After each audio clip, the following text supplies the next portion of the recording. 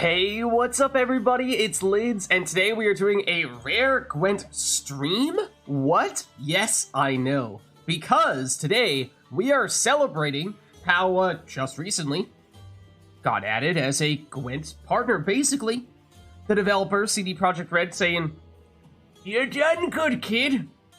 Good job." And it couldn't have been done without the support of all you guys. So thank you all for all of your support, primarily, of course, on YouTube. It's pretty unusual these days that we do a Gwent stream, but every now and again, when we have special moments to celebrate, such as this, we've gone on and done that. But thank you all for all the support on YouTube and on Twitch, watching the videos, sharing, liking the videos, all that stuff, because none of it could have happened without your support. So, with that in mind, I had two or three things that I was thinking we'd probably do a little bit of a mixture of tonight. One of those things being that way back, several months ago, I think when it first came out, or at least in its full and final form, we did a draft run that we technically did not complete. We made it a fair way through. So we have a draft deck. That is the draft game mode, for those of you who are unfamiliar. Hey, by the way, there's a draft mode where you select your own cards, create your own deck out of a random assortment of options, and then go through and have a bit of a gauntlet style going up against other random opponents, and if you win, you potentially get better rewards at the end of all of it. If you lose, then not so much. And although actually nowadays, I think it might not have any rewards. That might have been a recent change. We've never actually finished a draft playthrough after the new full version came out, because, like I said, we did a new draft deck as soon as that came out, and we got a fair ways through, but never actually finished it. So that's what we're gonna probably start with today, and since we got a fair ways through, and I think it's once you lose a certain number of matches, then you're out, we might not have long with that deck, and in that game mode, we could potentially do another draft if we wanted to with an entirely new deck. We'll play that one by ear a little bit, see if that seems like that is of interest or not. The other thing we could do is, of course, usually, at least on YouTube, we are doing the seasonal event, which this week is Trial of the Grasses, where whenever you play a unit, or any unit goes onto the board, it gets damaged by 2 and then boosted by 4, unless it's a Witcher, in which case it only gets boosted by 4. That, we've done a couple of videos, a couple of deck guides for that this week. I do have to say that you guys you've asked me every now and again, "Hey Lids, what are your favorite or least favorite events for Gwent?"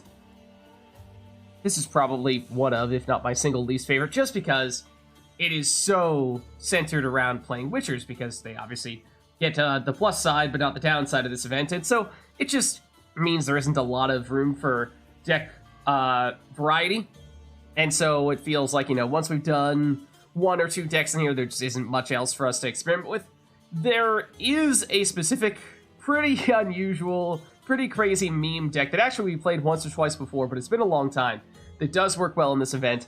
It's not very competitive, but it's silly, so it is kind of entertaining and perhaps makes sense for this kind of festive occasion, and so that's an option. We might switch over to that. The other thing is that we, of course, have also been doing a Thronebreaker playthrough, which has thus far been exclusive to YouTube, but we could do a little bit of that on Twitch, and then, you know, when we're done with it, obviously we'll upload it to YouTube as well. We'll pick up where we left off.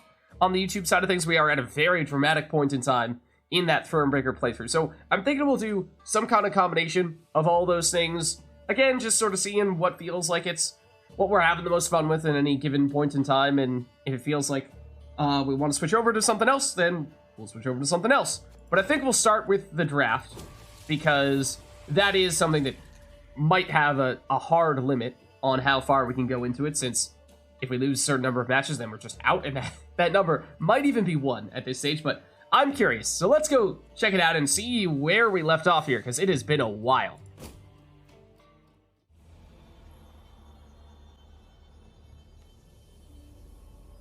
Alright, so we are back in draft mode here. It has been a while. We started a run back when I believe the full draft mode came out several months ago, but we've not really done it at all since then, so we're actually just mid-draft run. We won several matches, I think lost a few matches as well, so apparently we've won 4. I don't know, I think the red and gray marks here indicate to a certain extent how many we've won and lost, but We might be at the point where one loss means we're knocked out. I'm not entirely sure. All I remember about our deck is that we had a bunch of Crow Mothers and that was our key to success. Thanks, Core. Thank you very much. I don't remember much else. So I think we're just going to get thrown into the action here and see if we can remember what our key to success was. I think it was, okay, we have 2 Getty Neaths and 2 Crow Mothers. So basically we are a Druid Alchemy deck, I think. I think that's what we were doing. And I think we found that our round 1 was, if I remember correctly, and this is really stretching my memory here, I think our round 1 was a little bit weak, but because we have a ton of carryover, potentially at least, with all of our Crow Mothers, our round 2 and round 3 was really strong for a bunch of dramatic comebacks. So I think that's what we're looking at here. Just take a look at what else we have. A little bit of healing and more Druids, the Flaminica. Toya Runestone, that's kind of out of nowhere. I guess it is alchemy, so it makes some sense at least. Drummond Shield Maiden, I vaguely recall we were able to proc getting her damaged and thinning out all the other ones from our deck, which made us somewhat consistent with getting our key cards in, again, the later rounds, making the later rounds more effective. What's up, Maximilian? How's it going? Thanks. Just looking to have a little bit of fun, celebrate the occasion by finishing up a draft run here. Okay, it's Fallblood Priest was the way that we were dealing the damage to the Shield Maiden. So yes, that's a combo we'd like to have happen. Swallow, I think, you know, we have a few cards that are just alchemy for the sake of alchemy because, again, we have a lot of Druids. We have Getty Neath. We have Crow Clan Preacher here. Terracrypt Plunder is a little bit of an odd one. That's not ideal, but I mean, it's a 4 provision cost card, so presumably this is a card that we just weren't trying to play all that much. Okay. Crow Clan Druid. Also, the hardest card to pronounce. Crow Clan Preacher, without a question. Crow Clan Druid, maybe second. But, another Druid. Flaminica, or rather, Herbalist, another Druid, so yeah. Just ways to proc Getty Neath. So it really is, our win condition here is all centered around Getty Neath, giving us a bunch of additional cards whenever we play Druids and Alchemy cards, and Crow Mother to get her from our graveyard back onto the board whenever we play an Alchemy card. That's what we're looking for. Or an Axel, I remember. We actually got a decent bit of success from him as well, because I think we have, with Getty Neath, the Crow Rhizome can spawn in some crows, and do we have a... Yeah, we have 2 Crow Rhizomes directly in our deck as well, so we actually can get a fair number of beasts, which means Range Row Axel can at times be effective. I think those were our keys to success, but as I said, it has been several months since we last played this deck, and what with it being draft mode, as you just saw there, 2 Getty Neaths in the same deck, 3 Crow Mothers. Obviously, decks can break the usual rules for deck building, and so we might find ourselves going up against some absolutely ridiculous decks. And we'll just have to see how we fare. But it could be a short one, depending on if we lose right off the bat. But, I mean, we've got to give it a go, right? Let's do it.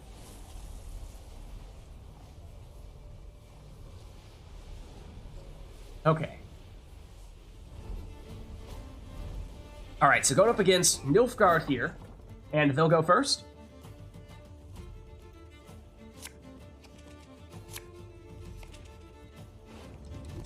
Okay, and I do see some really nice cards right off the bat. Love both Getty Neaths. Obviously, that's our best card, along with Crow Mother here. Probably like to save one of them. In fact, might even want to save both of them for round 2 or round 3 for a big finisher. But definitely want to play Crow Mother round 1 to set her up for the carryover in a subsequent round. I mean, we have all these Druids, though. We have all these Druids, so I really am tempted to play a Getty Neath. I mean, I'm tempted to just not change anything here, because this hand is quite strong. I mean, we do technically have enough Druids already to proc all these, so maybe we get rid of some of our weaker ones, like the Crow Clan Druid here. And we'd like to have a way to damage the Shield Maiden. Okay, well, we end up with a Druid anyway. Does the Marjoram still work with it? Because it does deal damage, but then it immediately boosts them. And there are some instances in which that doesn't really work, but I think it does for Shield Maiden, right? I think it does. Okay, so the immediate question is, to Getty Neath or not to Getty Neath? And if so, how many? I think we have to save at least one, because it's such a huge card, but it could be a huge way to set up a round 1 win. So yeah, we probably go 1 in round 1 and 1 in round 2 or round 3 whenever we're trying to push. So in that case, we should lead off with this, or maybe even get a creature down there first, and immediately get the bonded on the creature that gets spawned as well, because we have more than enough druids here. So I think we go with you first, actually. Then it's Getty Neath, then it's Crow Mother, and what other druids or alchemy cards we want after that. Okay, that's a little annoying. They're double cross. Okay, so yeah, we don't want this creature to get destroyed, which actually is somewhat significant because if we do go straight into Getty Neath, we're going to spawn in another creature, but we're not going to immediately boost him. That's going to take us 2 turns to do unless we go into something like Crow Eye's Rhizome right now. That's really the only way, or, well, leader ability, but we can't use it on her, otherwise she's going to get immediately destroyed. Or we could go Getty Neath plus leader ability, that's also pretty aggressive, but all depends. I think we're getting damaged. I think we are getting damaged. I think it is worth doing that. Oh, we also heal, right, with our passive ability from Battle Trance whenever we use an alchemy card. Yes, we are absolutely getting damaged. Okay, we are fine with losing a crow, but I think in the interest of protecting our Crow clan creature there, it was definitely worth making sure that she stayed alive. So now we can, technically it was worth more points to do this earlier, because we would have gotten the bonded ability on this creature, but otherwise we would have lost you to the combination here. Okay, so lots of soldiers. It's definitely a soldier's deck. I'm a little surprised to see the commando, because that is obviously a different type of soldier. But now, I mean, we definitely want to play Crow Mother in this round, right? What is the... Martyrum is the last one I'm getting, so we probably want to get the Shield Maiden down before we proc the last round of Getty Neath, so that we can use Martyrum on you, so we can summon all the other ones out from our deck. Because otherwise we're going to have to use our leader ability to do that, and that's our only source of self-damage. So I think it is Crow Mother now. That's fine. And we will have lots of crows, and that's why Axel range row getting boosted by 1 for each beast, 1, 2, 3, 4, 5, 6, is quite solid. Okay, that's a very concerning combo. That is a very concerning combo that I do not like at all. The longer this goes, the more effective it becomes. They're going to continue to spawn in additional, or create additional Blue Stripes Commandos in their deck every turn from full test, and then they can summon them out every turn as well, which is one of my favorite combos, but it is hard to stop if you don't have the damage to go after it, and we don't really have the damage to go after it. So, I mean, do we maybe go Axel, range row, get the big boost from all the beasts, and just settle for that and force them to play a little bit further? That might be what we do here, and then it means we're going to lose out on Shield Maiden, but I think we might need to keep this round short, because as I said, the longer we wait, the more that is going to hurt. And then, see you. Heal you. It is enough points that it will force them to play. They are going to win round 1, but they're going to have to play an extra card to do it, which I think is an exchange that we're going to have to be satisfied to make. Wow. Yurden. I mean, okay. That's a big card that you very much did not need to commit, so I think we'll take that. So yeah, as I said, I think we were planning to, once we saw this combo, we need this to stop as soon as possible. So we're going to pass here, give them the round 1 win, but we'll have one more card than they do. So presumably they will try pass in round 2, and we have a little bit of carryover from Crow Mother, so it does kind of play into our strategy here.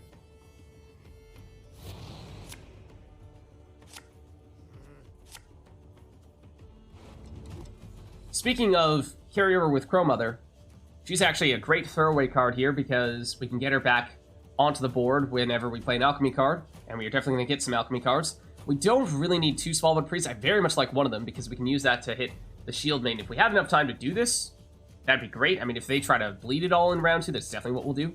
But I think the second one is overkill. Lemonica. I mean, you can heal the Shield Maiden. But otherwise, I'm not sure that's gonna... I mean, we saw they have some damage, at least. So I suppose that's somewhat relevant. We should probably get rid of you, though. You're, not terribly strong. They are pushing at least a bit. Okay. Hey, we have some good cards in our deck. I was concerned that they were gonna get... Don't we have another Chrome Mother in our deck still? I think we do. We do. So if they swipe that, that would not be good. Okay, but... That was a bold strategy, Cotton. Because they're now down 2 cards, and they have not done much tempo-wise. So, Chrome Mother does still work here, and does still set us up for a bunch of carryover. So I think we go for this, and then if they push even further, it becomes Shield Maiden plus Smallwood Priest, if necessary. If it goes any longer than that, then it starts to get a little bit iffy. But I think, at least this, we feel totally fine about. This benefits us more than it benefits them, this bleed. Because that's now 2 Chrome Mothers that we are capable of or will eventually be capable of getting back in round 3.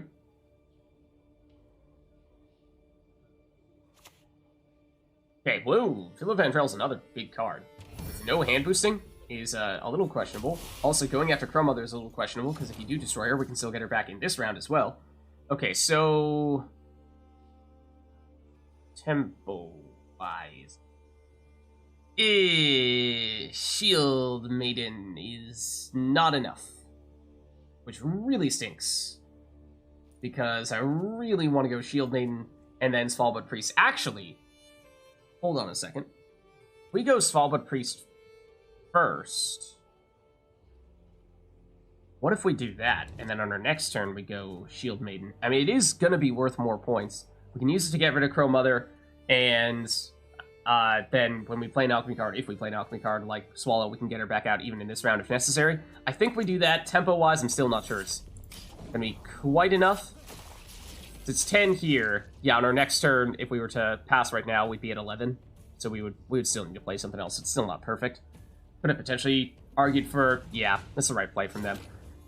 Could have potentially argued for going with a leader ability on that turn, so that way we would have had enough tempo-wise where we didn't have to play on this turn.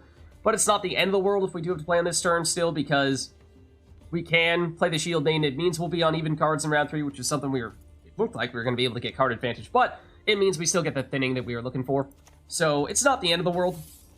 Would have liked to have had the card advantage, but we'll save leader ability, and we get the thinning. So it's still decent value, I think, and we save most of our big cards, and we got the chance to get carryover from an additional Chrome Mother going into round 3, so actually that is still a net benefit for us.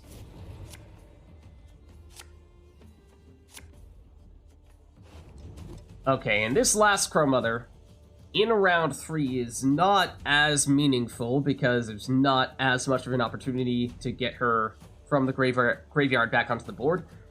But she is still, when you combine in the crows, what, 8 points, which is better than some of these options. I mean, we will have a lot of crows, so the druid's actually not terrible. The herbalist is actually the one that at this point I'm probably the least excited about. Preacher is arguably our most dangerous engine, along with, well, Axel's more of a point slam at this point, I suppose. I think we stick with this. Maybe dump the Flaminica just because I'm not sure how much healing we're going to need, but I think our key to success here is going to be the 2 Chrome Mothers that we played in round 1 and round 2, and those will come out from our graveyard. So, plan here is going to be Preachers, turn 1, turn 2, then Getty Neath, then play the Druids to proc Getty Neath, get the other Chrome Mothers out, play this Chrome Mother, get a bunch of Crows, Axel 3 Eyes as a bit of a finisher, and Flaminica to the extent that we need her for healing, and I'm not sure if we're going to have room for the Druid, but the Crow Clan Druid, but we'll see. Technically that should be Rain Trail, because we've seen they have some Blue Stripes Crow Mothers. I mean, yeah, if they can get the Blue Stripes Commandos back from their graveyard, that is actually close to the equivalent. Oh, are they going to destroy this Crow Mother? I really hope they don't. Or rather, this creature. They are. That stinks, because that was going to be a powerful engine for us. But we do have another one. But yeah, we should go Rain Trail, because we know they have the potential for melee road specific damage. But yeah, if they can get those Blue Stripes Commandos out, then it is in some ways kind of like the Northern Realms equivalent of what we have done. They're going to steal a Crow Mother, which I think is still worth 8 points to them, so it's something, but probably rather they do that than get Eneth. I mean, I'm not sure they'd be able to proc get Eneth at all, so maybe that actually would have been better.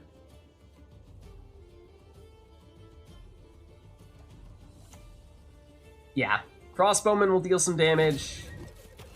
That'll get Ron Vids a tiny bit of carryover from round 1 for them. Oh, forgot that they even had him. Once again, though, it's the situation we found ourselves in, I think in round 1, where we had a Crow Clan Preacher damage down to 2. And we had to ask ourselves, how much do we trust that this is going to stay alive? Because if we use Swallow, it's going to be out of removal range. If we use a leader ability charge, we're going to destroy it. We need something else on there to target with it. But we could go get Eneth, get the other Preacher down, then use leader ability. I suppose that works.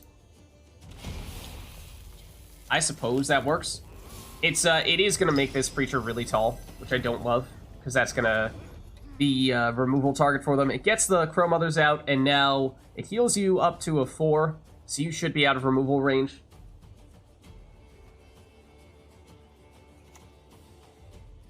Yeah. Remember when I said it meant we were giving them a removal target?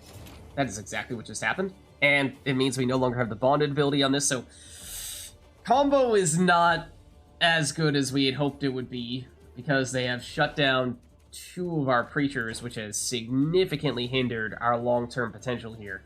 They definitely seem to be more of a damage rather than a point-scoring deck, so hopefully that means that they don't have as much high-end potential. They've played some big cards already, so maybe that's an indication that they don't have too much left in the tank, we can only hope.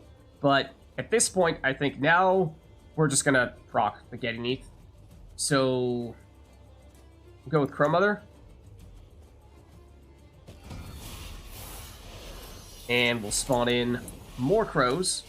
And it probably means, yeah, you're gonna be better in range row, assuming that they don't destroy any of these crows, and we can boost the crows with you, we can heal with you, although it hasn't been much of a factor yet. Well, that was relevant.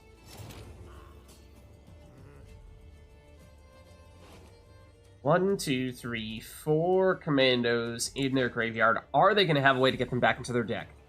Do they have more in their deck that we just haven't seen? No, they summoned them all out in round 1 or round 2 or whenever that was.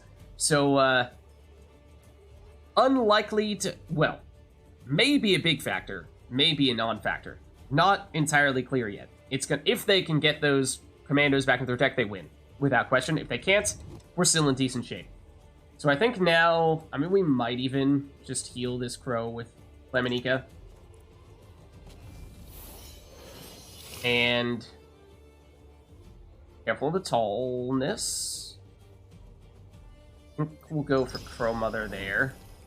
Again, trying to avoid getting the Preachers too tall, because that's eventually what just put a huge target on our original. Oh, what? How did they get them back into their deck?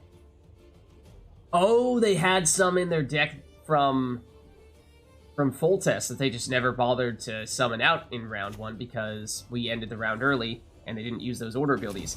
Yeah, what? They have another Roach. Okay, they run out of space, but still, that is that's not a good sign.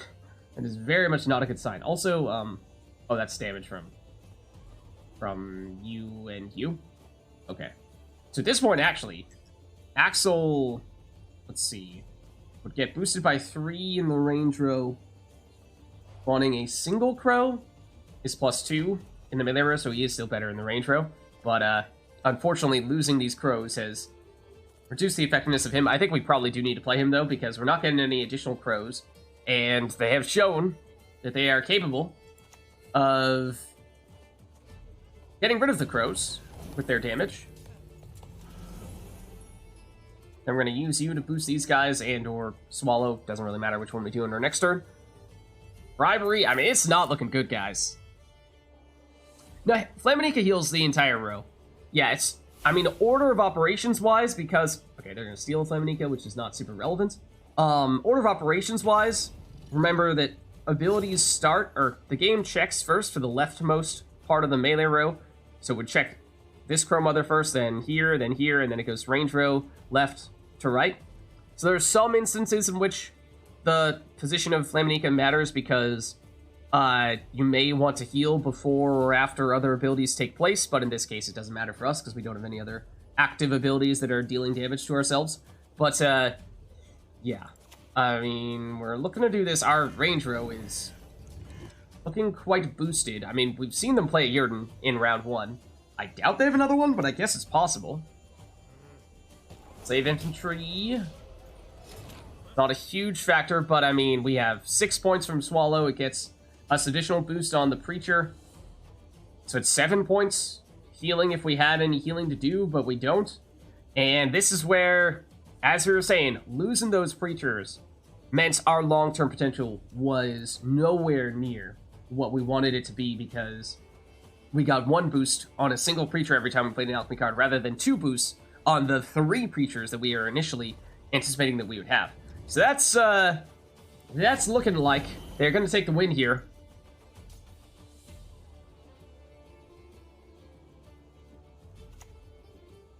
And it's a Geralt's, and we have lots of tall cards. They have plenty of options there, so we're going to lose this one. Question is, are we out for good here?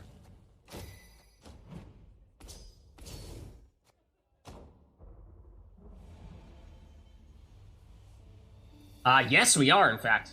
Oh, we do get rewards for it. Okay. For some reason, I thought that I had remembered that, post-patch, that was no longer the case. We got a keg, 65, or 40, oh, meteorite powder as well. I didn't realize you could get that, too. So the more wins we get, the more of a reward we get at the end of this. So for 4 wins, I mean, it's an okay return.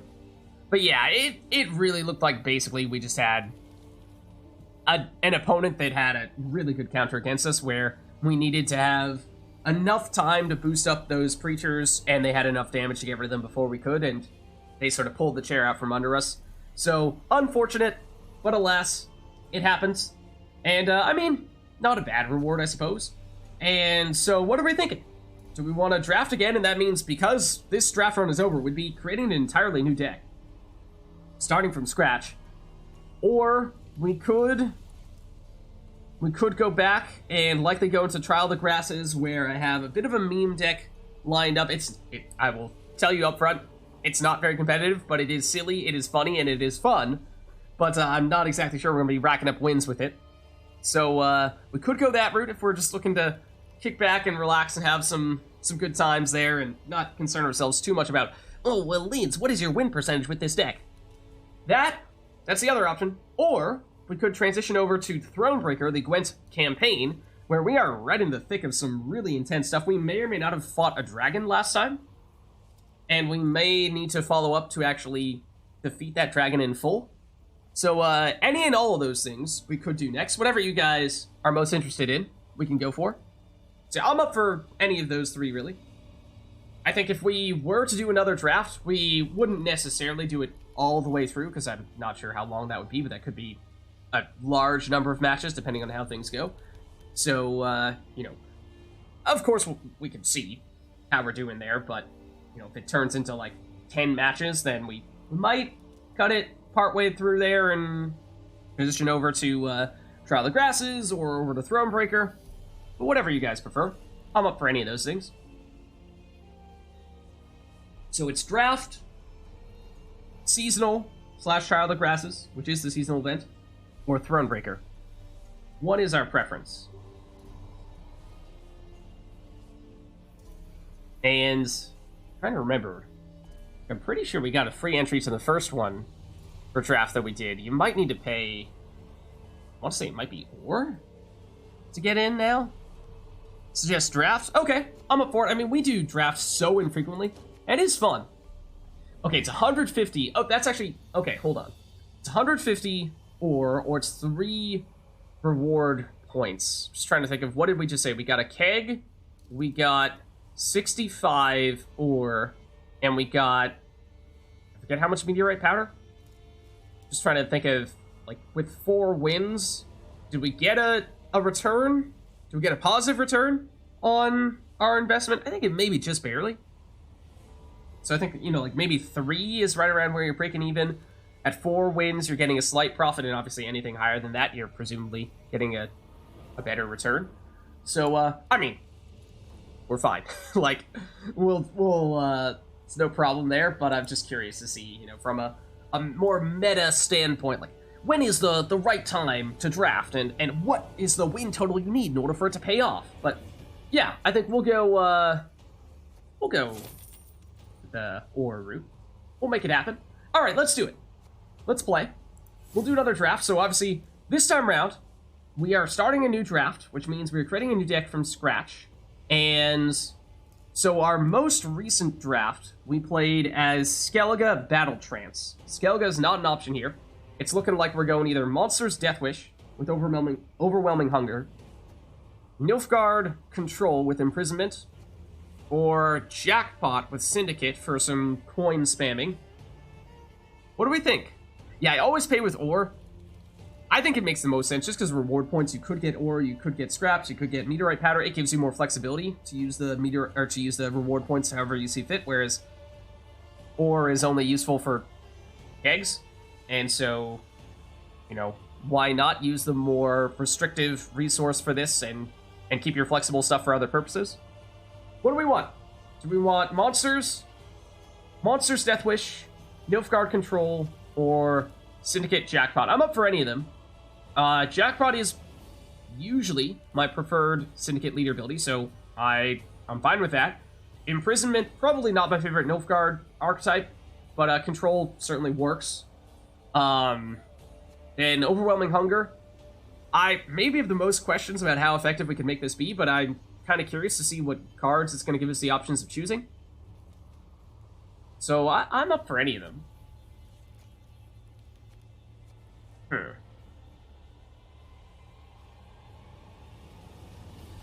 I'd say safe bet is probably Imprisonment. It's probably the most straightforward, at least. I'm not sure how Syndicate's going to work in draft. Where are they going to feed us a whole bunch of coin-generating cards? Because that's very much what we need with Jackpot. And it's a very limited amount of those that it could work. So we're very subject to our options here. And then Overwhelming Hunger, like I said, also pretty small amounts of Death Wish cards to pull from. So that makes me a little nervous, but it could be great. You think Imprisonment? I think it's a safe option. We can go with that. Okay. Then... wait, what? Hold on. One of these cards is not like the other. So this is supposed to be our key deck-defining card that we're choosing here right off the bat, right? Alzer, a little memey, but he's theoretically powerful. Stefan, very good in tactic decks. Skellige Location? Are you serious? Am I crazy for thinking this card is way worse than these two? Because, this does not seem like a very strong option for us. Certainly not with a control deck either. Has basically no synergy at all, whereas Stefan, I think, is the most logical choice, since if we're talking about trying to run a control deck, then presumably that means tactics may very well be a direction we're going to want to go in. So I think Stefan makes the most sense. I mean, there's a chance we could go control spells, I suppose, in which case Alzer could work. I'm leaning towards Stefan, though. I think we do that. Okay. So, and then, of course, the first set of cards we can choose between includes Crimes, which would have worked well with the Syndicate deck that we could have potentially chosen. Except... so we want Control. I think right off the bat, if we're going Imprisonment, we're trying to mess with our opponents as much as possible. And so, let's see. Oh. I mean, we've Geralt's. Ours not the strongest of Geralt's, in my opinion. A little bit of damage movement, which may or may not be relevant. And, okay, I actually don't even have Geralt unlocked for the base game. Does it only deal damage if your opponent is in the melee row, or can you still damage units even if they're already in the range row? Like, obviously, there's the movement part. But does it still damage even if your opponent's units are in the range row? Or are we just, like, totally waiting for them to have cards in the melee row, and if they don't ever play cards in the melee row, then we just have bricked this Geralt? Then there's Witchers. I love Letho Kingslayer. Amazing card. Viper Witcher Alchemist, bit of a meme. I immediately refuse to use this package, I will never play Kingslayer. I will never play Mill. Non-negotiable. It's not happening. So I think by default it's going to be Geralt. Okay, now, would have been great for Death Wish, but no. Also, might have been good for Death Wish, although Natural Selection and a Raucous Venom, those are options. Those are options. Those theoretically could work. We do have a lot of movement with the double Geralt's Ards. So having movement here with Tyrion, York City Guard, and Making a Bomb is definitely the weakest of those, but I feel like Ard still damages units in the range row, but as I said, I don't actually have that card myself, so I've never really used it much outside of maybe Patience is a Virtue every now and again, but it's not exactly something that I make a point of using. So what do we go control damage or control in other ways, shapes, and forms? Because we have a little bit of both with Geralt Ard. Actually, technically speaking, damage is a bit of an anti-synergy with Yrden. If this is our best card, which currently at least it is, then you don't really want to damage, because any damage that you do, you're either reducing the value of Yrden or just like outright undoing what you had done damage-wise when you reset opponents' cards with Yrden. Unless we're specking our entire deck to Yrden ourselves, let's not go that route. So I think for that reason, we might want to deliberately go for... I mean, Kieran is also Lock, which I think makes a ton of sense with Imprisonment. I think it's got to be Move here. Largely because of Kieran. TRX City Guard gives a little bit of flexibility. It can be a boosted engine, or it can be additional movement. Making a Bomb is... I mean, it's not great, but it's the weakest card of that package, so I don't think we need to be too concerned. Oh... Well... Remember when I said tactics would be good, though? That does make Helga really tempting. But also remember when I said that damage doesn't work well with Yrden? Game is really testing us right now. It's so strong, but it technically doesn't work well with Yrden. I mean, if you outright remove a card, if you outright destroy a card, then you're not undoing your damage with a Yrden. You could damage in one row and Yrden a different row. That is true. That is a little bit tricky to manage all that stuff sometimes, if you have all those moving parts to consider and there's at least the potentially conflicting priorities. Or we could just go for movement again, and Gaetan is technically a combination of movement and damage. I mean, movement on our side. War Chariot movement on their side, and Bleed. Doublethon of Sentry can boost our cards when we move. I mean, I wasn't really expecting us to go in the full-blown movement direction. And if so, then, I mean, where do we see ourselves going from there? Like, I mean, Gesros would be good. Yeah, that's true. You could Yrden and Helga in different rounds. That is a good point. That is a good point. Thinking long-term here to the construction of the rest of our deck, I have questions about the long-term potential of movement. Yes, to a certain extent it's useful. There might be some opportunities to brick some of our opponent's row-locked cards. We might occasionally be able to set up a more effective Yrden by putting all their most highly boosted cards in the same row. But, I mean, what is the end game for movement? Are we trying to get a Gesros? Because Gesros gives us a bunch of points with movement, but it doesn't help our control strategy. So that just feels like that's kind of coming out of nowhere. And otherwise, I mean, what else are we looking for movements? I mean, that's probably the best movement card, right? So I think Siege Engines is just generally more along the lines of the control that we're looking for, and yeah, I think we'll just try to be really mindful of when and where we use Yrden. Okay. Alright, so once again, would have been great if we had done this with Jackpot, but doesn't make sense for Imprisonment. King Foltest, I mean, we should at least take a brief look. Creating additional Fire Scorpions. I don't really think Kieran City Guards making additional copies of that is going to be super relevant. I don't think it... I mean, it's an amazing card. I'm a huge fan of this card. One of my favorites. I just don't think it fits with this deck, though. I think you gotta go double Stefan, right? You gotta go double Stefan, and we definitely want to make a point of picking up some more tactics, because we actually have 0 at the moment. Well, more interesting options here. We can get double Helga, more Fire Scorpions, and make it so that once we eventually get tactics, our deck becomes really strong. So, high end, high risk, high reward. This could be great. Or we could say, hold on, let's at least make sure we get some tactics, right? And, I mean, that being said, it's a single Imperial Diplomacy. And Menno is a tutor for the diplomacy, but that's not exactly a tactic that we are super keen on tutoring. And it's usually not going to be a real control option. So as much as we want the tactics, I just don't really think this is kind of tactic setup we're looking for. I think we go Helga here, and now we just really need tactics. Like, this is more what we're looking for. This is what we need. Another Helga, War Council, which is a tactic and a tutor. It's not going to directly deal damage, but, I mean, 3 Helgas is pretty awesome. Assassination is the kind of tactic we're looking for. Damage from our tactics, and we need a whole lot more of them. And we are running out of time to make that happen. So, on this occasion, I think we have to. Menno, I mean, again, doesn't have a ton of tactics to tutor, but since we are very much in need of getting as many tactics as possible, and they might be buried in our deck, there's still something to be said for having them. Coated Weapons is a solid tactic, because it is damage plus tactic.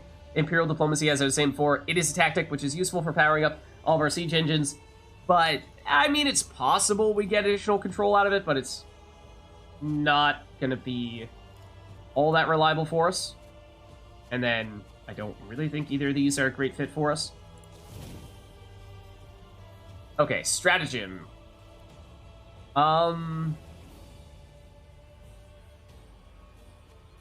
First scroll would be nice if we totally brick with our lack of tactics and we just really want one. We could use that to get, I don't know, like a War Council, and then see if we get lucky and War Council into another tactic. We can go double tactic to power up our Helgas. We could use it to get a Helga, we could use it to get a Jurden. Don't think we're going to use it to get Stefan all that often. Obviously, it doesn't directly contribute at all to points, so that's the downside. It's just purely consistency. Crystal Skull, 4 points, solid. Giving the Veil. Don't need it for Jurden, don't need it for Ard. Stefan is either him or one of the Helgas. Would be the most logical choice. Although, technically speaking, our Helgas are actually not that dangerous because we have, what, 1, 2, 3. We have 3 tactics in our deck right now for what is technically a tactic deck. Wait, 1, 2, 3, 4, 5, 6, 7, 8, 9, 10, 11, 12, 13, 14, 15, 16, 17, 18, 19, 20. Okay, we still have some additional cards we're going to get here. Okay, so we're not technically done just yet. We are very close to being done, but I forget, do we get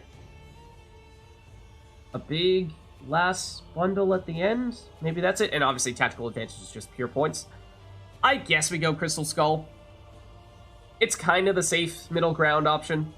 You get some points, you get some protection from lock and whatnot on your most powerful units, most powerful engines, which with Stefan, since it takes a turn to use his order ability, and Helga, who is very much an engine that we want to keep on board, I think we do it.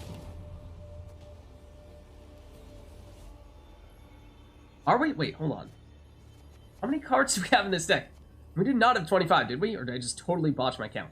5, 6, 7, 8, 9, 10, 11, 14, 15, 16, 17, 18, 19, 20. We have 20 cards in our deck? Are there always 20 cards in your deck for draft? Am I going crazy? Because I was kind of hoping, really hoping we were going to get one final package there where we could make sure that we pick up a few extra tactics, because being a tactic deck with, what did we say, 3 tactics? 4 tactics. 1, 2, 3, 4. I mean, that's better than 3, I guess, but it does still make me kind of nervous. So, and just thinking ahead, because we will likely get the chance to swap out some cards, or swap out one package of cards to get a different package of cards in between our other matches. What are we thinking we'd like to get rid of to make room for other tactics? Probably movement. Probably the movement that we saw before with, what was the most questionable combo? I mean, honestly, the Geralt's, I mean, Jurgen is great, but as you're saying, the Ard, maybe not the most natural of fits. Kirin was part of one of the movement packages. I thought we had 2 of them, though. He does have Lock. There's something to be said for that. But the Carrick City Guard, I think, might have come with him, and it's not amazing. And making a bomb, which is also kind of control, but not the ideal type of control that we'd like to be doing, so yeah. I mean, obviously we'll hop in here. We'll see what we can do. Also, what? We can still use Croc, even though we're playing as Nilfgaard, technically. Can you actually use... I mean, yes, we have cards from every faction, but this just feels weird. I mean, now I feel like we need to use the most ridiculous possible leader for a Nilfgaard deck, which is probably some monster, like a giant bug. It's probably a giant bug. You guys didn't know that the Arrakis Queen was the leader of Nilfgaard? Was the Emperor? Yeah, it's the secret Witcher 3 ending. Did you not realize that?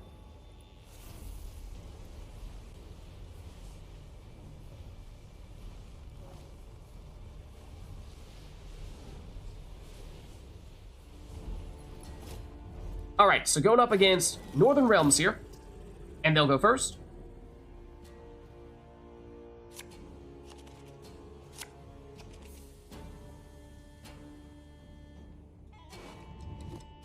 And given how they have Stockpile and they have the Engineering Solution, I mean, if we can try to read between the lines here a bit, it might be a Siege deck. We are a Tactics deck with a little bit of an asterisk there, because we don't have many Tactics. We do have 3, though, in hand. We only have 4 in our entire deck, so Meadow almost doesn't have anything to tutor here. He just barely does. It's Imperial Diplomacy that we still have. So, oh, I thought that was a Helga for a second. 2 Helgas, 1 Scorpion. This is going to be weird. This is going to be really weird. I guess we have Stefan who can give us additional copies of our tactics. Okay, what if we... I guess we stick with this just because we have the tactics. But I think we're going to save a Stefan. Okay, Amphibious Assault. Yeah, so they're going to be a damage deck.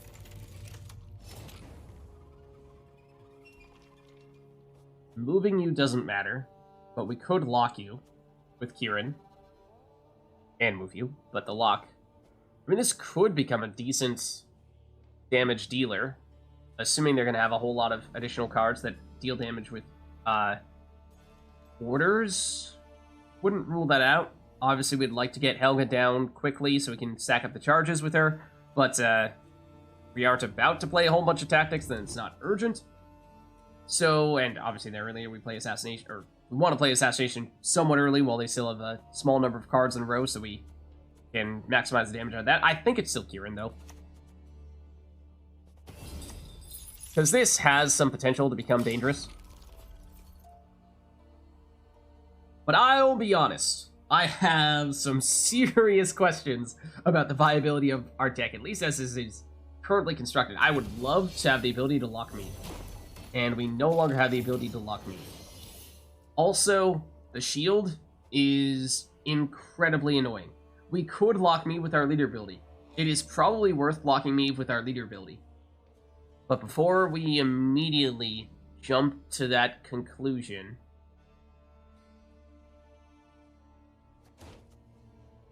we'd get Imperial Diplomacy if we were to use Menno here, which may or may not give us an answer. I think we probably get a Helga down, because we do want to get one of these down before we start playing all of our tactics. And then we lock Meve, and then on our next turn we can start going crazy with tactics if we'd like. I think that's what we do. No damage on Meve because she has the shield, but it's mostly just for the lock. But this is the only lock we have remaining now, is our 1 leader ability charge. So we do need to be a little bit careful about that, and yeah, hopefully their entire deck was built around flooding the board with a whole bunch of units to get boosted by Meve, and after having locked Meve, that's not going to be a factor anymore. That would be our hope and our dream. So, I mean, we could go Fire Scorpion next. Get a little bit greedy and try to load up on additional damage-dealing engines before we start dishing out or playing all of our tactics. He says as if we have a bunch of tactics. We don't have a bunch of tactics. I think we do that. Since they don't have anything right now that's immediately threatening, we need to shut down right off the bat.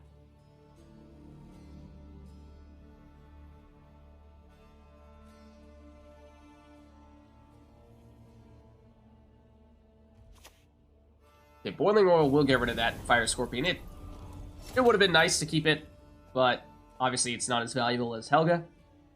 So, I mean, we have another Helga, don't we? There's 3 more Fire Scorpions and 1 other Helga. That's maybe one thing we'd like to change about our deck, is we have a whole bunch of engines that deal damage based on our tactics, and we just don't have a lot of tactics, so balancing that out a little bit more might be a useful thing for us to try to do in the future as we get options to modify our deck going forward. We do have 2 Stephans as well, and so we could play a proactive Stefan on our next turn, play tactic, and use Stefan to play that tactic a second time, and save our other Stefan. I think that might be what we go for, because once again, they just haven't really played anything that is immediately threatening after we've locked their 2 engines. If they have another Boiling Oil, obviously this would be a really good time for them to use it on Stefan. So that's very much what we're hoping they don't do. They're going to pass quite early in the round, so we'd like to... We've theoretically at least 2 cards to play here, and then we can just drive past in round 2 if we'd like. But we'd like to get by with the minimum here and not waste any good cards if we don't have to. So I'm thinking we try to save War Council, but I'm eyeing Coated Weapons, maybe as 5 damage on the... We do that on the Arbalest. Get another one with Stefan, but then we... I mean, we could put an Arbalest back at the top of their deck. I'm not thrilled about doing that. That might be the play, though. Do this. Hit you. I mean, we could have gone for Volunteer. I guess we arguably should have just gone for the Volunteer. It wouldn't have put anything at the top of their deck, but I think we would prefer that to giving them a decent card at the top of their deck. But there you go. We had set up to give ourselves the ability to get a big burst of damage, and there it was. So we won round 1. That's saying something.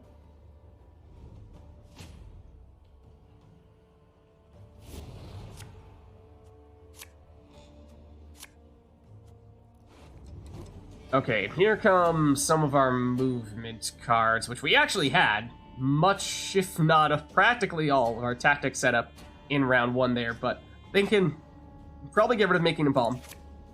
And Fire Scorpion does give us a little more tactic support. Movements with Kyrok City Guard and with Ard and a little bit of damage or a little bit of point scoring here. Might use the Kyrok City Guard as a throwaway here in round 2. I wouldn't be averse to that, since it's not a super valuable card to us, and it does have some long-term value, so it might pressure them a bit to do something, or at least think they need to do something in round 2. So I think we stick with this. And we just drop you down here. And see if that makes them think, because we played an engine, maybe gives them the sense that we're actually trying to push, even though we aren't. That's... I mean, it does get rid of the Kyrok City Guard, but it doesn't put anything on the board, so they do still need to play something else here. Probably still passing now.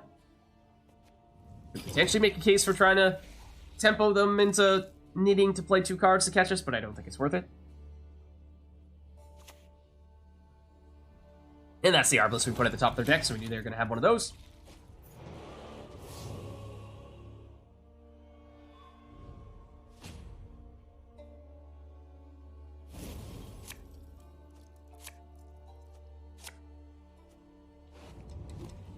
Okay. So we have Jurden. Arguably our best card. The problem is, it's a little hard to synergize it with the Ards and the Helgas. So we have a lot of damage, and we don't want to be resetting a row that we just did a bunch of damage to. I think we dump Making a Bomb because it's just the worst card we have in our hand right now. There's our 3rd and final Helga. We have 1 more tactic sitting in our deck still, but we have a tutor to get it, so we actually very much do not want to draw into that, otherwise we brick Menno. So I think we want to stick with this, otherwise we risk doing that. Okay.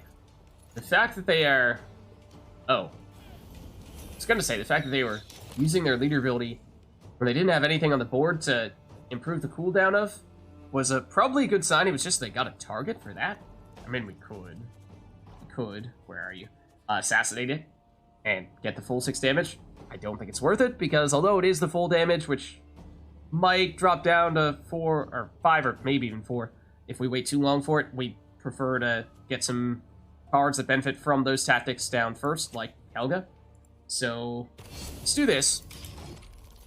And I think, especially because we still have a leader ability charge, we can be a little more patient with setting things up, because if they try to get clever here, it really looks like they might have legitimately been a Meve deck and just focused on spawning in as many units as possible and then using Meve to boost them all. But yeah, I think, obviously, getting the Helgas down before we start playing all the tactics is ideal. We'll try to get Scorpion down on our next turn if we can. Okay. Movement's actually relevant. Would be relevant in this instance, because you are row-locked in the range row, but we did kind of deliberately get rid of all of our movement. We could destroy you with the hefty Helga damage procs. That's an option, and that's probably what we'll do, in fact, because we'd still like to get the Fire Scorpion down before we start playing all of our tactics. So I think we do that. And we're going to try to play melee row whenever we can to avoid potential future trebuchets. And now we could start playing tactics on our next turn. That's an option.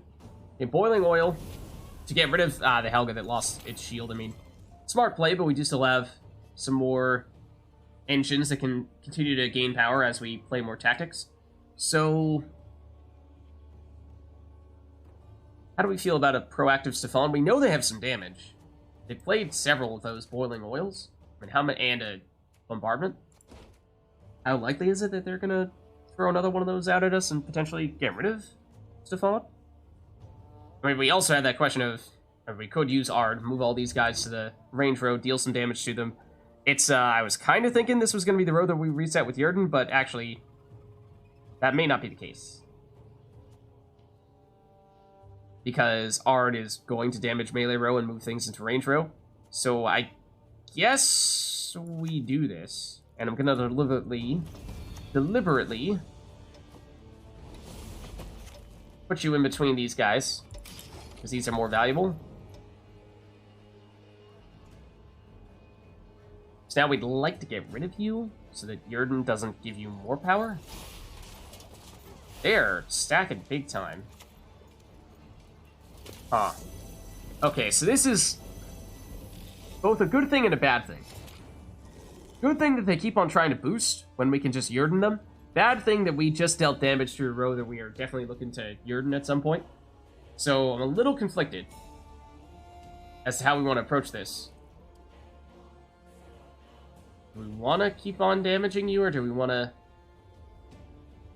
Jurden and damage the melee row instead? Our tactic that we're thinking of getting is Imperial Diplomacy, which may or may not give us damage. That might be what we want to do here, is go Menno into that right now, and just see what we get out of this. I mean, it is the best card here. It is definitely going the damage route. And there's something to be said for immediately using the Fire Scorpion charges, because this is a little vulnerable. I'm, again, deliberately kind of trying to avoid... Oh, well, now you're going to punish me for it big time. Sort of. Deliberately trying to avoid using the damage here so that we can be more deliberate about damaging one row and resetting the other. But... I mean, that looks pretty nice. I do like that. Then we take you out with Fire Scorpion. That looks solid. I think we do that. And then that might be the best tactic for us to replay with Stefan as well, which means we'll want to get Stefan down there fairly quickly. Just looking at what War Council could theoretically get us. And the answer is probably like to get a Fire Scorpion. In fact, tell you what, I think for that reason, we go War Council now, because we ideally would like to play that this Fire Scorpion before we start. I'm gonna poke you once, so we can get rid of you with Assassination on our next turn if we need to. Would like to get the Fire Scorpion down as early as possible so that we get more charges from when we play our 1-2 tactics.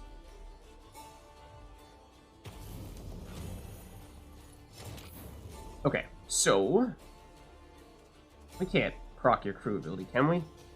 No. Okay. So now we just go Assassination on you. And then we'd like to get Stefan on our next turn, unless, I mean, we could even go Stefan and deliberately get the Fire Scorpion down with a second War Council. Do we prefer a second Fire Scorpion, or do we prefer a second Assassination?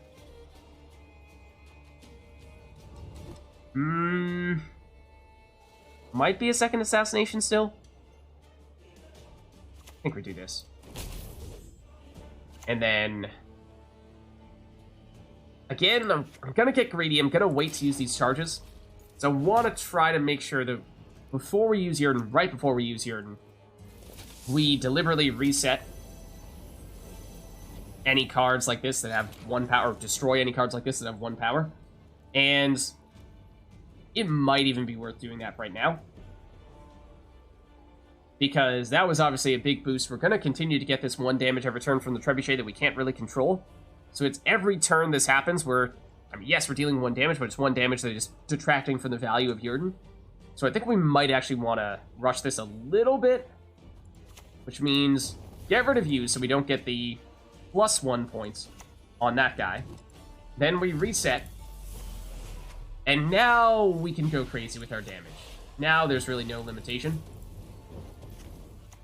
because we have no intention of Yurdening you anymore. We'll save these Hefty Helga charges because we do have a fair number of them. Hefty Helga does have shield, so it's safer. Potentially we're going to have even more boosts. But if they play something big on their last turn, then we can potentially get rid of that if it's a problem. We do still have a leader ability charge remaining. They have not played any engines, so it's not really been all that relevant. But I think we definitely need to play Stefan now, because otherwise we're not going to have time to use his order ability. So we do that. Here in case you have a break-in, which I suppose is possible.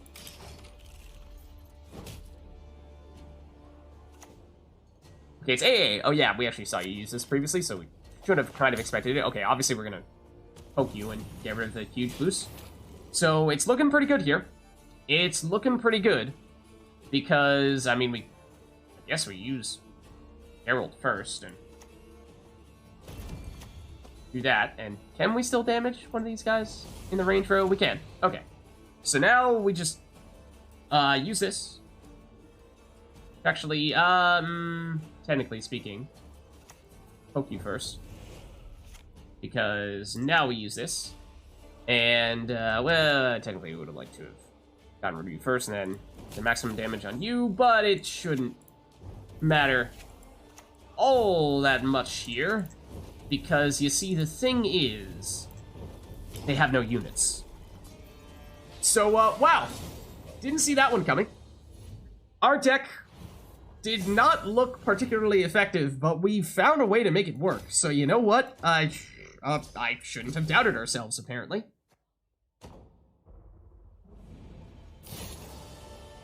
Okay, and there's our daily that I think we just got tonight, because I do not remember seeing this, but alright. So we have the option of... Oh, this is swapping out, or is this adding a set? This is adding a set, right? Because tactics... Ooh, for another Meadow, I mean, Meadow's a little bit risky, because again, we don't have a ton of tactics in our deck right now. The Aristocrats for control is not bad, but we are very much going the tactic route. So getting a Bribery would be great. Coated Weapons is not bad either. So I think we have to take this, right? This is basically what we're missing. Yeah, I was surprised. I did not think we were going to do that well. I think...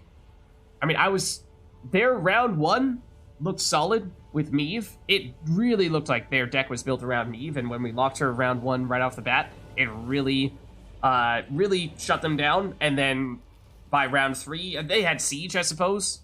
They didn't have any Siege engines, or they had... Did they play any Siege engines? I don't think they did. So their round 3 did not look all that great for that reason. But I think we go tactics here, for sure. Hello? I chose tactics.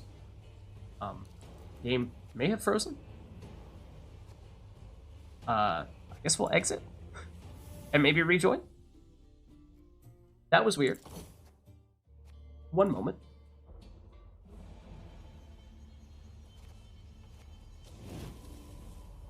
There it is. Okay. Okay, so in this occasion we just add cards without removing any, because as we were saying initially, we had 20 cards in our deck, not the usual 25. So I guess now we're just closer to having 25? So yeah, now we have double Menno, double code weapons. We just have more tactics in our deck, which I think is very much what we're looking to do. What is our total tactic count now? 1, 2, 3, 4, 5, 6. Still not amazing, but I do feel a lot more comfortable with that. Do still feel a lot more comfortable with that, because having 4 tactics in a tactic deck made me quite nervous. Okay, so... Also, Path of the Misunderstood Artist. Hold on, what is this? Oh, it's for finishing the entirety of Geralt's journey. We actually just saw that we reached journey level 100. Hold on. Oh no, don't do that. Just take a quick stop over there. Because that means we get the Geralt with the Professor's Glasses, which, for those of you who watched our Witcher 3 playthrough, you know, as soon as we unlocked these, we wore them non-stop. I am a big fan. A very big fan. So, I might use this avatar non-stop. I do love those. So, that's a big pickup. That's very nice. Oh, and that means, well, been there, done that. Now let's hop back in. Okay, nice. So now let's go for our second match. We, somewhat surprisingly, won round 1 somewhat handily, but notably, we were a tactics deck without many tactics. We have modified our deck a bit and improved the total number of tactics, so I feel, in theory, a little more comfortable now.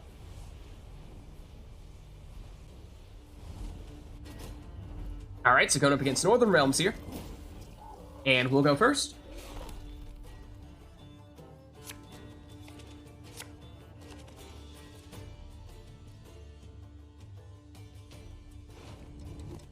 Okay, so we're looking for a combination of the cards that get powered up by tactics and the tactics themselves.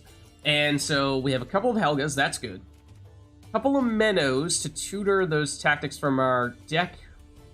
And then maybe a little overkill here, because we have, what, I think we said 6 tactics in our deck now total. We have 1, 2, 3 in hand, 4 in hand total. I guess that's still workable.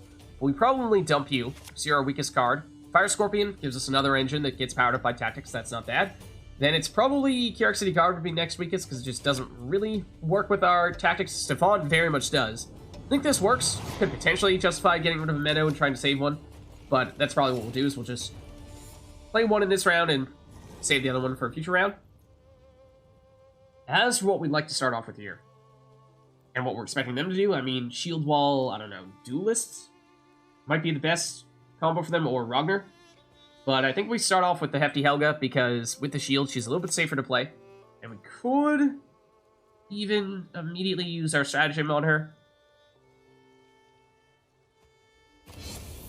so that she doesn't get locked, which is, I think, worth doing. That is in large part why we took Crystal Skull in the first place.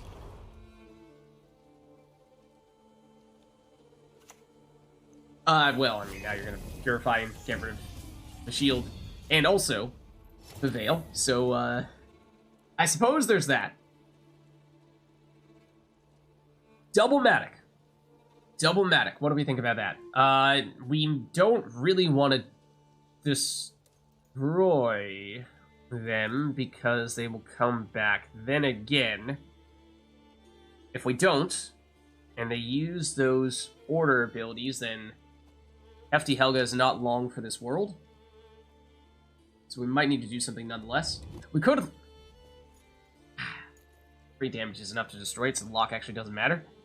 Locking Matic is great, but destroying Matic before you lock him, not as good. So I think we may still need to lock one of them, though, or destroy one of them, though. You don't have Zeal. You don't have Zeal. So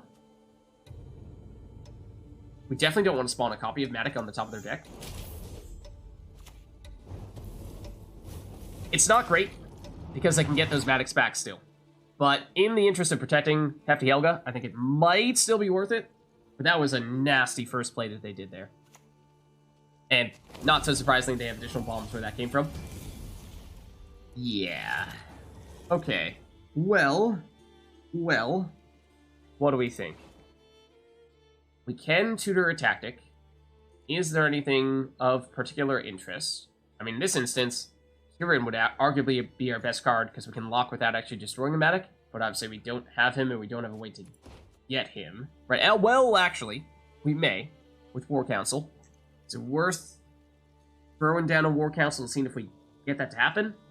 We could potentially even justify going with another Helga before doing that to make it more powerful when we play the tactics, and it does have the shield. They might have additional purification from additional bombs. I think we might need to take that chance, though. We have another Hefty Helga in our deck, because we have 3 in our deck in total, which is why I'm willing to go double Helga in round 1. But it is still a somewhat hefty investment, one might say.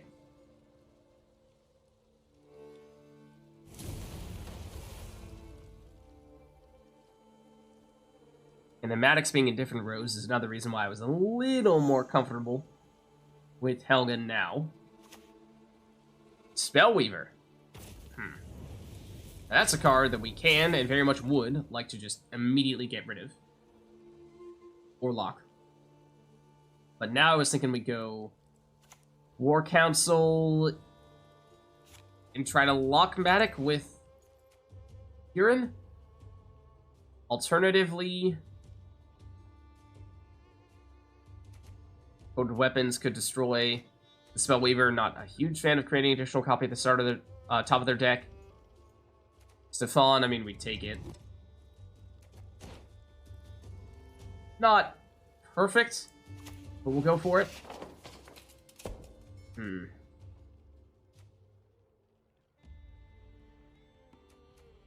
Not loving it, but I guess we go Stefan. And then we get rid of you. That's the primary thing, is we just wanted to dump the Spellweaver. Does mean that this Matic is now relevant hitting Stefan, but we can use the Stefan to get out. Ooh. No, Stefan is dead. They are very much a bombs deck, and a reasonably constructed bombs deck at that. I'd like to believe this is a card that we're more comfortable with making a copy of at the top of their deck. This might be our best opportunity to use Coded Weapons. There is bribery. Obviously, we don't really know what we're going to get out of it. This is not an engine, so technically we don't need to get rid of it right away. We could go Fire Scorpion now to get a little more power from subsequent tactic plays. Yes, we do that.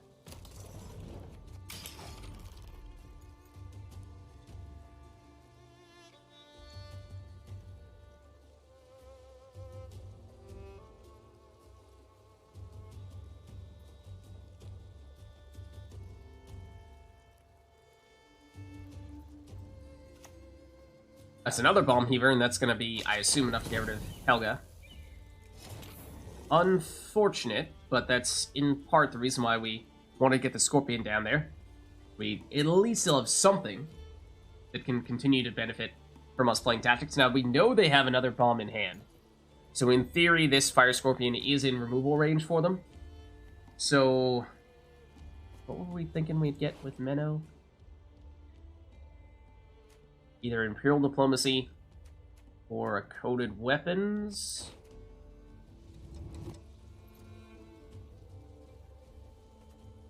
We could Coded Weapons. Remove one that way, damage the other one with 2 charges of Fire Scorpion. I think that's what we're going for.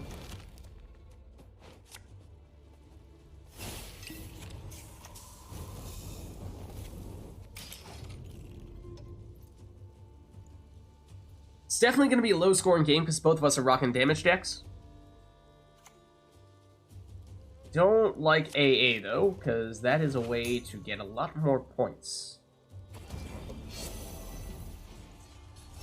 Nor do I like the shield all that much.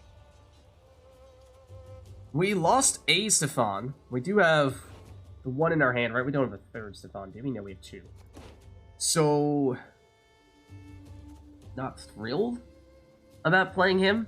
We only have one tactic remaining in our deck for what it's worth.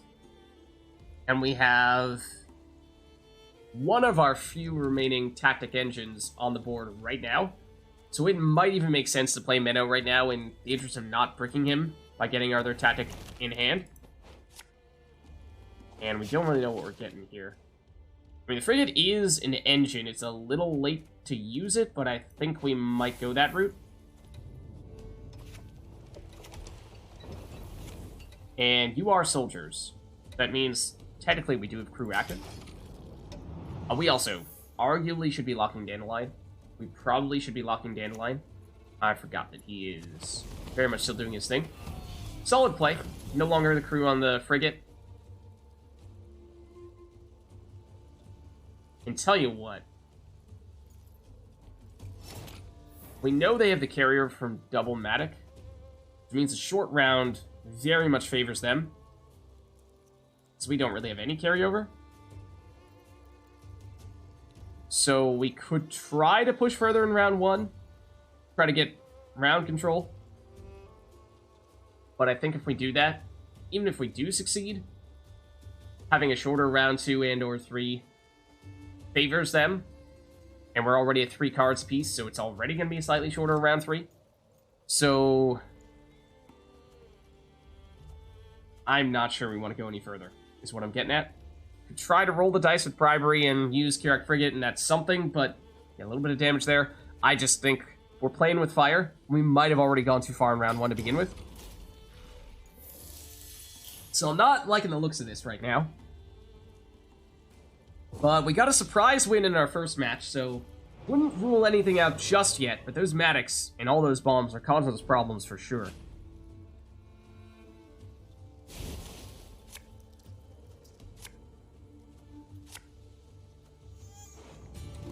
I mean, here's a bomb of our own, though I'm not sure how useful making a bomb is going to be. That was even cards, mind you, so that is a bit of an issue. They can push here in round 2 if they'd like, so we do need to be prepared for that. I mean, Kirak City Guard might be our first play. It's a bit of a throwaway if needed. It is in removal range of almost any bomb, at least if they use it immediately. I think we dump you. And another Ard. I mean, yeah. We don't have many options left here. We have a Helga without really any tactics. We have a Jurden, which would be nice if we could get it, but I'm not sure we can guarantee we're going to get that with our last mulligan, and this is at least functional here.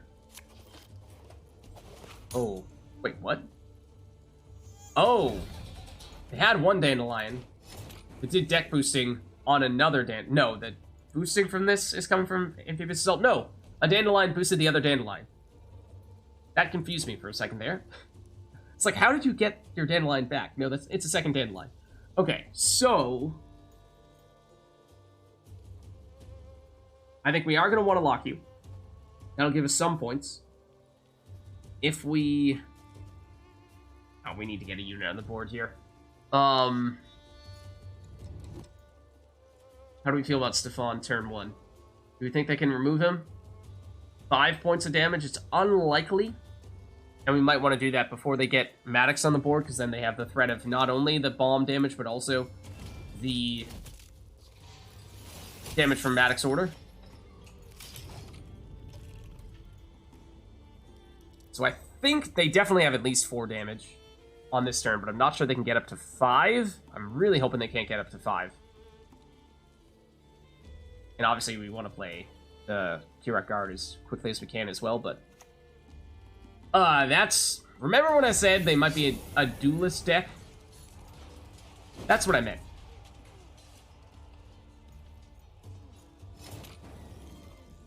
Yeah.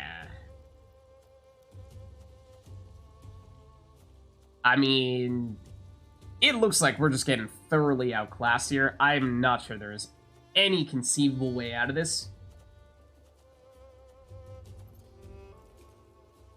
Again, Carrick City Guard we want to play as early as possible. It is in removal range. They will immediately destroy it as soon as we play it, but we might need to give it a try nonetheless. Ard is not super effective. There's only 2 targets, one of which has a shield. It's not getting full value right now. We could try Bribery, see what we get. Might need to go that route. Onsace does not work as well for us as it does for them, because we don't have the shields from our leader ability, so I think we go Gerhardt. I think we may even need to immediately use his ability here for Act. Because that is, pacing-wise, at least enough for us to catch up to them. So that is a really solid one-turn play. But naturally they have it as well. And they're probably about to do the same thing. Alright, now we really need to do this. Because they are pushing all the way. It's pretty clear. And we are... It is probably going to get immediately removed, but if we wait too long, then it's a brick, even if it doesn't get removed. But there it is. That's what we were expecting. There are the Maddox. Okay. And...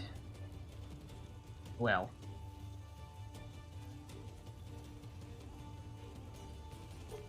just not the numbers we need here. Total weapons is 5 points. It doesn't really have any long or bigger potential than that because we lost all of our usable tactic engines. Geralt's Ard, again, works. Shields the damage. Can use order ability to avoid the damage or negate the damage.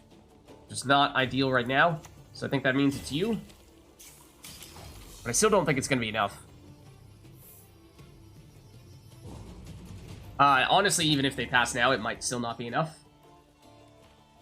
And at worst, or in best case scenario, we're still down 1, if not 2 cards. If not 2 cards going into round 3. But, alright. See what we can do here. There's at least that. And with a leader ability charge, we can tie on this turn, but that doesn't make a difference because they won round 1. So it is better for us to save leader ability and use Ard on our next turn. Then we win the round. And we still save that leader ability. So it's painful. We hold on at least for a round here. Got some pity points. But they definitely have this.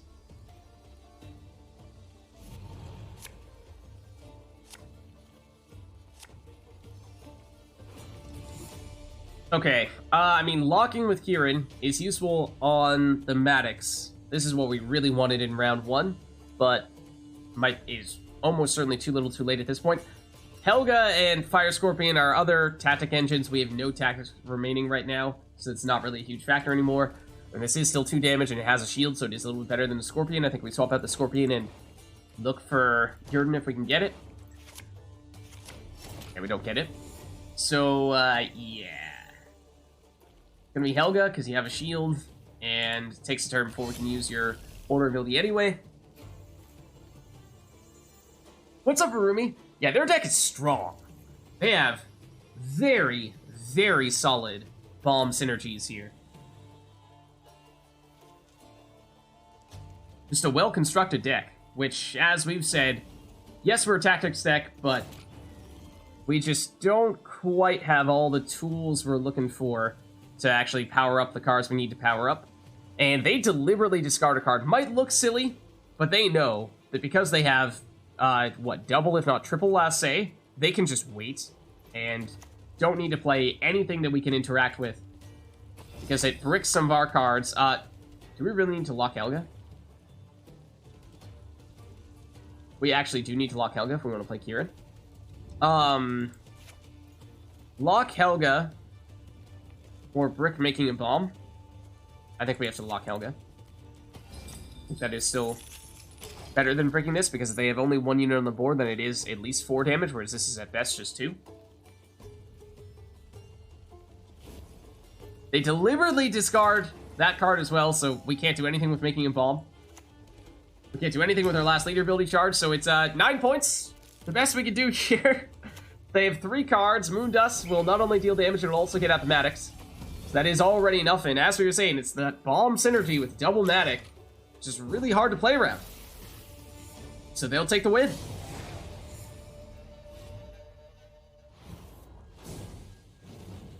Ideally, we would have locked the Matics, and although we had a little bit of lock, it was lock plus damage, which meant we were going to destroy the Matics in the process, which meant we were going to put them in their graveyard, and then the lock is no longer relevant. The Matics will still come back onto the board.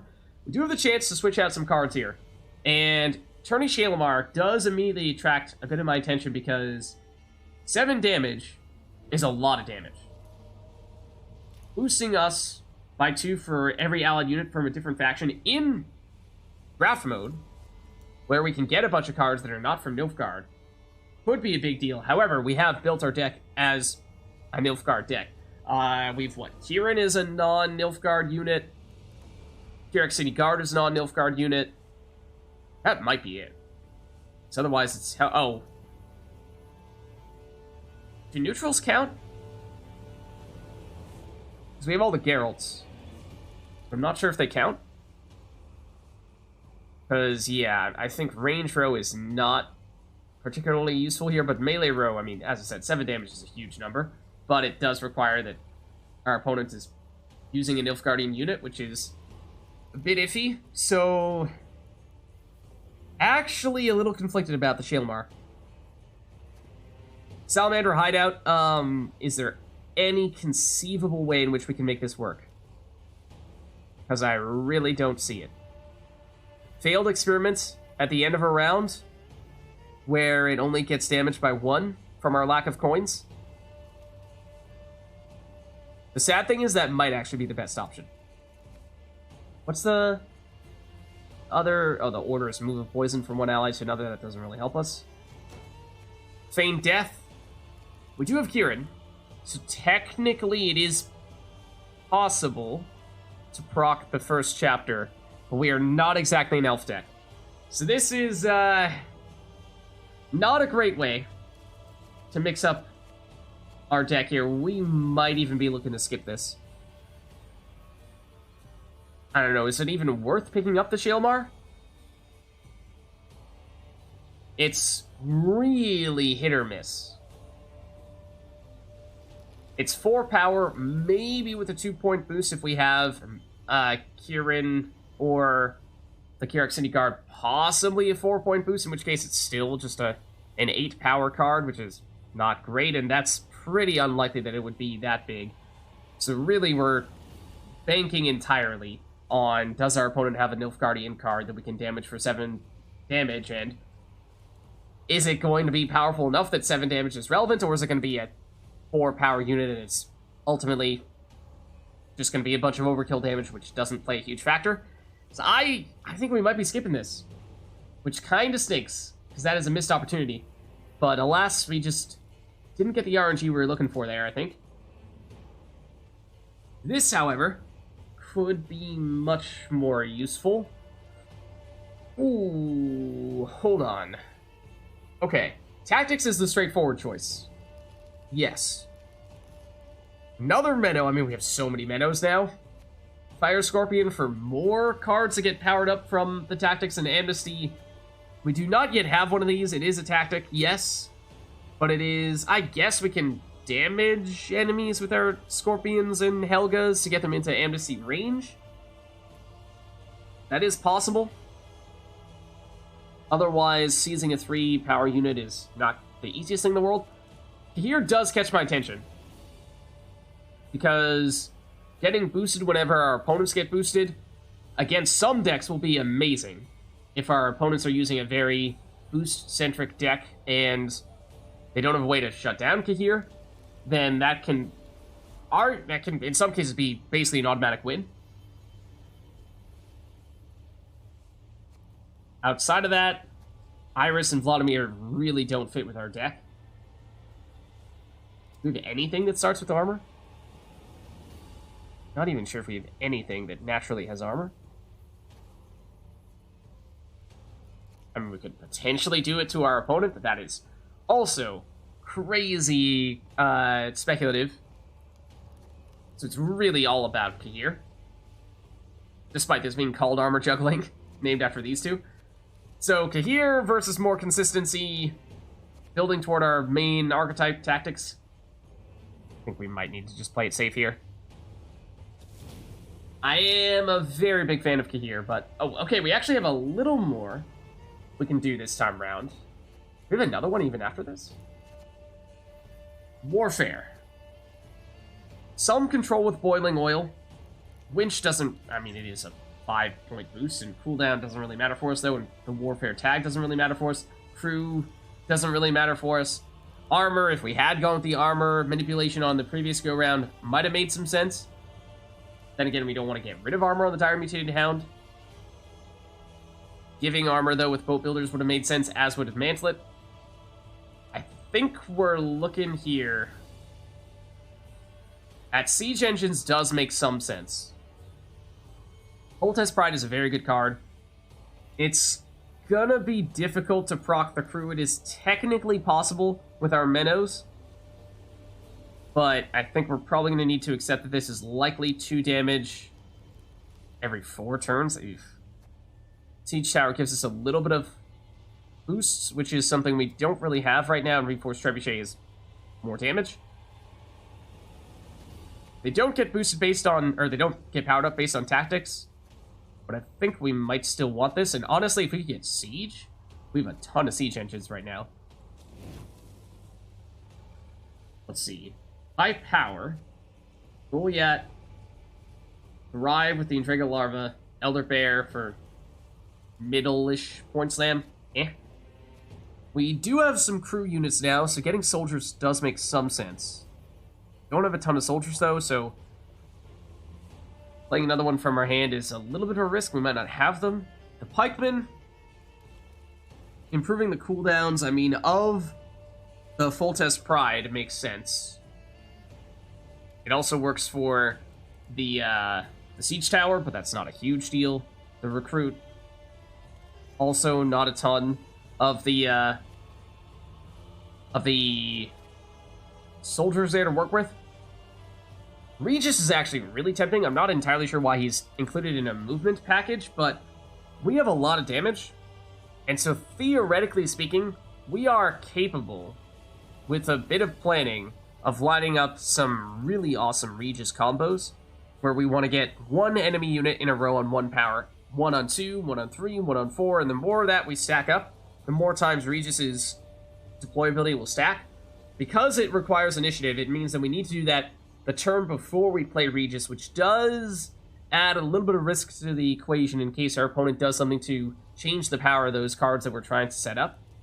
But that might be too good to pass up, because that is more of a natural fit than some of the other good but high-risk, high-reward cards that we were looking at before. It does kind of fit. And then Hammond, I mean, he is 8 power, which is something, even if it doesn't make much sense with other stuff. But the Bleed is a little bit of value as well. Not going to have additional pirates next to him, so not going to get any additional value out of that. The Vrya Dragoon, we'd prefer if it just didn't exist. But I think we might be looking at this, though. I think we might still be looking at this. And we do have some movements already in our deck. It was kind of the odd component out where it didn't quite synergize with the other stuff that we had. It is kind of sort of also a control method, but I think Regis alone is reason enough for that. Remove a set, though. And, well, speaking of which, this was the odd section that we were just saying. I do like Kieran, because it was our only way to lock without dealing damage, which would have been relevant to get them against the Maddox, but I know we just went up against them. I'm not sure we should overreact to that one specific opponent, though, because we do have locks from our leader ability, which would, in most other circumstances, still work for us. It was kind of an odd situation we found ourselves in last match. So I'm thinking we probably dump this. The Carrick City Guard doesn't make a ton of sense for us. Making Bomb was definitely one of, if not our worst card in the deck previously. We did just pick up the Siege Engines. It gives us more damage. It doesn't synergize with tactics, but it does synergize with the Regis that we picked up as well. So I think we dump you. And then here's the thing. The Geralt's Ards are really awkward. Yes, it's decent damage. But I mean, it's been a little hard to avoid getting a whole bunch of units, some of which are heavily damaged, into our opponent's range row, which makes Jurden an awkward card to play. Jurden is obviously great. I mean, I guess we keep it, but it does mean we're dumping one of our tactics setups.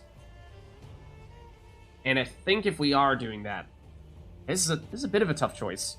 We are going to dump some of our tactic setups. Obviously, we were concerned at the very beginning about having not that many tactics for a tactic deck. We have since then picked up several more tactics packages, so I think it's not as crucially important that we maintain all of our tactics. And especially because this one only has one tactic in it. It's Amnesty, which, well, we just picked this up, and we were saying that maybe Amnesty could be an interesting addition. I do like coded weapons, so I'm a little bit reluctant to get rid of that one, but Imperial Diplomacy is not really a control, or at least not guaranteed to be a control-oriented tactic card, so I guess for that reason you could argue for getting rid of this one, even if it is 2 tactics, whereas this is just 1. Tactic is arguably the best in this case. It is a tactic engine for the Fire Scorpion, but we have a lot of those already. We might have been a little overflowing with those before, might have had too many. It's a bit tough. They're all good, but a little awkward. I think we might dump you and give Amnesty a shot. Then we just picked you up. This is the setup we were just saying. Okay, if we remove 2 tactic setups, then I'm concerned. Then we might not have enough tactics at all. We have to remove something. And I don't think we can move this, otherwise we brick all these guys. We need to keep these guys, because they are kind of the centerpieces. We just picked up this Regis set, and I was excited to try Regis out, because he could be the best card in our deck with the proper setup from all these guys, but we need these to synergize together. Can we afford to dump another tactic set?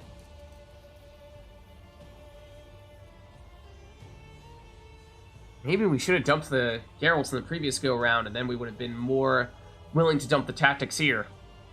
Did not anticipate we were going to potentially have to dump 2 tactic sets. I mean, if we get rid of this, we risk bricking our entire deck. I really wanted this to work. But this might, at this point, be a luxury that we can no longer afford. I think that is probably the case. Would have been great. But unfortunately, I don't think we can make it fit anymore.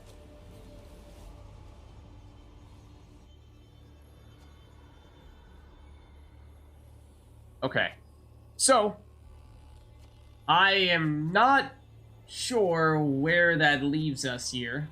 In terms of, did we just improve our deck? Did we make it worse? We gained some things that we immediately had to dump, so we no longer have the Regis. I probably would have preferred the Regis setup to the Siege Engine setup that we held on to. The Siege Tower, Trebuchet, and Full Test Pride. Because that was going to be, I mean, that would have been great in tandem with Regis. How many tactics do we have left is the key question. We have 1, 2, 3, 4, 5. Yeah, I think we had to keep the tactics. If we had gotten rid of one of those tactic sets, then we would have had almost no tactics remaining for what is still primarily a tactic deck. We would have been in a really rough spot if we had gone that route. So, unfortunately, really awkward choices there, which I'm not sure improved us at all. Going up against... Oh! Monsters here, despite this being Emir. Wait, what? We switched leaders. What is this? We stole their leader, and we stole their... Oh, God. Okay, So, 2 Stephans. That is technically, despite us not having a ton of tactics in our deck anymore, it is a way of manufacturing a few more tactics. Meta, we need to be a little bit careful that we don't accidentally get all of our tactics in our hand and then not have anything for him to tutor anymore, because we have 3 in hand, which means we still have, I think, 2 in deck. War Council Assassination. Okay. So it's fine at the moment, but we do need to be... Oh, we have 2 meadows? Okay. We legitimately cannot mulligan anything unless it's a meadow, otherwise we risk breaking them. We have to keep this. That's one of the issues that comes with the lack of tactics in a tactic deck. Okay, so Thrive, at least initially, with the Entrega Larva, we saw an Entrega Larva set that came with some big finishers as well. So, I mean, we can steal one of you with Amnesty for what it's worth. We can also wait a turn, assuming you only proc this once, and still steal you. So, I think we might want to do that. And get an engine on the board first. Ideally something that powers up from playing a tactic like the Fire Scorpion. We don't have Helga here, do we? We have the Foltest Pride, which is another card you could justify playing early, but still kind of an awkward addition where, yes, it's damage, but it's not exactly the type of damage that we're building around, because it's not cooldowns that we're looking for as much as it is cards that power up from playing tactics. Okay, so... Curious if they'll use this. They won't. We could steal any of these with Amnesty, and I think we will. It's a question of which one... I mean, these are more valuable to us than this is. So we're not going to be able to proc this Death Wish. I mean, we could by damaging our own unit, but I'd rather not do that because we're not going to maintain the value by consuming it. So, yeah, I think we're amnestying one of the larvae. And we only have one amnesty, right? It's not like we can Menno into one. No.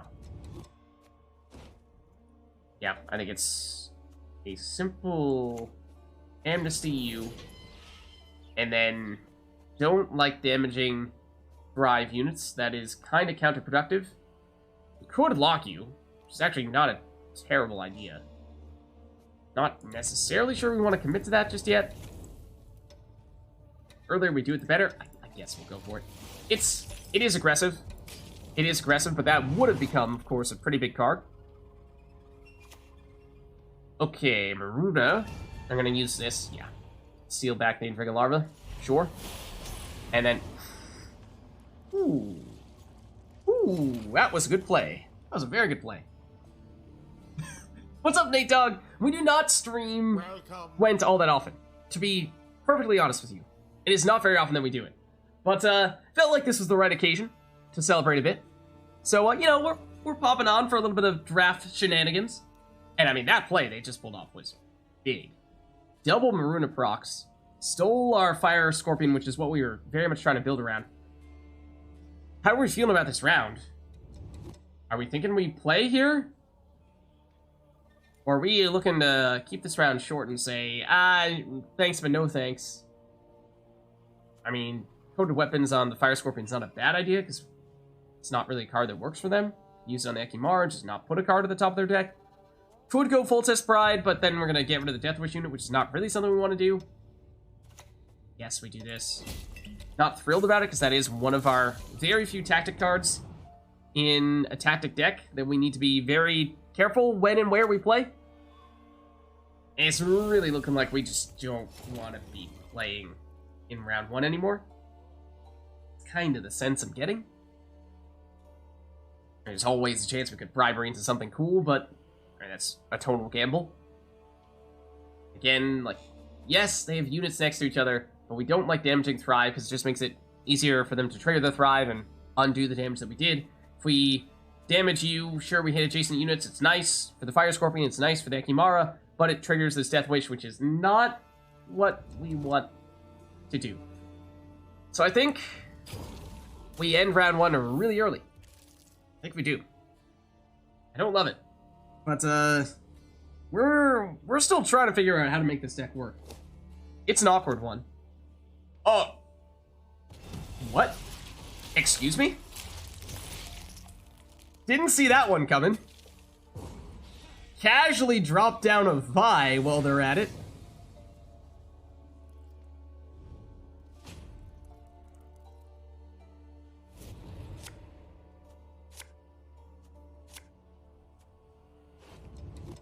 Okay, technically they didn't need to play a card on that turn, because they had already taken the lead, and, well, they do have one card to throw away here if they'd like, otherwise they probably should dry pass, or at least not push very hard in this round. We do have a throwaway car. Yeah, it'd probably be the Trebuchet in this instance, if they do try pass. Otherwise, probably Fire Scorpion if they go any further than that. Would like to save Helga if we can. I'm still a little concerned about having both Mennos in hand, because if we draw into either tactic, then the Mennos get bricked. So we might, if they do push, need to play one of those.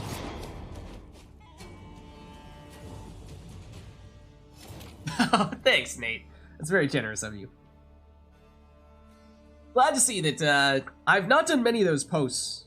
I think that's only the second one I've ever done. But, so I'm still curious to see, you know, to what extent people get the chance to see and read those, or if they just disappear altogether and people don't even realize that they exist. It's still very much a new thing to me. But they try pass. So as I said, this was going to be a throwaway.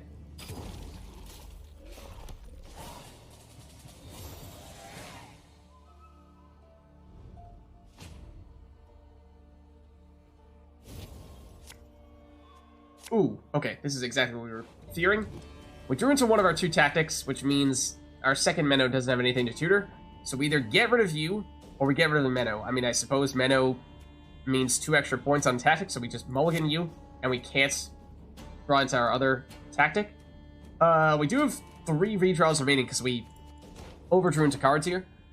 So we can be a little more aggressive, and I suppose reach for another Helga, which would be better than the Fire Scorpion, so I guess we swap you out.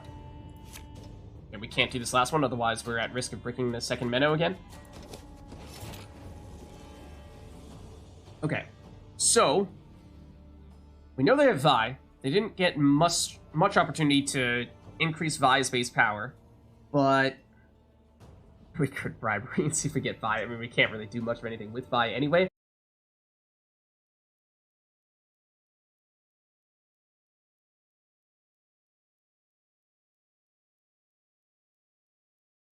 And then we have a little more time to generate the value from the tactics. Okay.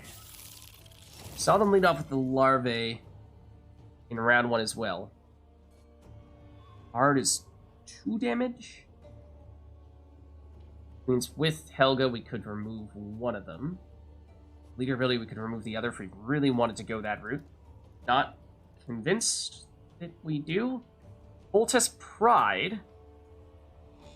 2 damage, drops you down to 1. You're a 2.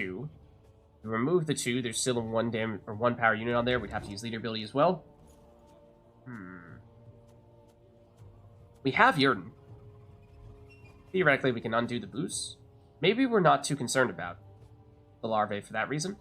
Maybe we just go Fire Scorpion and start to set up more damage with the tactic engines, and we try to damage things that are not in this row and just rely on resetting this row. I think that's the play.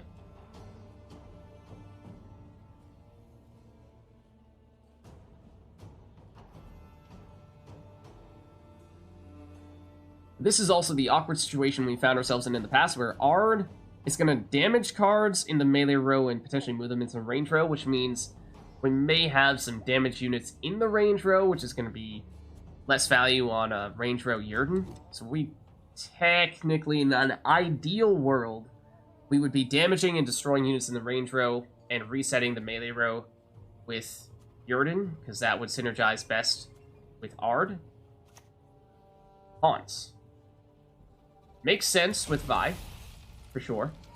I mean, they're a Death Wish deck, so in theory, they're going to do a lot of boosting, right? So we should have ways in which to make Geralt work, or Yurden specifically work. He also did not proc Andrega Larva, which actually... Ooh, hold on. Now we have this damage and this damage. Hold on.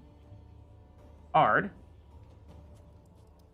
2 damage on all of you. Remove one of the larvae with you. Remove the other larvae with you. You'll be on 2 power. That works, I think.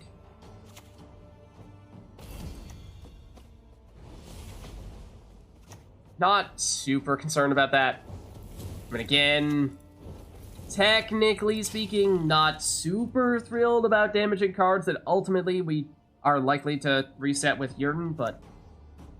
Oh. Didn't see that one coming.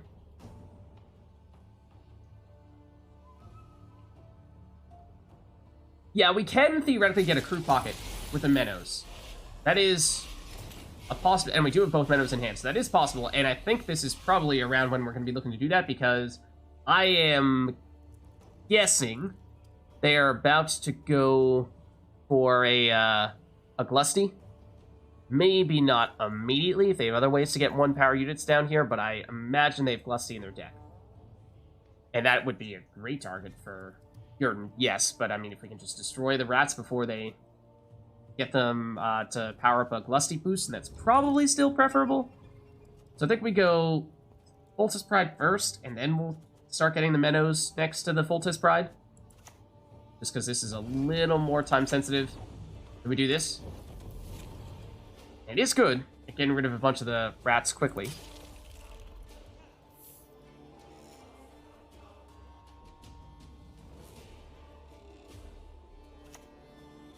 This is going to be Vi?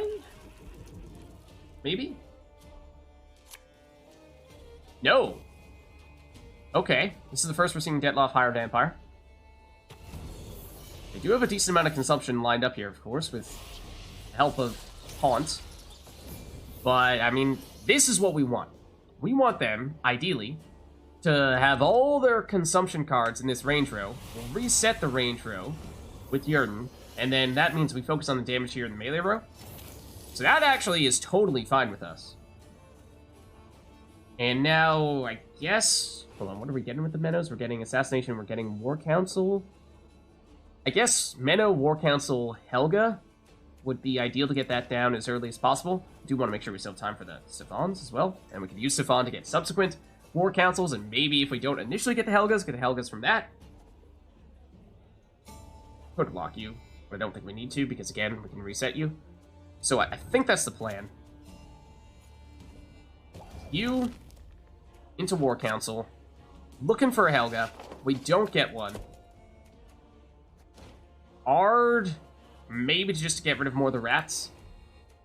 We do not use Assassination, otherwise we break the other Menno.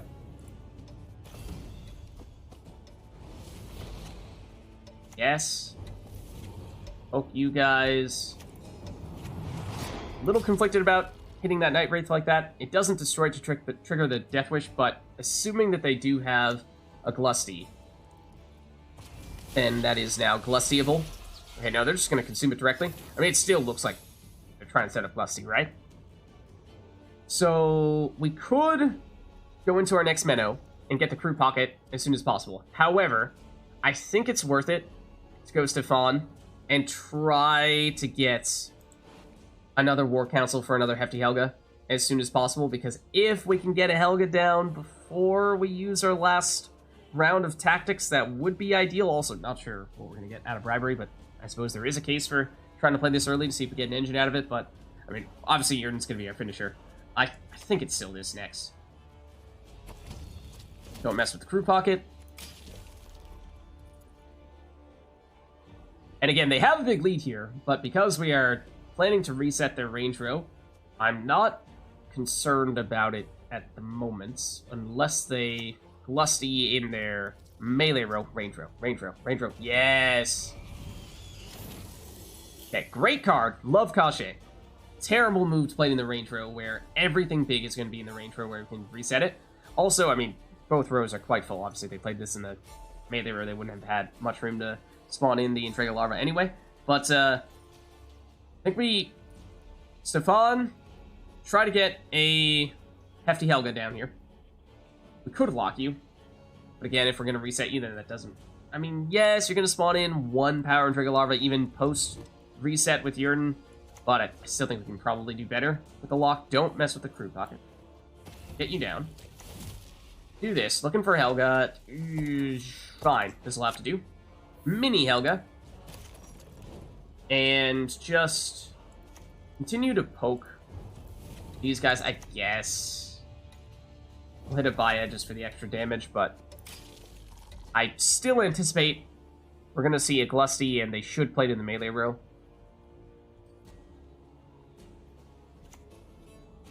Igni. Ooh, that's nasty. That's really nasty. Did not see that one coming. Did not see that one coming. Ooh, that hurts. Okay, that was big. So long for the crew pocket. That's no longer a thing. We can Menno, yes, into our, what was it? Our assassination, which at this point we'd be looking at probably just hitting Detloff.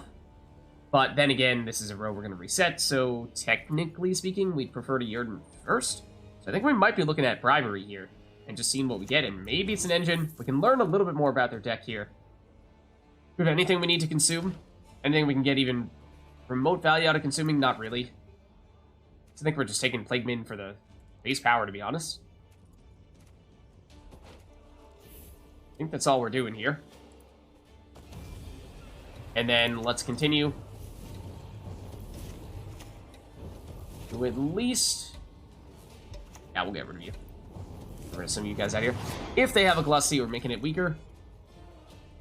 But after that big Igni, I am not sure. Things were looking fine until it was, what, a 15-point removal with it? Something like that? Or we might want to lock you, because you are technically an engine. It's not going to have a lot of time to do its thing, but if it consumes, that could actually get kind of big, and we don't want to have any big cards in the melee row, because we are not planning to reset the melee row. So we could either lock you and Menno into... I think we just go straight into Menno into Assassination to take you out. It's a little bit overkill in the damage, but we are looking for a target, and we didn't have a great target in the melee row until you played that. So I think we go for it.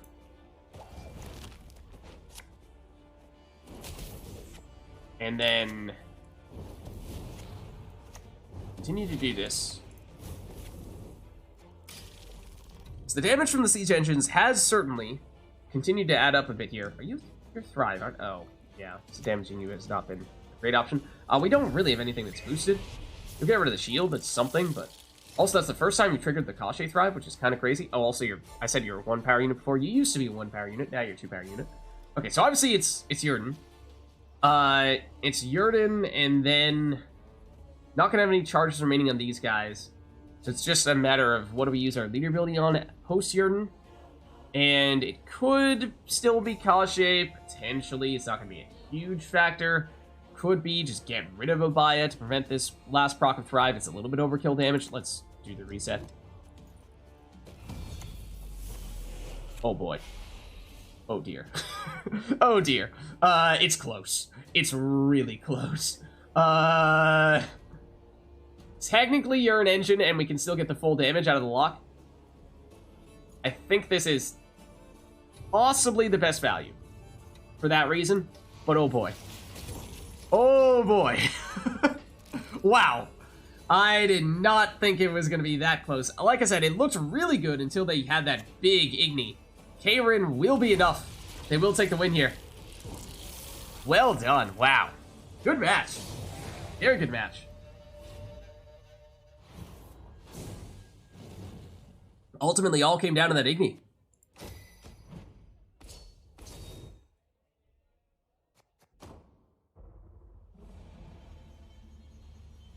All right. Can we do anything else to fine-tune this deck further? Because it still feels awkward.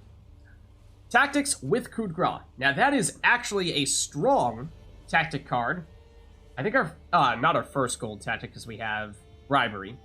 But we have not had much beyond things like... we have one Assassination, but it has mostly been the bottom end of the tactics. So this is looking really strong. Obviously, Fukusia is an amazing card, especially when combined with Messenger of the Sea, but we are very much not a rain deck. So I think we have to pass on this. Yes, the Rupture is useful for some removal, but it also feels like this is just kind of coming out of nowhere and we don't really have the archetype to support it. I mean, it is damage, and we do have some damage, so to a certain extent we can still make it work, but I don't quite think it makes as much sense as... I mean, Coup de Grace could... I don't want to say could single-handedly save this deck, but there's a non-zero chance that it could be the biggest card in our deck, at least to add to what we already have going for us. And it gives us at least the option of swapping in better tactics for worse tactics, because we saw last time we were switching out cards, we wanted to add in some good stuff, but then we were forced into dumping some of our tactics, and that was going to significantly weaken our main archetype that we're trying to support. Okay, that's all. Oh, we don't even get rid of anything. Okay. So now, for example, that means we have War Council as well, which is, I mean, it's a tutor.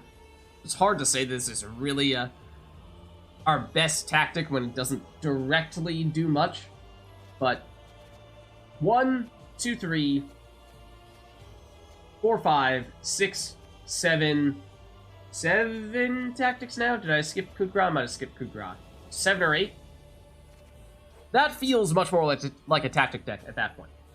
That makes me feel a little more comfortable. Still not sure that we have the best stuff to go along with that. I mean, right now, it's...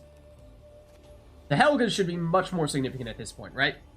That was the key problem, was we basically had built our entire deck around Helga, and we just didn't have enough tactics to actually support Helga, whereas now we might. So that's the hope, is to have those Helgas be a bigger deal now. But it is still feeling a little awkward. Hopefully, we can start to make it a little more effective with the Coup de Grace edition. Also, did we pick up another Minnow with that? We might have picked up a third Minnow. A fourth? Do we have 4 Minnows? We have at least 3.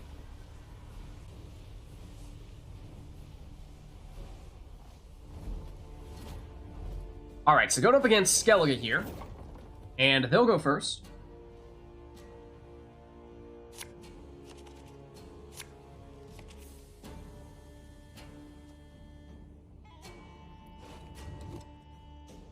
And let's see, we have... These Fire Scorpions look way too much like Helga. It's basically Helga, just from a different angle. We have a Helga, and 2 Scorpions. Trebuchet and, well, the Siege Tower is probably our weakest card here. I think we dump you. Coded Weapons, look at this. We actually have tactics in our tactic deck. This is revolutionary. Assassination, Coup de Grace, Coded Weapons, War Council, Bribery, I love it. We can actually play tactics. What is this? It's like we're actually playing a tactics deck for once. I'm still tempted to swap out the Reinforced Trebuchet, though. And Minnow, I mean, we do have a lot of tactics in hand. I would like to believe we still have enough tactics that we can get some out from our deck. Ooh, Yigern. 9 points of armor. We have an assassination? We do, don't we? Hold on, what else? Just take a quick look at the other tactics we still have in deck. We have another assassination in deck. We could assassination directly from hand, and then we could Minnow into assassination, and that would be enough to get rid of Yigern. That feels like that's the way to go about doing that. We do also have, technically, where are you? Coded Weapons for 5, drops you down to 4 armor. Even if they put a unit next to Yigern, it's still in removal range. That might be a little bit better. That might be a little bit better, because usually we don't like putting the cards to the top of their deck, because usually it's going to be a good one that we're forced into doing that to. So I think we go that route. The one problem would be if they played a defender here in their range row. I hope they don't. And I don't think Coup de Grace works on Yigern when you destroy Yigern from getting rid of its armor. I could be wrong about that. Also, of course, playing siege engines before we go with the tactics would be a good thing. Yeah, we should probably do that, right? We should have probably gotten Helga down on our first turn. Might have gotten a little too excited. I think I was originally thinking Assassination obviously would deal more damage as long as we played it when they didn't have units next to Yigern, which they are obviously trying to do right now. But given how we went Coded Weapons, that in truth was not actually relevant, and even if they play a unit on this side of Yigern, we're still going to have enough damage with Assassination to get the job done. So I think either way, Helga still works here.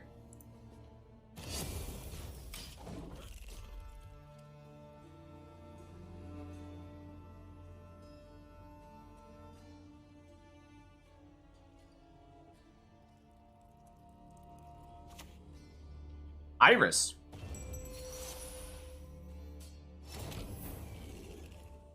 Lots and lots of vitality. So now the question is, do we set up even more of the siege engines before we unload the rest of our tactics? It's certainly an option. I mean, we have 2 fire scorpions in hand, so I think we probably do. I mean, it's not like we want Helga to be our only unit in this round, right? May very well end up playing Geralt or Menno at some point, but that's not a lot of units, and sure, we'll be packing some damage, but that puts a lot of pressure on us to remove absolutely everything on their side of the board, which is perhaps a little unrealistic, so having at least some bodies is probably worth doing. Also surprised they didn't put Iris on this side of Giger. Okay. Oh, I was going to say, that arguably became the card that we wanted to try to focus on next, because this is more time sensitive. If we could remove it before it gets a chance to use that ability, that'd be nice. But after the tactic, it is technically still in removal range. Now that's a thought. Remember, we can Menno into another assassination from our deck, and we still have the damage from these guys that'll start to stack up, so I think we can. I think we can. And then just split a bit the damage between you guys. And this is 3 damage, which is not currently enough for Yigern, but maybe we still go after Yigern here with our remaining charges. And rather than targeting Yigern with a tactic, we'll just use... I mean, they might remove this on their next turn, but we can just remove Yigern with whichever unit is still standing. She Who Knows. Ooh. Ooh. I'm not sure we're going to be able to get up to Sabbath. But if we could, that'd be amazing. I mean, at the very least, at the end of the round, if we can't shut down that She Who Knows, then we're definitely locking it. So. What would we like to do next, though? Don't really want to do this. We're thinking about a Menno into Assassination, which is worth 5 damage here. It is an interesting number to get She Who Knows down to, because it does bring us close to coup range on our next turn. I think we might do that. Do that, then we poke you to get rid of you. Then we damage you, dropping you down to a 3. Which means, yes, on our next turn we can coup de grace and get a She Who Knows. I mean, as things currently stand, it's not enough for us to reach Sabbath, so we won't really be able to trigger her ability, but it's a 10-point body at the very least, right? And that's still really solid, so I think we'll take that. Worst case scenario, unless they're about to heal her or something. Philippa, I mean, we do have the shield, so that's useful, but they're... Oh! They targeted Helga with the first round? I mean, you can control who gets the 4 damage. So you would have thought they'd use the 4 damage on the Scorpion to guarantee they remove that. They go for it, Helga, so they basically brick the 4 damage. So that was very much a misplay. This would be a perfect situation. Remember when we had the option of getting Regis, and we did choose him, but we had to get rid of him because otherwise we were going to have to dump basically our only remaining tactics, because they have 1 power unit, 3 power unit, 5 power unit. I mean, it would have basically been, this would be a turn of setup, trying to get them up to 1 power, 2 power, 3 power, and just line up for Regis to finish and remove every single card. But anyways, the plan is very much coup de grace here. And I guess you're going in the melee row, because we do have more points there. But it is not ideal, or at least we're not really at the point where we can get the Sabbath to trigger, unfortunately. Subconsciously, we'll see if we can get 1, 2, and 3, and 4, and whatnot, and just to think about what could have been with Regis. But we are in the lead on even cards here. They've already used their stratagem, and they've played some of their biggest cards. Obviously, we'd love at this point if we could somehow find a way to trigger the Sabbath, but it would be tough. Maybe with bribery, we could make it happen. Fire Scorpion, at this point, we'd like to save for a subsequent round to be our damage dealing engine, because there's not a lot of time remaining in round 1 to benefit from that. Ard is looking decent, especially because we could remove Philippa and deny them 1 point of value from that vitality. Get rid of you, damage you, and we're not going to be removing you, so I think we might be looking at that, and putting another unit in the melee row is of interest. It's obviously still not enough to proc Sabbath, but it gets us to 17, so we could somehow get an 8-power unit out of War Council, which we know they have Yigern. Yigern plus She Who Knows is actually a terrible combination, because She Who Knows gives the resilience to Yigern. Yigern automatically loses armor, as any unit does, in between rounds, which means Yigern does get carried over and then immediately gets destroyed from losing all of its armor. Okay, now this rain damage may have rained on any parade that we were planning on holding to Sabbath this She Who Knows.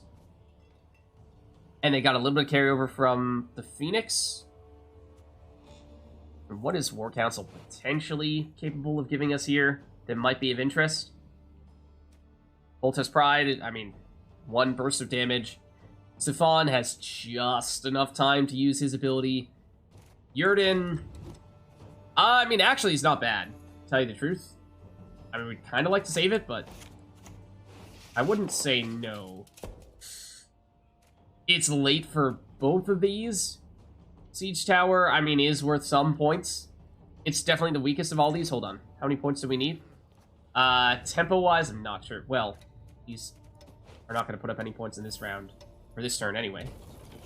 Hold on.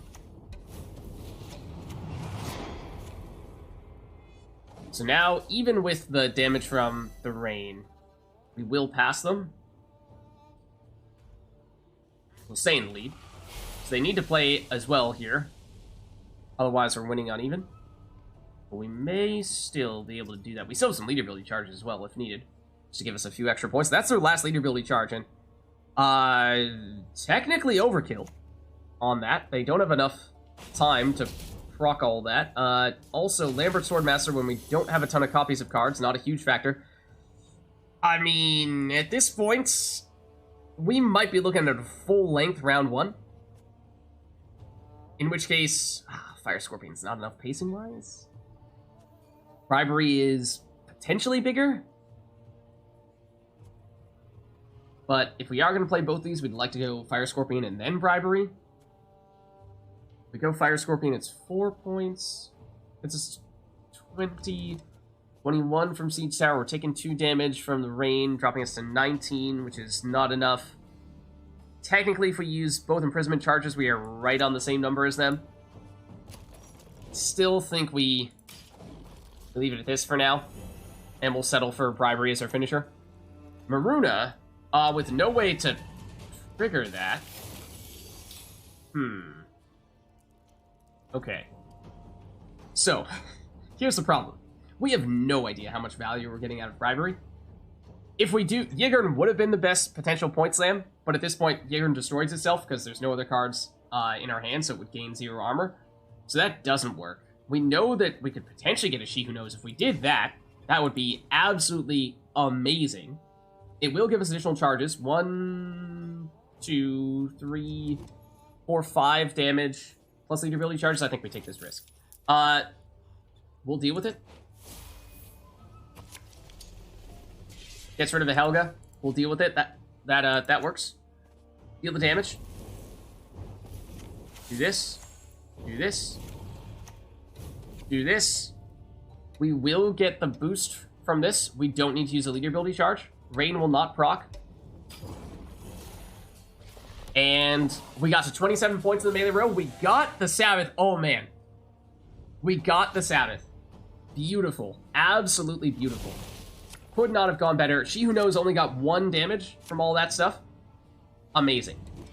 Absolutely loving it. We still have all leader ability charges. I think we're pushing here. I mean, we have a 9-point advantage with She Who Knows and leader ability charges, whereas our opponent does not. Full Test Pride, don't have a lot of time to benefit from it, but we could put it down there. And it could potentially set up a Coup de Grace along with Fire Scorpion. We don't have... Oh, I mean, this is obviously a tactic, so can give a little bit more to Fire Scorpion there. So I think it's turn 1, turn 2, and they're just going to forfeit. Because we were set up for a big round 2 there after we found a way to get a really successful, really long round 1. That was fun.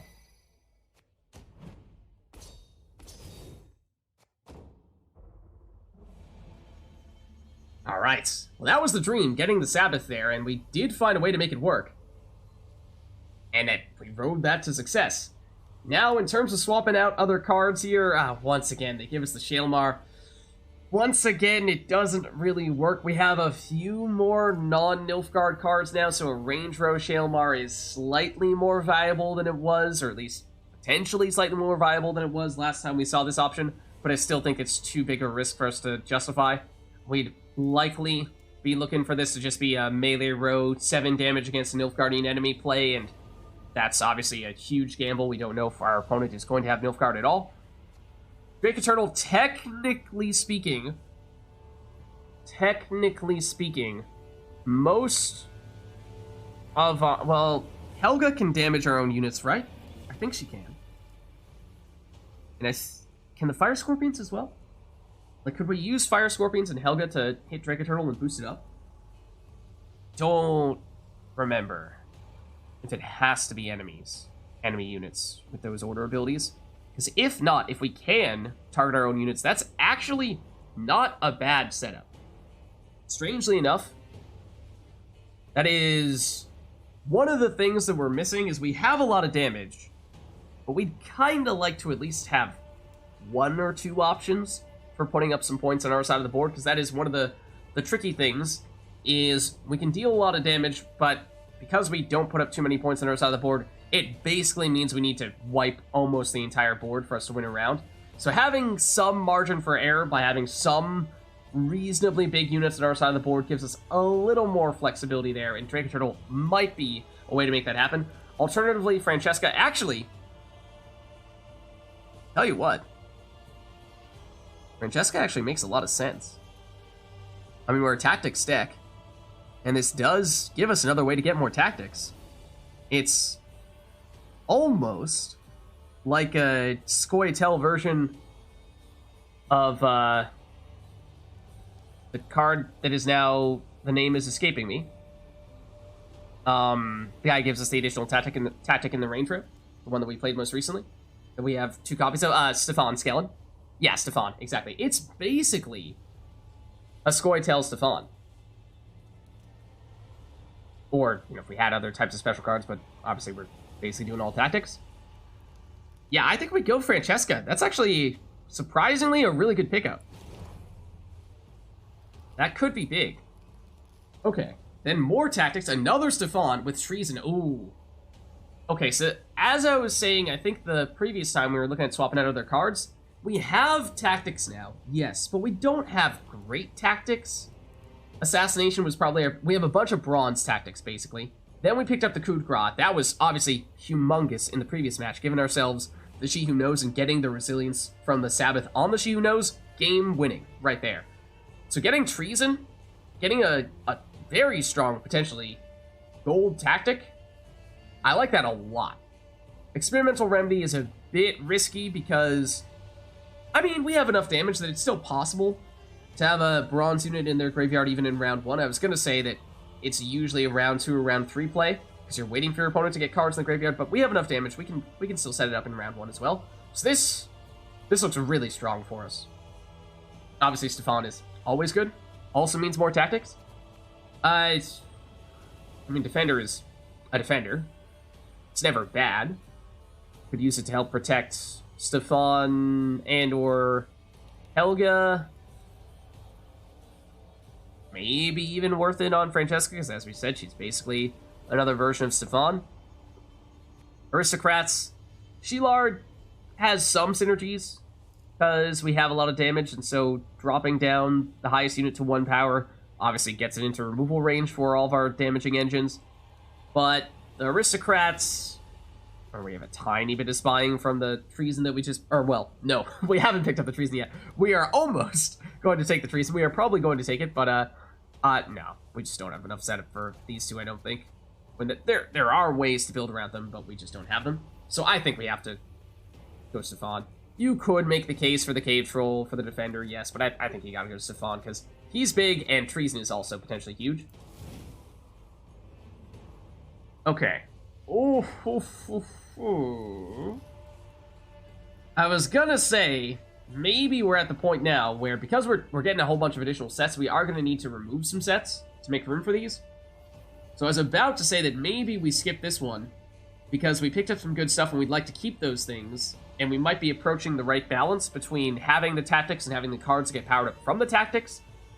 But we were also just saying how coup de grace arguably just won us the previous match. So having a second coup de grace is really hard to turn down.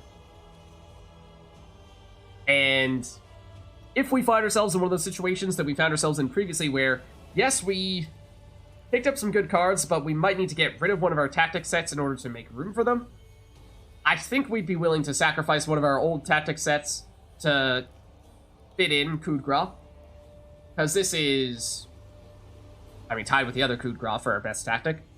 So I think we'd be willing to sacrifice, you know, some of those other assassination or whatever other tactic sets we have right now. So yeah, I think we can afford to take that.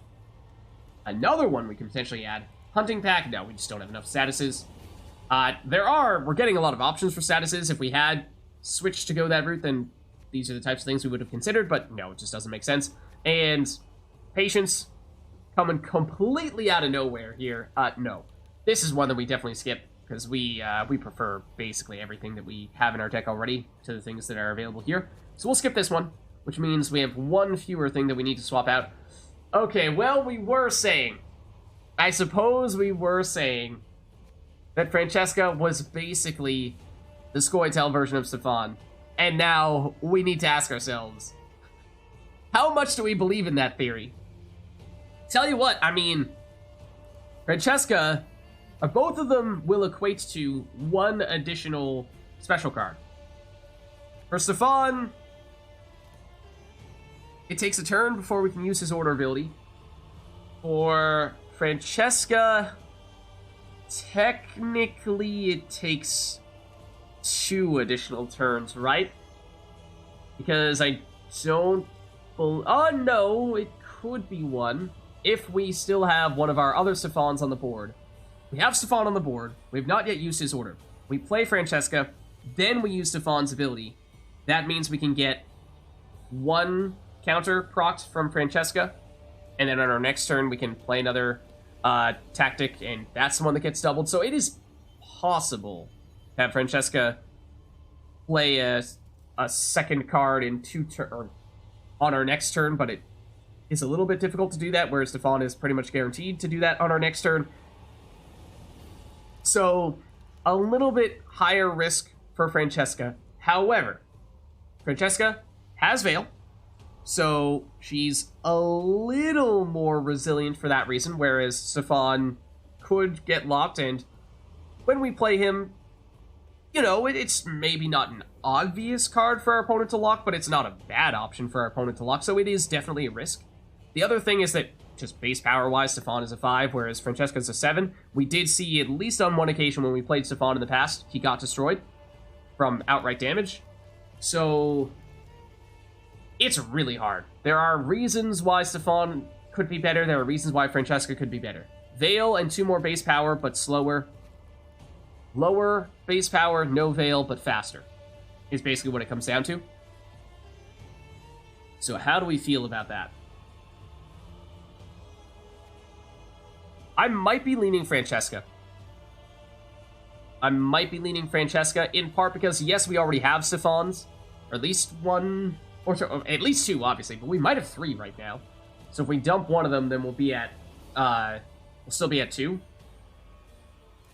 And that gives us a little more variety there, and as I said, we have been running into a lot of damage decks, so it feels like the most common way that our Stefans have been threatened has been through damage, and if that is one of Francesca's strengths over Stefan, is that she's a little more capable of taking a hit or 2 than Stefan is, then I think we might stick with Francesca, actually. And I'm also just intrigued to use her instead of Stefan, so I think we get rid of one of them. Okay. We do need to remove some sets, so we would very much like to keep this set. Oh, we also picked up a Stefan from this set. We are keeping this. We would like to keep this. I think, ooh. So, this is, I anticipated that this might happen. We added a tactics set, as I was saying, but because we added several sets, we are potentially going to have to dump a tactics set, as we are currently seeing here. And one of the reasons why I really liked this pickup here was because Treason is really good, and coup de grace is also really good. So we'd probably be comfortable using this to replace one of our older, weaker sets for tactics. Bribery is still solid, which is giving me a little bit of hesitation to dump this, but I think Siphon is still better than Menno. And I think coup de grace is definitely better than Bribery. Well, high ends. Best case scenario, it is definitely better. Well, you're creating potentially the best card in your opponent's deck in either case. In this case, it comes with 3 damage. In this case, it does not. So best case scenario for both cards, this is 3 points better. This, of course, is not guaranteed to give you the best card, even if it sometimes seems like it.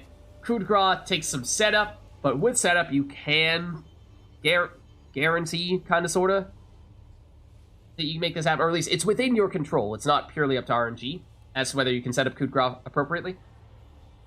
So, I think this beats out this. Assassination, I think, beats out Coded Weapons. But obviously, Menno is better than Fire Scorpion, I think. We do have a Menno or 2 already in our deck. I think we can dump this. It's gonna be a bit of a loss to lose Bribery. It was a good card, but I think we can lose it. Then, like, this is the one that I probably would have preferred to have dumped, because Menno, obviously the same thing that we sacrificed before. Fire Scorpion, we have a lot of them, so it's not a huge loss, and then the Amnesty is not as good as Bribery. We'll keep the Siege Engines. We do still have a lot of them, like I said, but I think we want to make sure that we keep our Helgas. I think we probably dumped these Siege Engines, though. We were basically just looking for additional sources of damage, and now that we have the tactics to actually support the Nilfgaard Siege Engines, these are definitely better. Foltest Pride is not bad for the quick bursts of damage, for sure, but at least in a longer round, Helga is definitely preferable. And the Siege Tower is kind of bad. Trebuchet, not really controlled damage, so I think we remove this.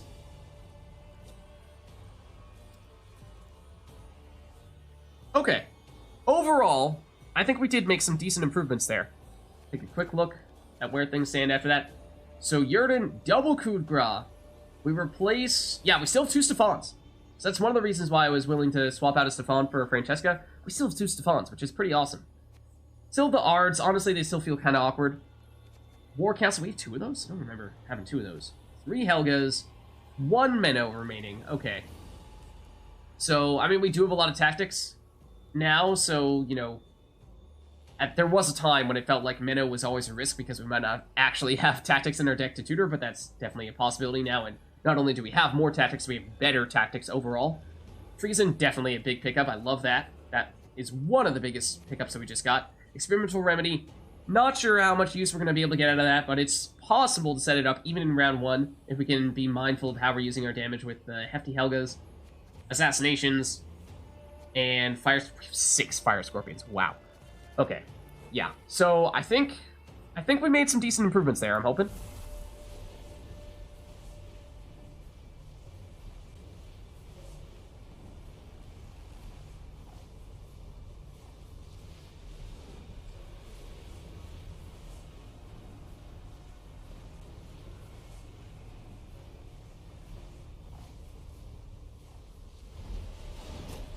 Alright, let's see. Going up against Skoytel here. And we'll go first.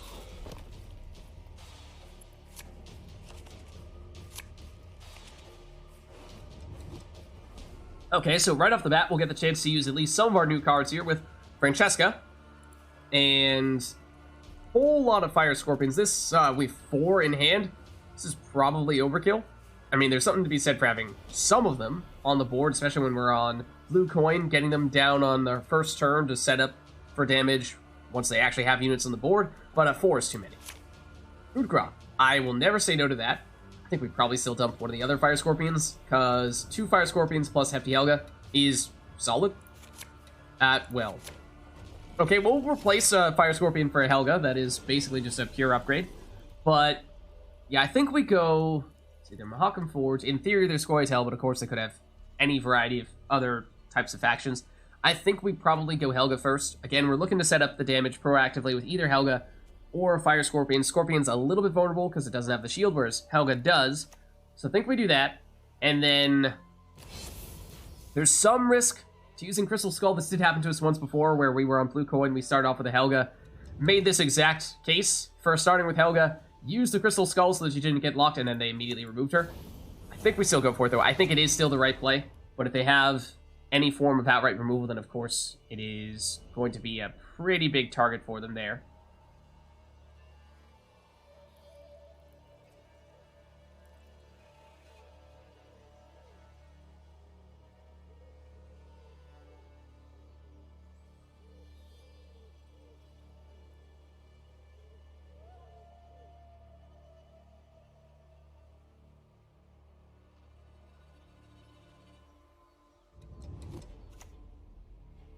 Okay, Zoltan's company, it is, at least initially, Scoia'tael stuff, and we can actually learn a bit about their deck from that, because the number of Rowdy Dwarves they spawn is based on the number of Zoltans in their starting deck, and so it's usually, or by default it's 2, initially.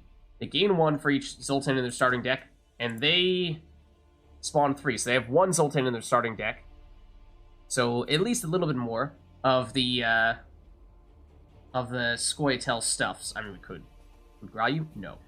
We could steal you with Amnesty. Also, not terribly fond of that. Geralt Ard could do that. Not super fond of that. I mean, does remove their armor, which might be something that they're trying to set up here. Some armor synergies, it's possible. But I think, while we still have the chance, let's get a Fire Scorpion down here. Because these, at least, not at the moment, they are not engines. So it means we have a little more time for setup. And we'll save our damage for when they start to play something big. Okay. We should remove that. Otherwise, they're going to get rid of this Fire Scorpion. They may still be able to do so. Technically, though, I mean, we could seize it with Amnesty. It's a 1 power unit, but it is a 1 power unit that will have a 3 damage order ability on our next turn. Which, is that reason enough?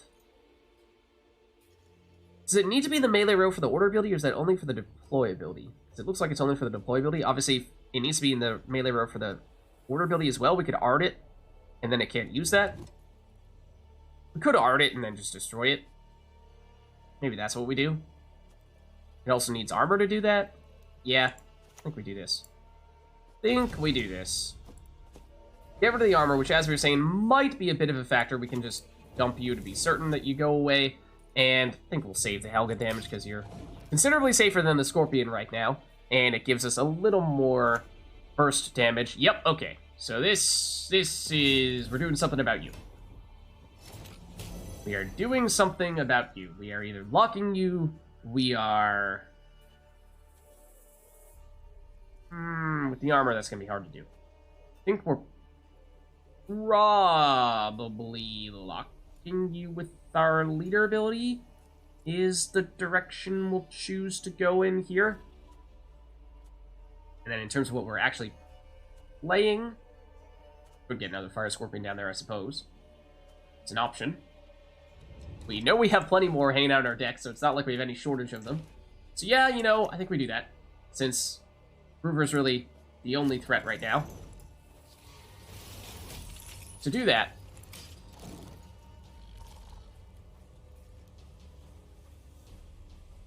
so they look very Scoia'tael-like here. They look like a legitimate Dwarves deck, he says as they play more Dwarves. They are... What? Oh my goodness. Only in draft mode, right? Only in draft mode. Wow. Didn't see that one coming, but maybe I should have. Maybe I should have. I would love a Lacerate, or what is it, Surrender, the one that ignores armor. That would be ideal as well. We could move you into the range row and deal damage to you with Ard. That's a possibility. You're obviously taking some of the damage if we do that. War Council, I mean, is there anything in particular we'd be looking for? Treason, not great, but it's an option. They also just thinned a bunch of cards from their deck, which is potentially significant as well. I did not see that one coming. I think we just Geraltar with this. Doesn't matter if we put them in the range row anymore now that we've messed with Ruber. Don't need to be too worried about having more dwarves stacked up here. Again, just going to use the Fire Scorpions because they're a little more vulnerable.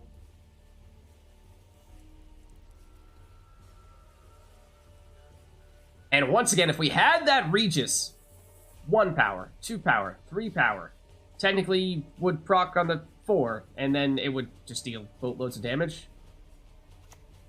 Wish we still had room for... Okay, there's the Zoltan in question.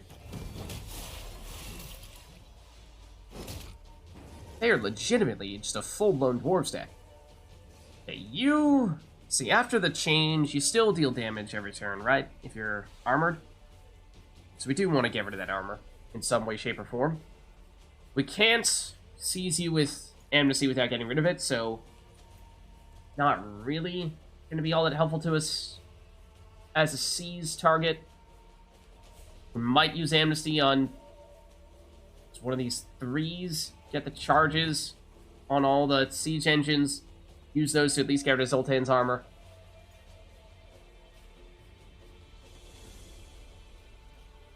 And then maybe you become a coup de grace target. To tell you the truth, I think that might be what we go for here. Get rid of your armor. At the very least, technically, we do want to hit you with... like to get you down to exactly 3 power if we can.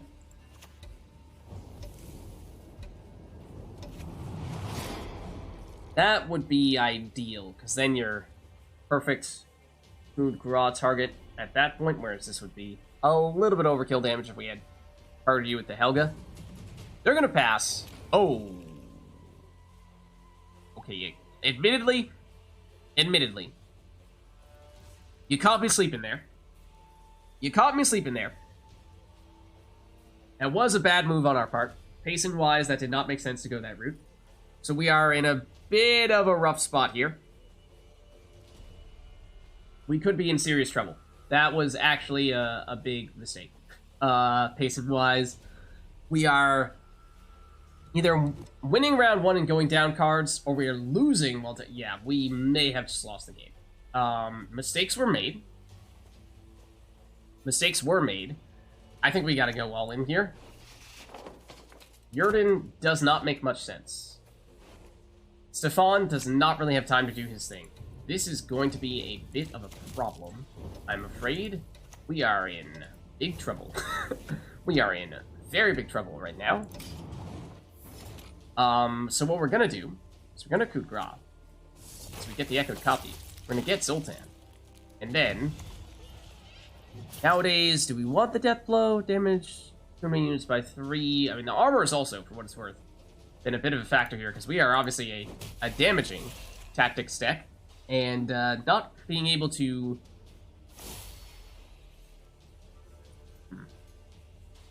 Not being able to get as much value out of the damage has been less than ideal. I mean, we're doing that in large part just to get the additional echoed copy of coup de grace, which is actually kind of nice. At this point, obviously we don't need the damage, but we're taking out our anger for having misplayed in the round there. So we will proceed to destroy everything that you hold dear and use overkill damage on Bruger for that reason.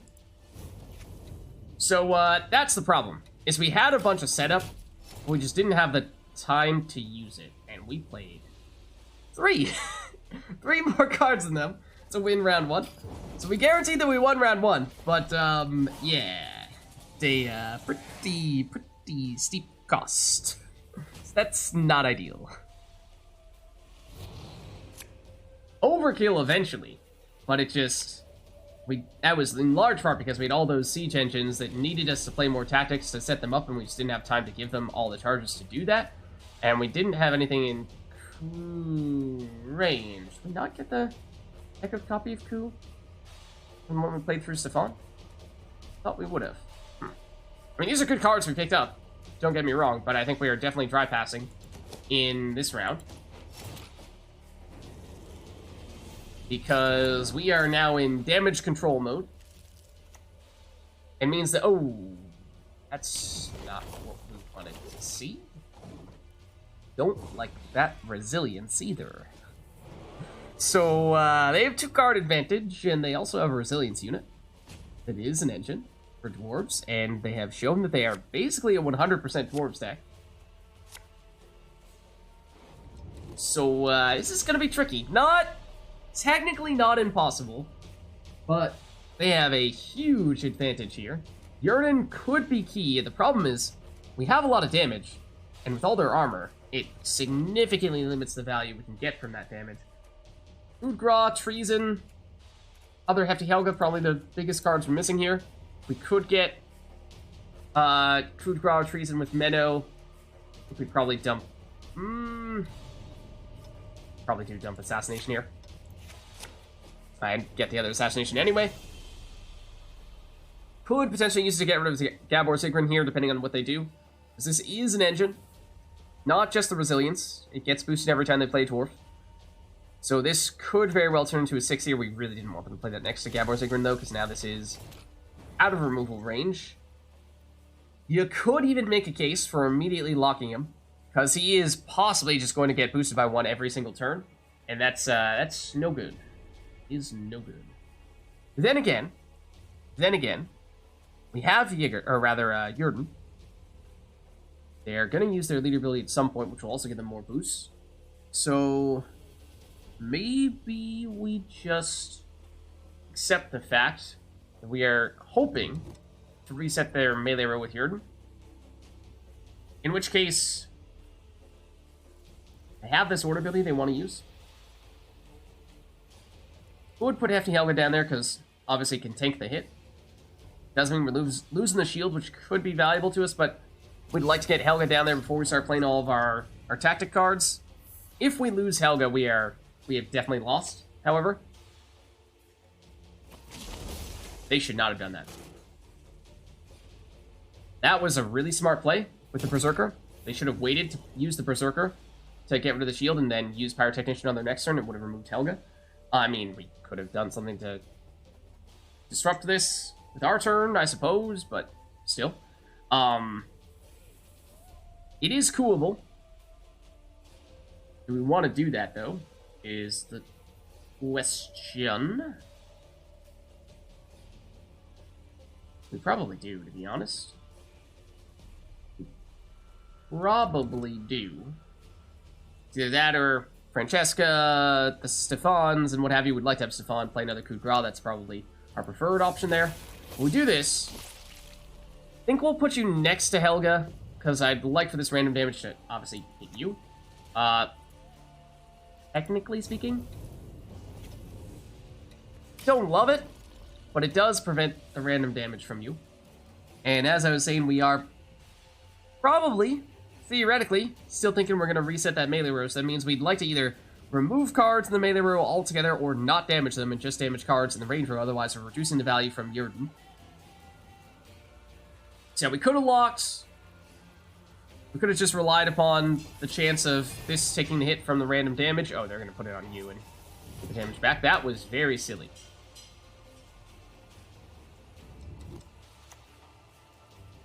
Rot Tosser, where'd that come from?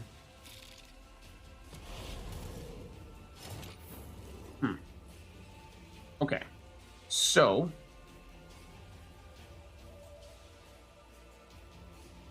here's what I really want to do, ideally, would be Stefan, then Francesca, use Stefan to play coup de grace number 2, use Menno to play coup de grace number 3 from our deck. Francesca gives us coup de grace number 4 in this round. That'd be amazing. But we can't do that with Cow Carcass messing with our plans here.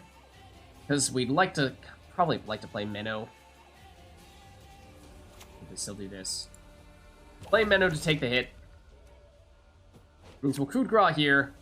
The timing, I think, doesn't really work for us. We'll wait to do this. We will do that, though.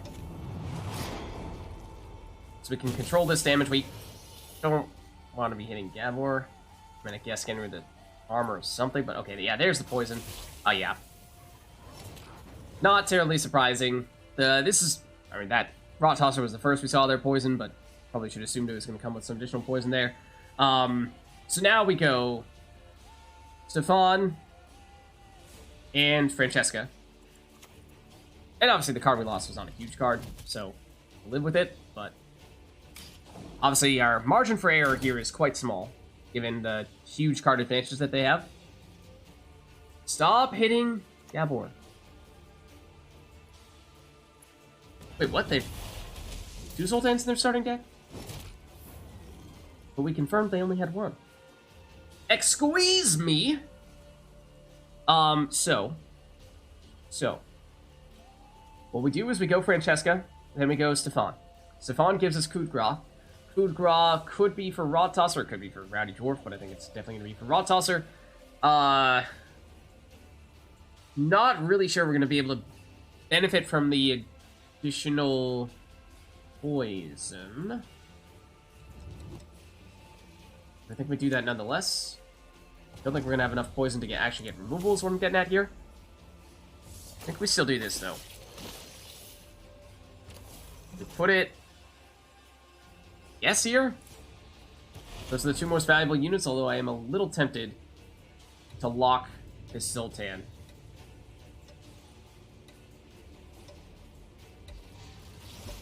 The damage is insignificant because we are planning to reset this row. But you were going to continue to deal damage to us, which, as of right now, remains the most threatening engine that they have on the board, because we are planning to, again, reset you. Okay, that is damage as well. On Francesca. So, the original hope was to line this up such that Francesca was going to give us an additional coup de grace. It didn't, or it was going to work until they forced us into playing things out of order when they did their Rot Tosser. So now we need to settle for something else from Francesca, and it might be War Council. I think we might go for 2 War Councils rather than 2 Assassinations, because 2 Assassinations, sure, you get rid of 5-point mutated hounds, that's something, but then the next one you're talking about damaging cards in a row that we're about to reset anyway. So let's do this. And I think we go Fire Scorpion still. So we do have some additional... Ooh, okay, at this point, maybe we do go Assassination. I was going to say we have some additional tactics that we were still going to play, but that was one of them.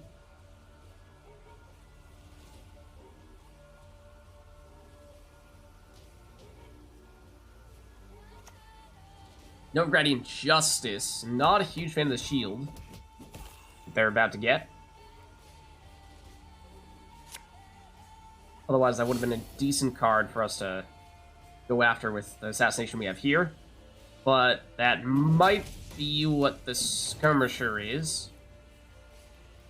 I don't love it, because it's 1 power, but it is threatening with the 3 damage. I mean, we can poke it with the Fire Scorpion and take away its armor, or just remove it altogether with the Fire Scorpion, and then it's no longer a threat there. We actually would like to remove Zoltan because we're going to use Jordan on our last play, and right now resetting Zoltan means they're gaining 1 point.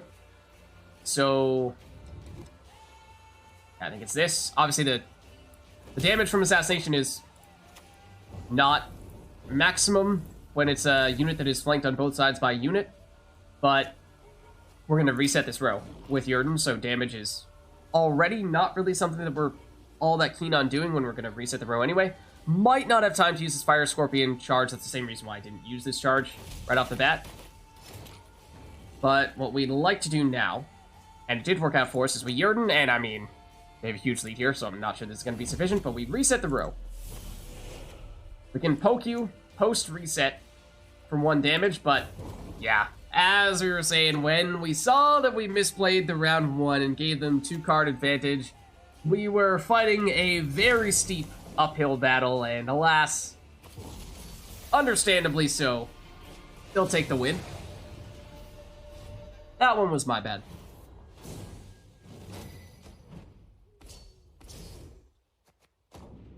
Cool deck, though. They legitimately had a full-blown Dwarves deck. I was surprised.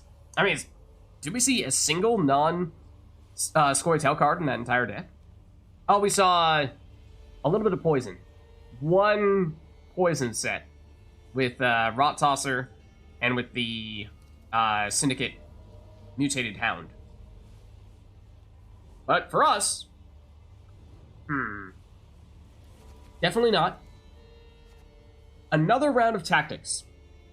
So, this one's interesting, of course, because it's tactics and we're trying to play a tactics deck. However, we do already have several tactics sets. Ones that include Menno, ones that include War Council, and ones that include coded weapons. We might have dropped coded weapons. What I'm getting at here is that this doesn't really give us anything that is better than what we already have. It gives us more of the same, but I'm just not sure this improves all that much, because remember, when we add this, we're going to have to remove something else.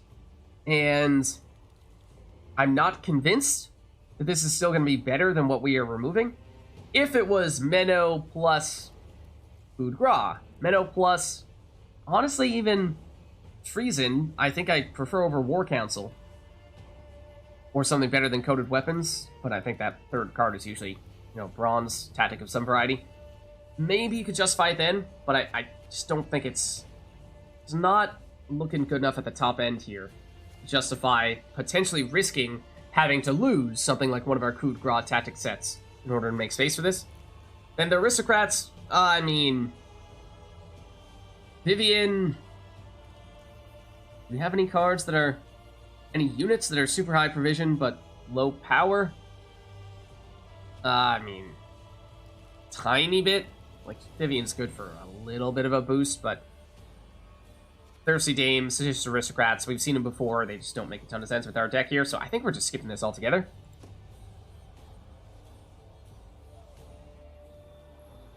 That means we're going back in here. And he did not choose to make any changes. Would have added a tactic set, but what would we have gotten rid of?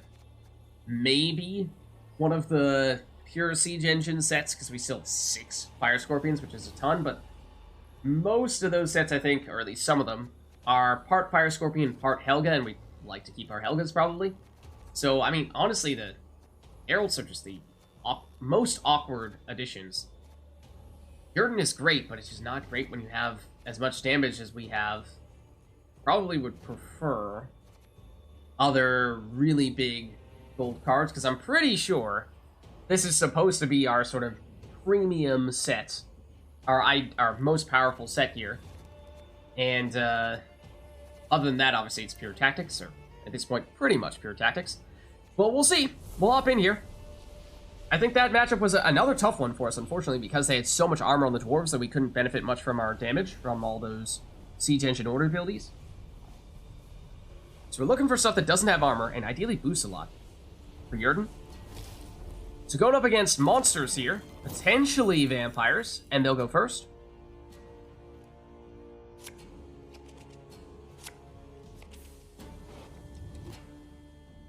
Okay, so let's see. We have 3 Fire Scorpions, but no Helgas. So we'd probably like to have something a little bit... we'd like to have a Helga rather than a Fire Scorpion. Geralt's Arts, they're good, but they're just not amazing. And they don't really fit our archetype, so it's just always awkward whenever we have one of these in hand.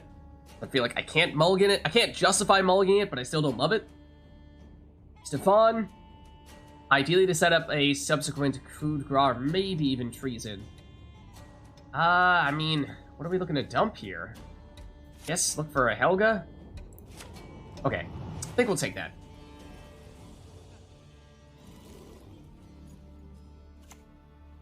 A Savage Bear. I'm guessing, based on this, obviously, it's not a monsters card when they're kind of, sort of, a monsters deck. I think they're full-blown bleed. That would explain Ceremonial Dagger, that would explain the Savage Bear, that would explain the leader ability. So we'll probably still see some vampires coming later on, but I think that's what we should expect. So that means damage, and their best card is probably Unseen Elder, or at least that would be their ideal card. if we can damage you once, we can steal you.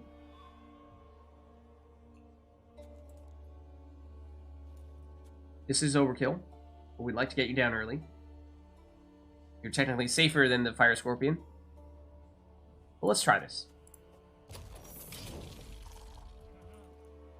Gonna see if we can poke and then steal. I mean, they're gonna use this order ability, right? So it's not like we're gonna get the benefit out of that. We could steal the Neckarat, though. That actually is a solid target for us to steal. Yeah, I'm thinking that's actually a very solid option for us. Or, I mean, Treason's not terrible either. Remove you. I mean, Knickers is 3 points, but it's not really any long-term value. So I think I mean, Neckarat for Vampires decks, at least, is usually a pretty fundamental piece. So I think to get rid of that would be pretty significant. On one hand, you know, we kind of like to get Helga and the other Fire Scorpion down before we start playing all of our tactics to maximize the number of charges we get, but I think in this occasion we can settle because it means, although it's not quite as good on our end, it does set up a different combo, and it does, that being that we can use the Neckarat to deal damage to them, and it might handicap their bleed ability. Yep, because Garcane,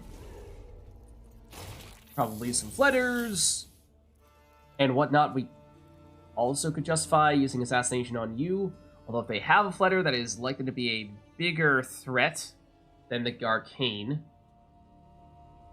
If they play a unit next to this, then suddenly it'll be up to 6 at the end of their turn, and we only have 5 damage with Assassination. If they play something in their melee row, then it goes up to a 6, but Assassination still deals 6 damage.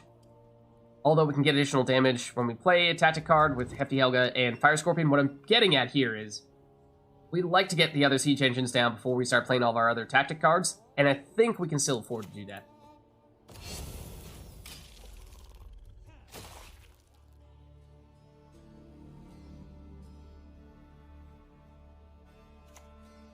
It's another Garcane, and yes, they did put it next to the other one, but with the siege engines, we should have enough setup here that we can make this work a bit.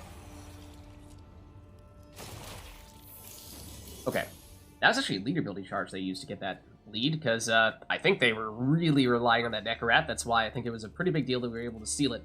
We could remove this Garcane directly with Assassination. It's an option, but I think we might prefer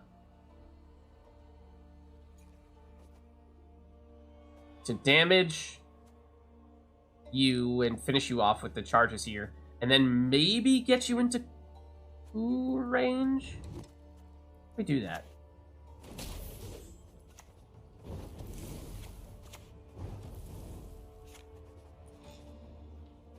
We're gonna steal you. We don't want you to be bleeding. On the other hand, you are gonna get boosted at the end of their turn.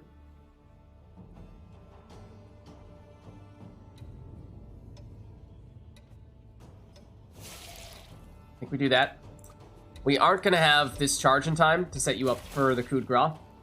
We will likely need to use Hefty Helga on this Garcane, and that means we'll have a little bit of excess damage. But it's going to be full power when we seal it. Or rather, it's not going to be bleeding, I should say, when we seal it. It's going to be slightly weakened. But, now we go...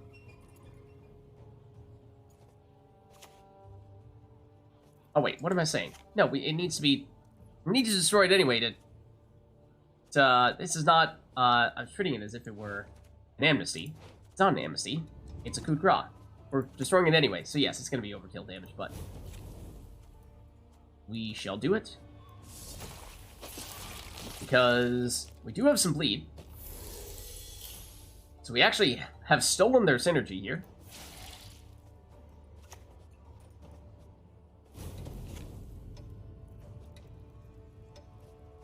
I don't really want to hit something that's shielded. Don't really want to hit this bleeding unit. I think we wait on Helga.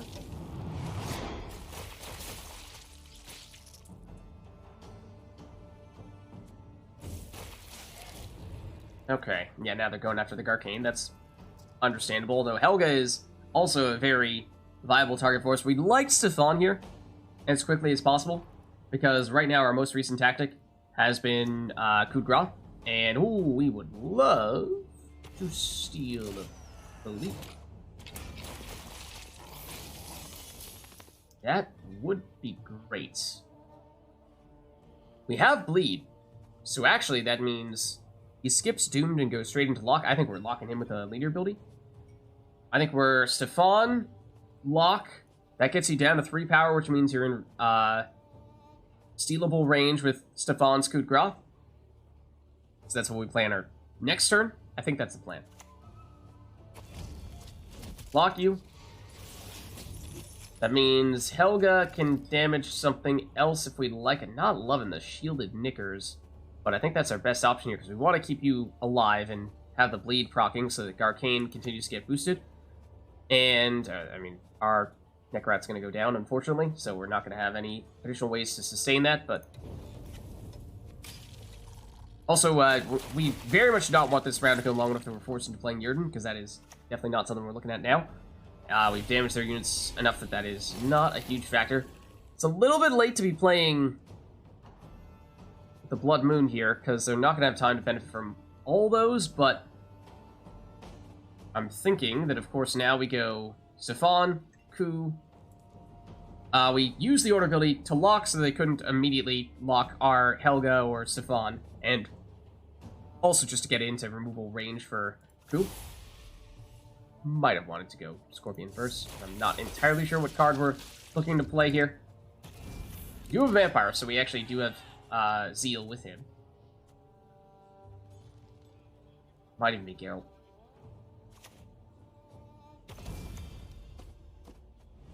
Just get the damage. Then, oh, speaking of which, block.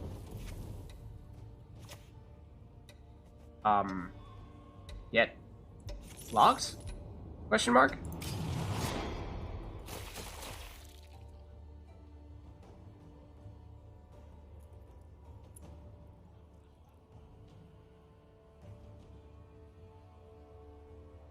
So all of our subsequent plays here are a little lackluster. The Blood Moon. I mean, we're gonna take a lot of bleed damage here, so unfortunately we do kinda still need to play. Question is, do we Treason for 5 damage? Which is our best short-term play. Or do we Fire Scorpion, which is slightly worse short-term, but is, if we're expecting to play one more turn after that, way to make Treason a little more effective on the next go-round. I have a feeling they're trying to push a fair bit further here. I think we do this. We, poison a 1-power unit. Oh, boy!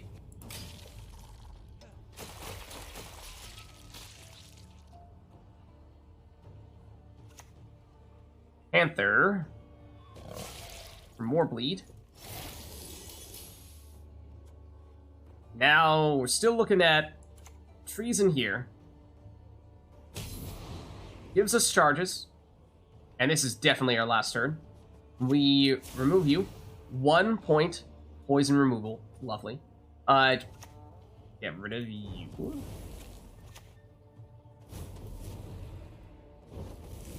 You guys. We will still take damage from the bleed, and it is going to destroy Helga at the end of our turn here. We really don't want to play Yurden on our last turn, even if they try to push and can find a way to make the math work, which I'm not sure if they can. If they go both leader ability charges, they probably could, for sure. But we're not going to do that. I'm drawing the line there.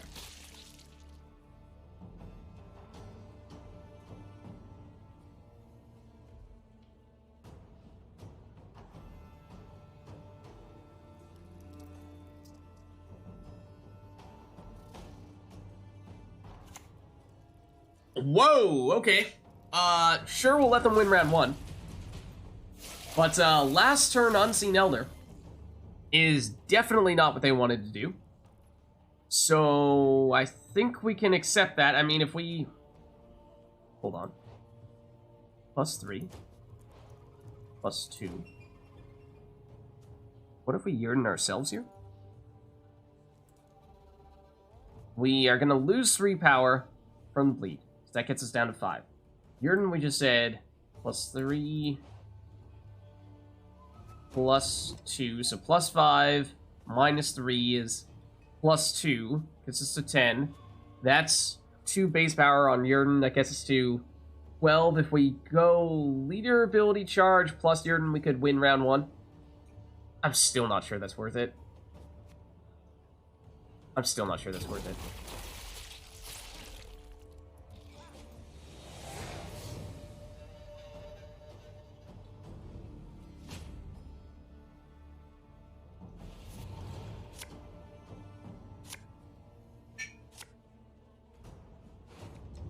Okay, so they did play one more card than us, and this is going to be a really short round 2 and probably round 3 as well. I expect them to dry pass. But I wanted to keep the Yurden. I mean, I suppose in a short round it is weaker than in a long round, so maybe you could have... Yeah, I mean, you could have made the case for playing it in round 1 there. I think Experimental Remedy will be our throwaway, and we'll use that to get, I don't know, a Savage Bear out of their graveyard, and that technically does weaken them if they are planning to use subsequent Savage Bears.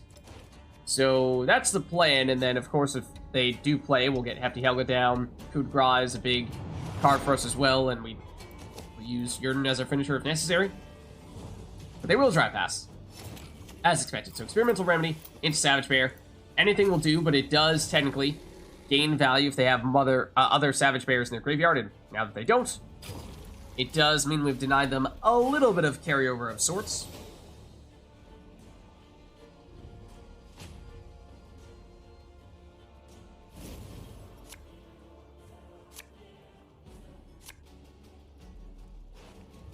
Okay, so now we're looking at Helga, Fire Scorpion as our key engines. Some tactics to power them up. Stefan, probably to replay Coup. What are we missing here that we might want to see if we can pick up? Another Coup. Menno into a Coup. We could potentially swap out War Council to see what we get here, but that might just be worth holding on to, and we'll take whatever we can get with War Council, because, I mean, there are some less than ideal cards here.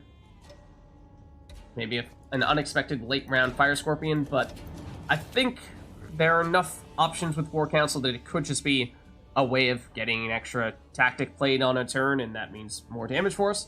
So I think we'll start with Helga, of course, for the additional charges that we gain from each subsequent tactic play. Whole lots of Panthers. Now it's Fire Scorpion. Do we use all these charges as quickly as possible, or do we try to save them for when they play something bigger? I mean, we have a leader ability charge, which we can use to lock dangerous engines, but we'd like to try to use these to set up the Coup with something of decent value. I think we take a little bit of a risk here and leave these, or at least this charge, unspent. It's another Panther. Lots of bleed. Are they going to have a Regis as their finisher? If they do, then we don't really have an answer for that. I mean, Yurden resets, but that's base power that the Regis, what is it, Reborn? That's base power that he gains from all the rounds in which we have bleeding cards, so it's not really an answer. A base Geralt would work, but not you. I think now we go Stefan in preparation for likely using Coup on our next turn. The question is, can we get away with waiting one more turn before using these order abilities? These are both going to drop down to 3. They could have, what is it? It's not Proto Flutter. It's, the named vampire who deals, what is it, 3 damage. You know, Armor Raucous is fine. Now,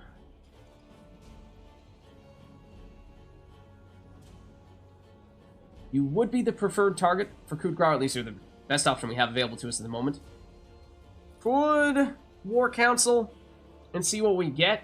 And maybe that helps set other things up and we can be a little pickier with our coup. But that's a risk we run when Fire Scorpion and Helga are getting quite low here. So we are running out of time to make that happen. And any little bit of damage they have is potentially capable of cutting them down. So, I mean, this is what? 1, 2, 3 damage? I think we have to do this, though. I mean, you want it to be coup. We probably should have done damage first, but... do this. We...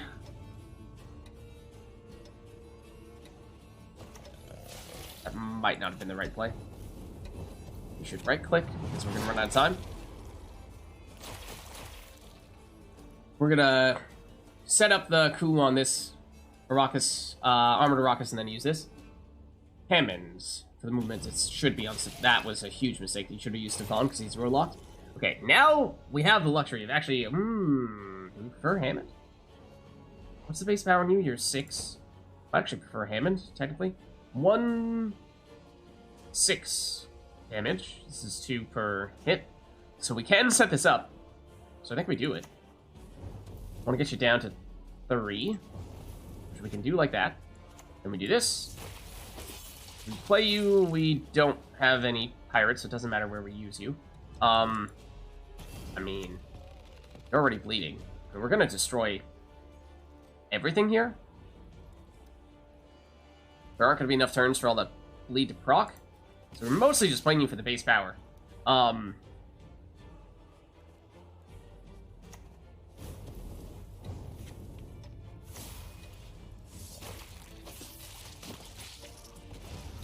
Huzzah. We will save these charges. Obviously, you guys are very vulnerable at this point, but there's no point in damaging that Panther.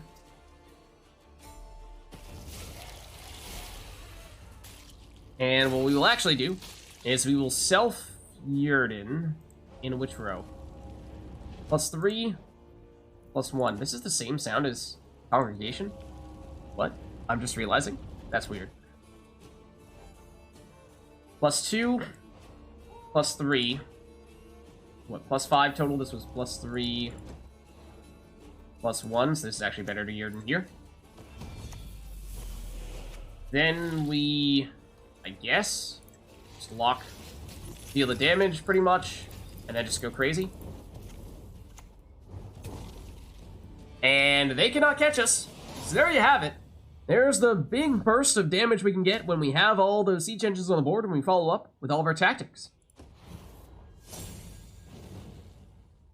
That's more what we're looking to pull off. As we were saying before, we have the damage. We just don't have a lot of points on our side of the board, and so we do very much need to just about wipe the entire board in order to come up with a win, which is pretty much what we did there. Game really, I mean, really wants us to have a turning Shalimar. How many times has it offered us this card? Like, at least 3 times. This might be the 4th. But, no thank you. Senior doesn't make much sense, because the whole point of the cut up lackeys is that they deal damage when you play a crime, and we are not a crime deck. I mean, if we have weak units, you could transform a 1-power unit into a lackey, and that's +3, but that's still not all that reliable, and we don't have the coins to transform 2 of them, so it's just not a good option. We have 1 elf. We have Francesca. Once upon a time we had Kieran as well, but we just don't have enough elves to make this justifiable. So yeah, Shalimar is the only possible justifiable option here, and as we were saying, we've been offered this at least 2 or 3 times now, and every time we've turned it down because it's just too risky. So I think we're skipping this once again. Oof. Okay, well. So what was it? Was it our first match in which we lost to Double Matic? However, we have Northern Wind would be the only bomb in our deck, so we would have basically no setup for Matic. Great card when your entire deck is built around him, but it's not in this instance, so I think this is a trap. Obviously, there's Stefan. And Stefan is always at least worth considering for us. We would love if Stefan came with some solid tactics and amnesty. We have seen that with the one amnesty that we already have in our deck, we have enough damage to set this up fairly consistently. So it's a solid tactic, not an amazing tactic, not on the same power level as the gold tactics that we have, like Coup, like Treason, but, and then Waylay. I mean, it is a tactic, despite being Scoia'tael. First of all, it's 3 damage, which is not great. It does spawn a 3-power unit on our side of the board, which is kind of a nice combo of damage plus putting up points on our side, which is something that we, as we were just saying, don't have a ton of. So there is an argument to be made for that. Then there's siege engines. We tried using siege engines briefly once before. That is, siege engines that are not, you know, the Helgas and Fire Scorpions of the worlds. You know, we had a Foltest Pride and a few other, like a Reinforced Trebuchet and I think a Siege Tower.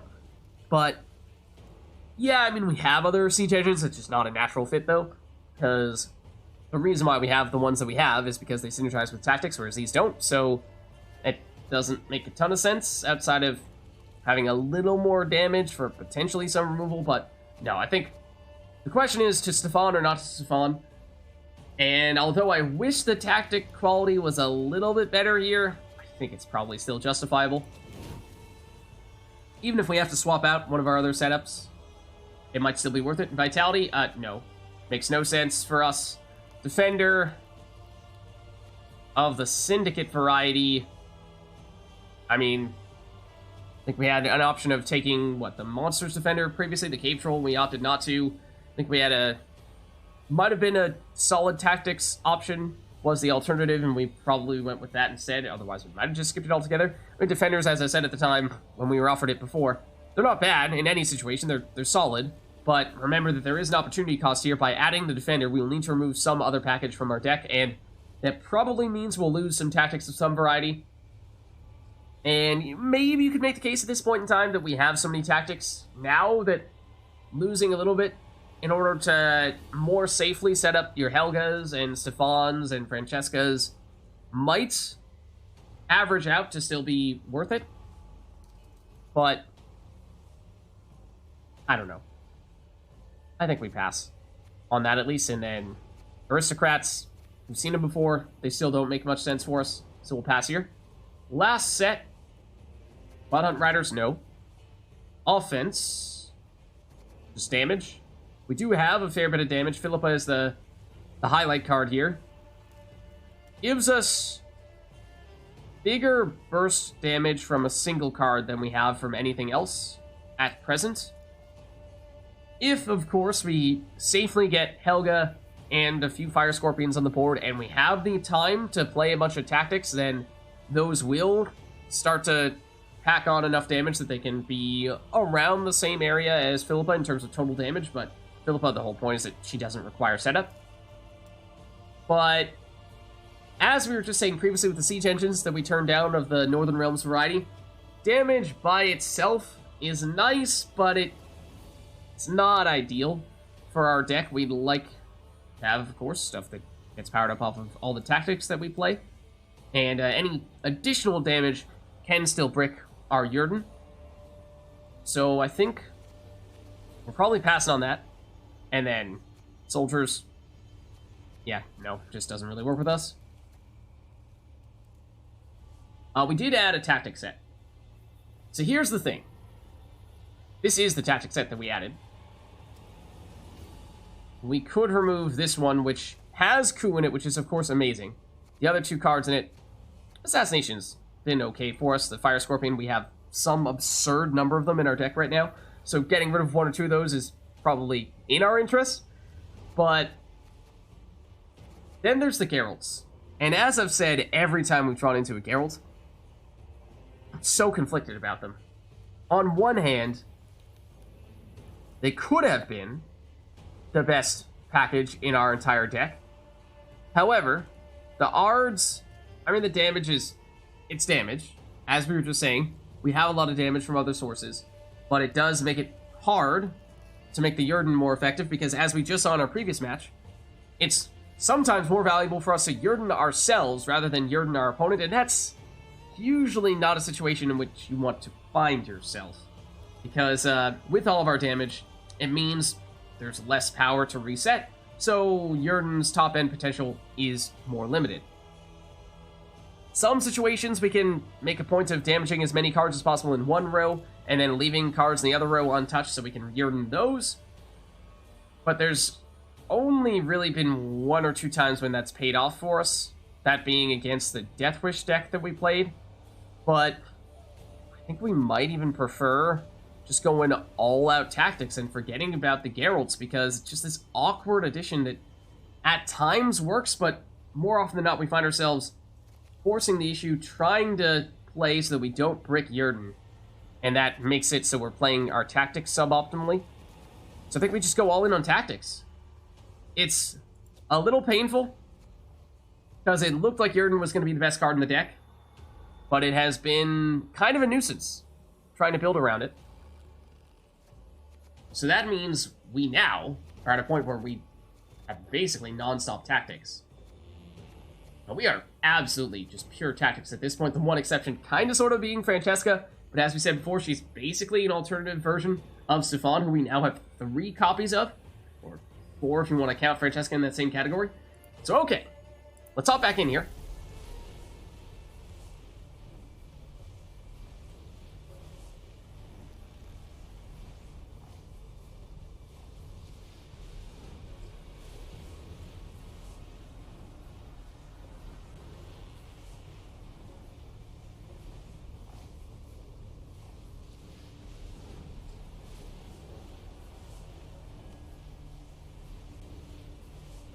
Hopefully there'll be someone for us to match up against.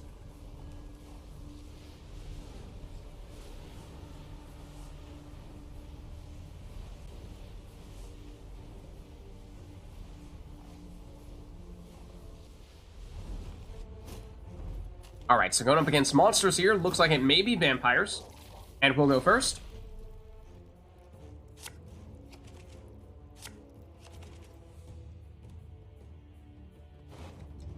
Okay, so very recently, in fact, we went up against a Blood Scent deck that was not so much vampires specifically as much as it was more bleed in general. So bear that in mind. We did have Jurden, and we actually somewhat successfully Jurdened ourselves. That is no longer an option for us, so just bear that in mind. Several Stefans, 3 Stefans, Menno, who, bit of a lack of the engines though. I think we might dump Waylay. Not loving the lack of engines here. Okay, at least we swap out a Fire Scorpion for a Helga. But, think we can make that work, I suppose.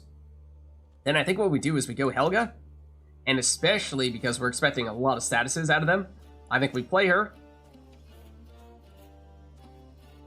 Expecting trebuchets, anything row-specific damage? Not sure that we are. But then we use our stratagem to give the Veil, which may potentially outright prevent them from damaging Helga. That would be lovely. But obviously if they have any forms of outright removal, they'll immediately use it, because that's great value for them.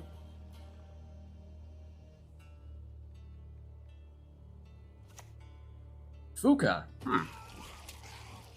Not really what I was expecting. Technically speaking, hit you, drop you down to 3, who gets Death Blow, so we can play you, and an early Fuka is nice. We technically can only trigger the Thrive once with one of our Stefans. We could potentially get a Francesca if we go with Menno into War Council. I mean, just to deny them the Fuka, I think it's probably still worth it. And get something out of Crude Grom. Maybe not the absolute perfect unit, but it's certainly decent.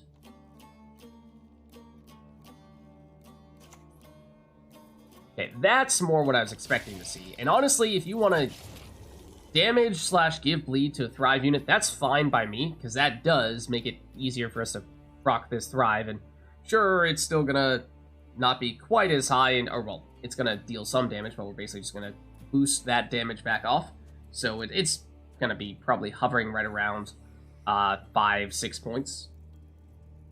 And at this point, probably worth taking a little bit of time to get the Fire Scorpion down here.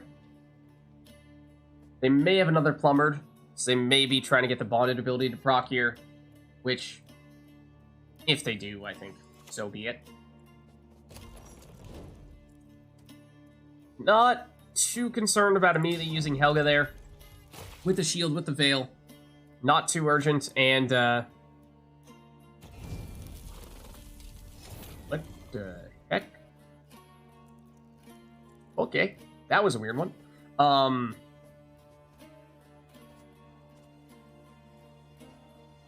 Bronze soldiers, right? Yeah, so we can't get a free Minnow proc out of that. That'd be amazing if we could. That'd be insane.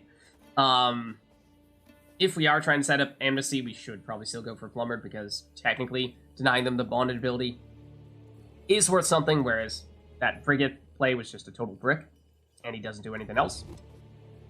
So I think it's Poke, followed by a Steal. And then we could remove you, but again, you're not really a threat right now, so I think we just save our damage for something that is more threatening.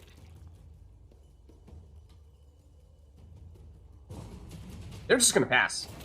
Okay? Sure. We'll take the round 1 win.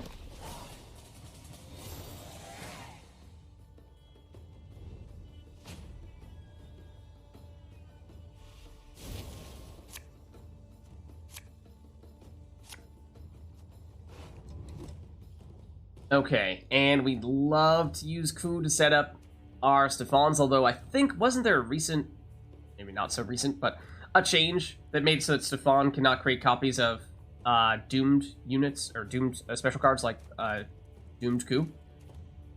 If they have anything in their graveyard we'd want to pick up with Experimental Remedy, Fuka is an option. We do get another Hefty Helga. That is one thing that we're still a little bit lacking here. We'd probably like to see if we can get...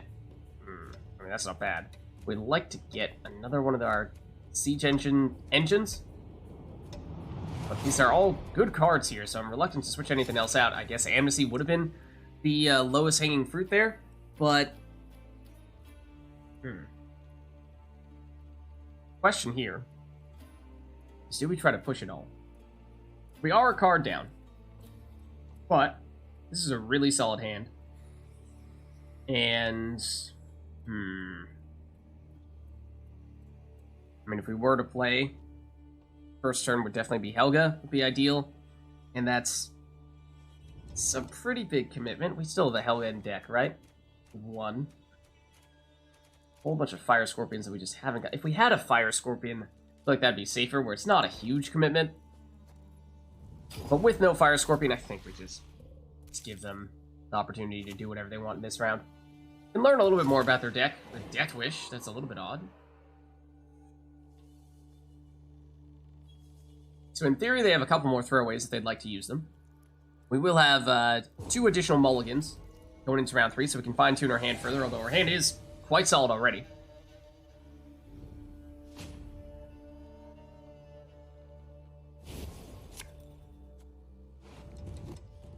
Yeah, I don't think we want Experimental Remedy.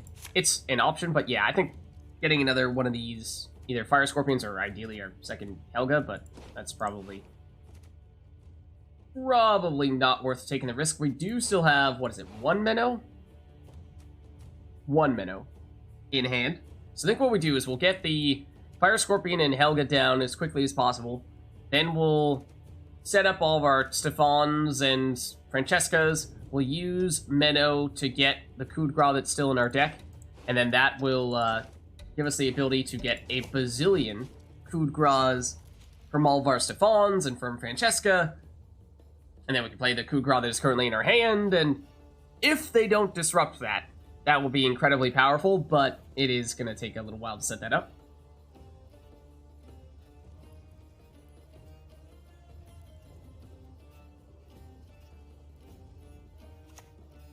Okay, Old Spear Tip is, if we can deal enough damage to drop him down to 3 power, a great target for Coup de Grace, because obviously just getting a 12 power unit on our side of the board that doesn't require any additional setup is nice. We do still have both leader ability charges, which can give us 6 points of damage, so that can help us to set that up, even if he doesn't have any order abilities. Just the damage alone to enable Coup is tempting, or, I mean, similarly, there's Amnesty. And Nekarat is annoying. And therefore is tempting to do something about. There is Treason, which, using Old Spear Tip to deal a ton of damage to whatever they play, they're probably going to play something on that side of him, would be very useful if we're willing to be a little bit more patient here. That's the thing. Basically, how patient are we willing to be in this round? Because if we are willing and able to set everything up, we have a crazy amount of tactics we'll be able to play. But it is risky, because it's going to require that we keep down our siege engines for quite some time, and some Stephans perhaps even, for quite some time, before we actually have everything trigger. So that makes me a little nervous. I'm not going to lock you, because we would like to have the charges for the damage to set up the Coup on Spear Tip, and that is very greedy of me. But I am going to try to be greedy. We should no longer be greedy. I am very happy that you did that in the melee row, though. Want to go after the Scorpion? We'll take that. We could now do Treason to reasonable effect, get rid of the Nekarat, which would do some additional bleed on their next turn. It's 7 points of damage and denying them an engine, and giving us more charges on these guys.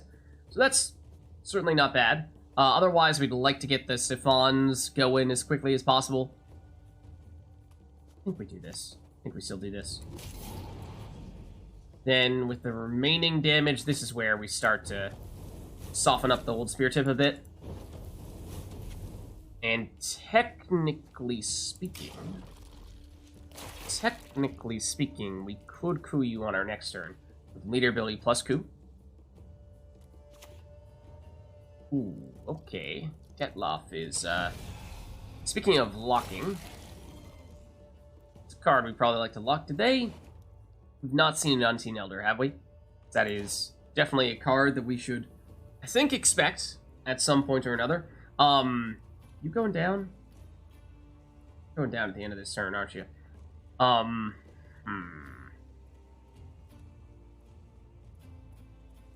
Francesca does have Veil, which is obviously great for avoiding the effects of Blood Moon. Actually, it's like amazing counter against Blood Moon. But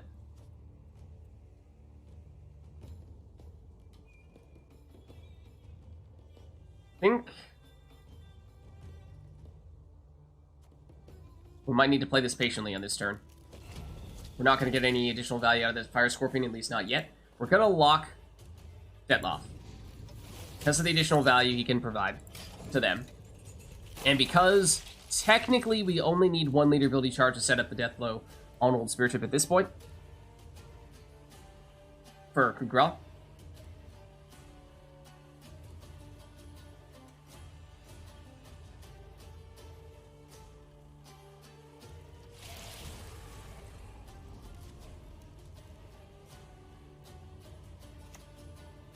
Ooh, okay, well, little do they know, we have approximately 17 Stephans where that one came from, but to lose Helga as well, this is the problem, is we don't have a ton of units here, but I think now what we do, especially post-Vincent, which could have been a hard counter for Francesca, now we drop Francesca and say, do something about it, and we just kind of hope that they don't have any other Vincents.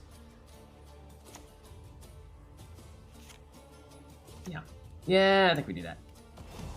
This is also the row that has less Blood Moon, so we'll try to focus on playing to this row.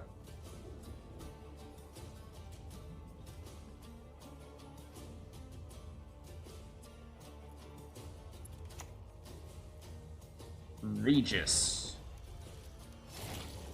For the Leech. Not a factor, or the Drain. technically, drain. But not a factor at the moment. So we don't have anything that's boosted, nor do we really intend to do that either, to be honest. Now what we really want is to go Stefan, Menno, Ku on you, Ku from you, Ku from hand, and to see whatever is remaining, and call it a day.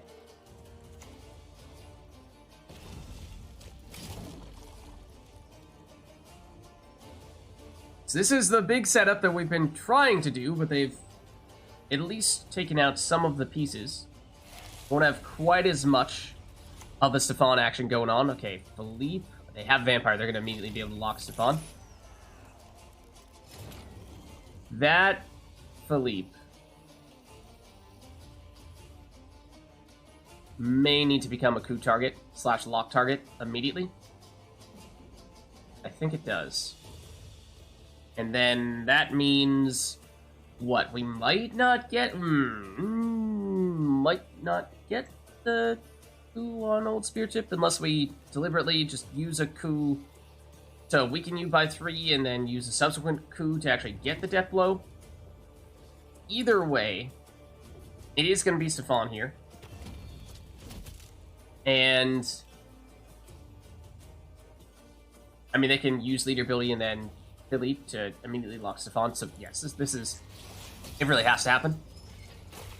Obviously, he wants to find a way to make Old Spirit Tip happen, but we might not have that luxury anymore.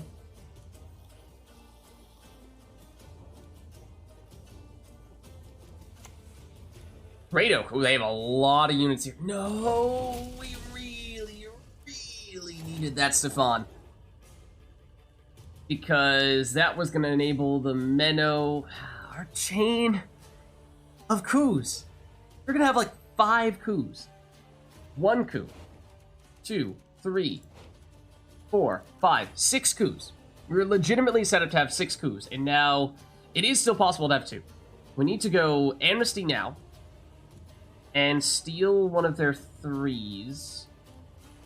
Guess we'll steal Philippe. Yes. Technically, actually we could go straight into this.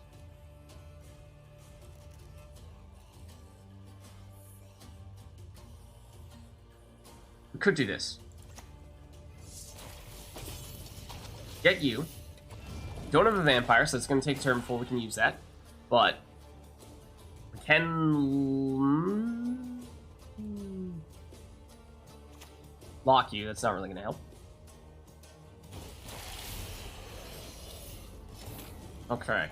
So we can go Menno into subsequent coup. And that will give us a second coup from Francesca, which makes... We can use the first coup to damage Old Spirit Tip, get it down to 3, use the second coup to get the death blow and actually play you. So that's, what? 6 points of damage, 12-point body, 18 points total. Is it better to do that, or is it better to go straight into, I mean... Oh. Vincent, destroy you, or Vincent... No. Actually, it's this... It's this. It's coup. It's you. Vincent to destroy Great Oak. And then this coup... Oh, actually on... You have the... what am I saying this whole time? You have the spying, then we can just do this automatically. We don't even need the death blow. So yeah, good thing we did not double down on that. So that was sort of our big finisher. We weren't quite able to do as many of those as we would have liked. Speaking of finishers, that is what Wild Boar of the Sea is. But we should be able to steal something, and that should be just enough for us here. And then, for good measure, we'll just throw on a lock because we can, and we'll take the win. So that was about 1/4 the coup setup that we were looking for. It would have been amazing, but fortunately it was still enough to get the job done. And I'm glad we saw that there was the option to... Oh! Cycle's complete. Okay, sure. But I'm glad we saw the play there, the line, where we could coup the Vincent, which I was not originally planning to do. Use that to destroy the Great Oak, which we could do, because it did not initially have a status, but we could put the status on proactively using the Philippe that we had couped on the previous turn. And then, because we already had the spying on the Old Spirit Tip, we didn't actually need to get the Death Blow, which was key because we weren't going to be able to trigger the Death Blow, so just barely worked out for us there. And 4 wins is what we saw with the previous go-round with our old setup from months ago. So this time, I mean, definitely a slow start where it was awkward. We had a tactics deck that just didn't have enough tactics in it. And then only at the end, once we started to really get the quantity and the quality of tactics that we were looking for, did it start to feel like the deck was starting to come into its own. Because there you saw, once we get the Stefans, with the Francescas, with the Menos, to guarantee that we get the coups, it can be huge point swings all on one turn, but just didn't quite have enough time to benefit from all that stuff until the very end. Didn't expect to win that one. In round 1, at first I thought that they were like throwing. They had some cards that just did not make sense, like the Virgith play.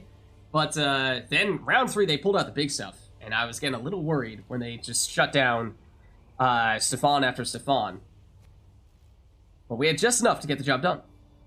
And so, yeah, it was, we invested 150 scrap, or rather ore, and we got 1 keg, which is the equivalent of 100 ore, 40 scrap, which is the equivalent of 1 reward point, which is basically the equivalent of 50 ore. So this is basically the cost of entry that we got back right here, and then a little 45 meteorite bonus. So, you know, basically, as we said last time, we got 4 wins. It's a small positive return. Not a huge amount, but it's something. And it's slightly different this time, because I think we got a keg, we got a little bit of ore and a little bit of meteorite last time, whereas this time, rather than ore, we got the scraps. But I think that's a good place for us to wrap up on all of the drafting stuff. And, you know, it's not a game mode that we do very often, but it's fun to mix it up every now and again, because you never quite know what you're going to get. Some combos that are, of course, not possible in any other game mode. What with the, like 4 Stefans did we have at the end? Or something like that. So that's always a bit of fun. I do have a bit of a meme deck for the Trial of the Grasses, of course, the seasonal event. If we'd like to finish up on that, I think it's probably too late for us to hop into Thronebreaker at this point in time. That just feels like that doesn't make a ton of sense, because I think the idea was if we were going to go Thronebreaker, that perhaps we'd sit down and do a fair bit of that tonight, but we did, I think, more draft than I was expecting for us to do, since we opted to go with an entirely new deck, an entirely new draft altogether. But if we want to, maybe we finish with a festive meme deck for Trial of the Grasses as our parting match for the stream. How does that sound? Maybe that's the best way to call tonight. As I was saying before, when I was talking about draft versus seasonal mode versus Thronebreaker, which one are we most interested in? This is very much a meme deck. It is not very competitive.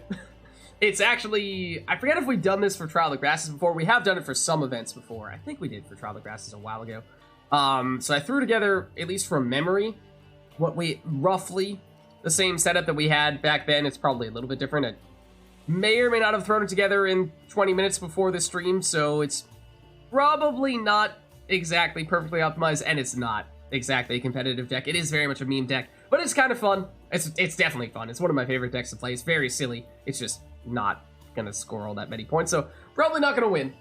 Just let me preface it by saying that. But it's silly, and for that reason, maybe it's a good way to call tonight by just trying that one out. So what do we say? How's that sound? I say we go for it. Oh, I guess I'll show you real quick what it's all about, though, before we hop in. So, It's a monsters deck. Fruits of Vids get... Oh, well, I guess before I even do this, hold on.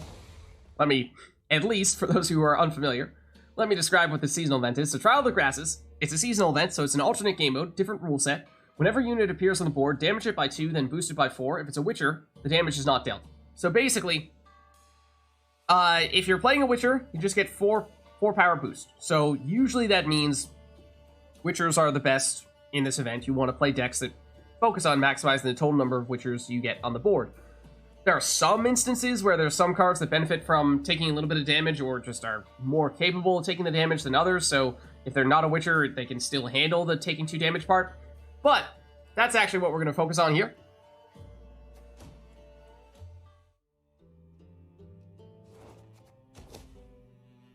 Because for today's deck, a meme deck at that, it is a Monsters Fruits of Yizkit deck, and the entire idea is that we are deliberately going to use the 2 damage that we take whenever we play a unit that is not a Witcher to destroy as many of our units as possible. What, Lids? Why do we want to destroy our units? I'm glad you asked. One word. Hyphenated word. Cheat Troll.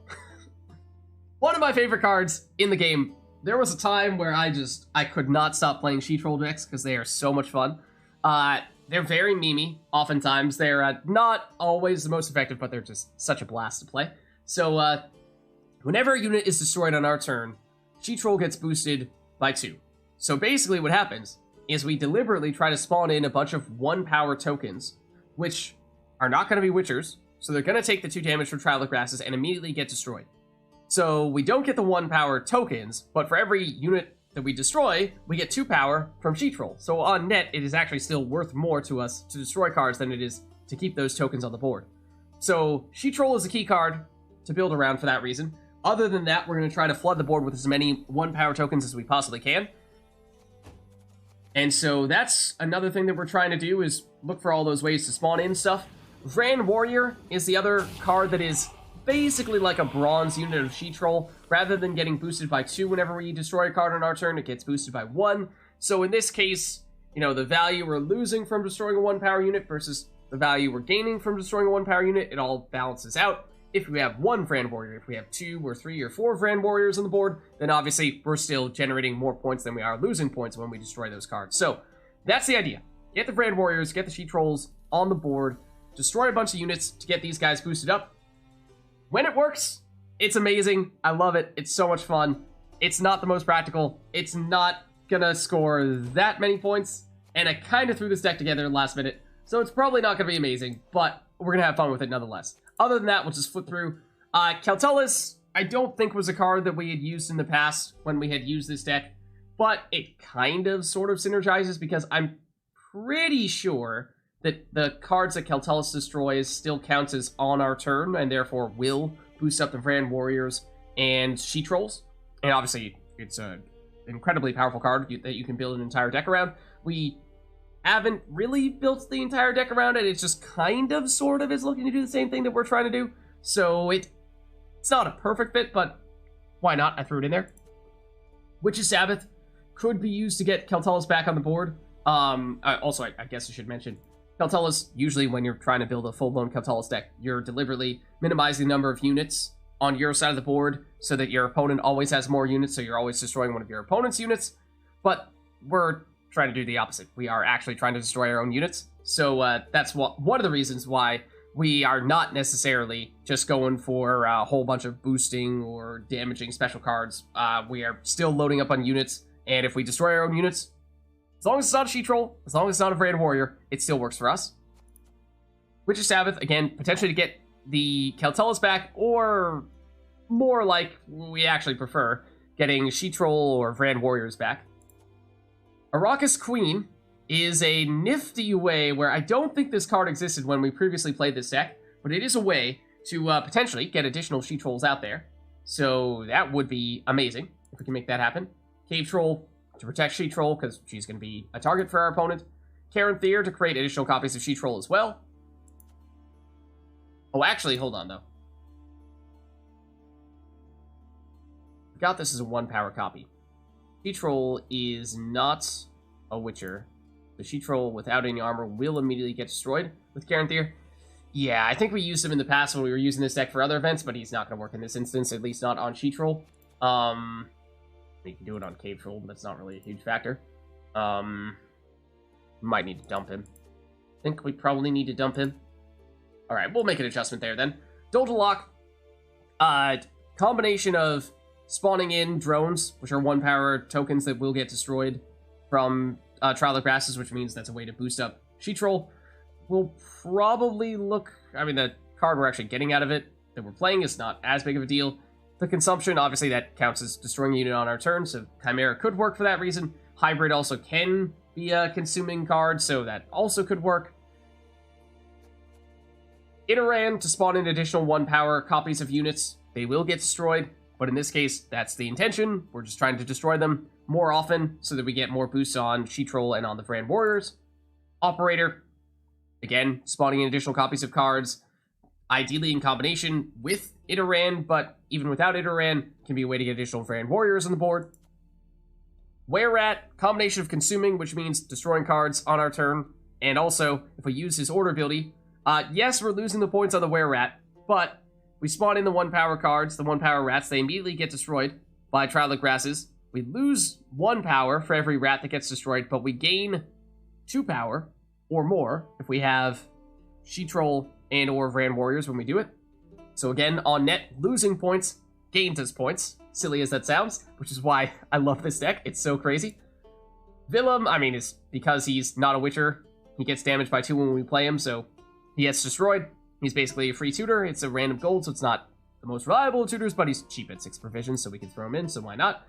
Rabaghazi just to give us a little more consumption, so we have more ways to, for example, consume our Araka's Queen or other cards, so we can make sure that we consume and destroy as many cards on our turn as possible. Araka's Nest is basically our best point slam, silly as this sounds, because it is a guaranteed way to get 4 cards on the board that will immediately get destroyed by Trial of Grasses and boost up Sheet Troll and Vrand Warriors in the process.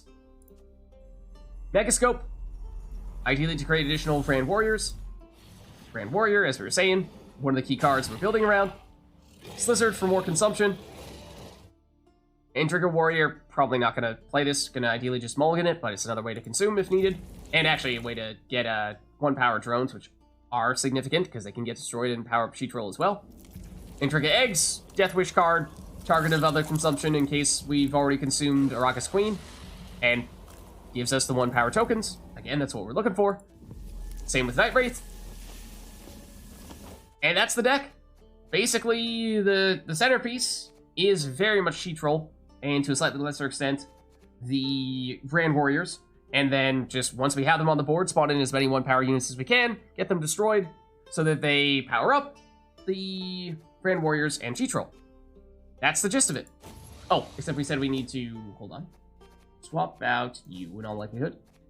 Have anything at 9 that we like. So yeah, we've definitely played this deck in other events before, where we've not had the guaranteed destruction right off the bat that Trial of Grasses provides, but it makes it easier to spawn in additional engines.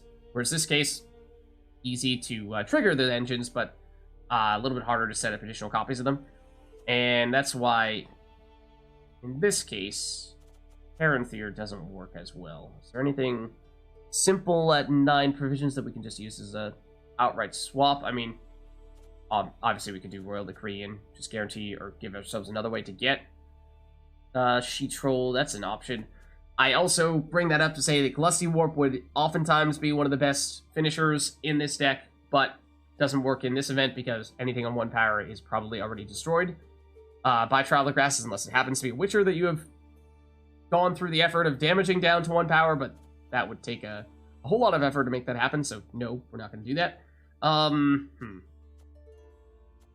Other spawning that we actually would want. For tutors, it might just be a tutor that we go for here. Mata theoretically works as well.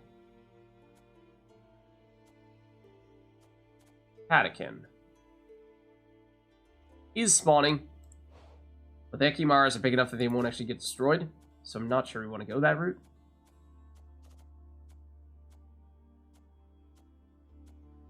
Probably just go Royal Decree or Naglfare. Let's go Naglfare. Okay. yeah, like I said, it's silly. It's not all that practical, but it is a lot of fun. And I think, you know, it's probably not perfectly fine-tuned because, you know, ideally I would have spent a little more time looking at the specific balance between ways to set up the Vran Warriors and She-Troll versus ways to trigger all their boosts, but, you know, we'll throw it out there. We'll just have some fun with it, not be too concerned about it. In terms of specific matchups or anything like that, I mean, we're losing to Skelgo Witchers, we're losing to... outside, I mean, basically we're losing to any meta deck.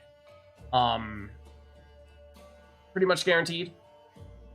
So that's why I say we're probably not going to win this one, but we'll have some fun with it. We'll have some fun with it. It's silly. It's fun.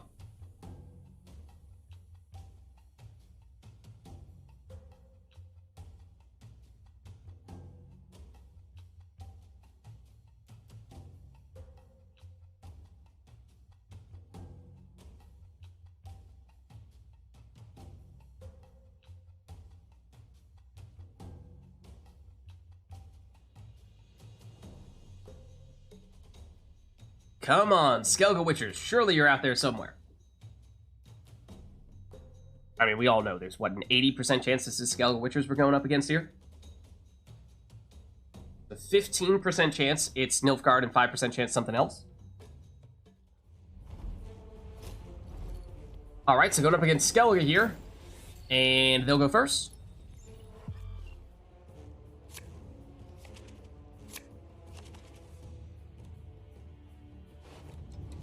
Okay, so notably, we do not have She-Troll at the moment. That's a problem.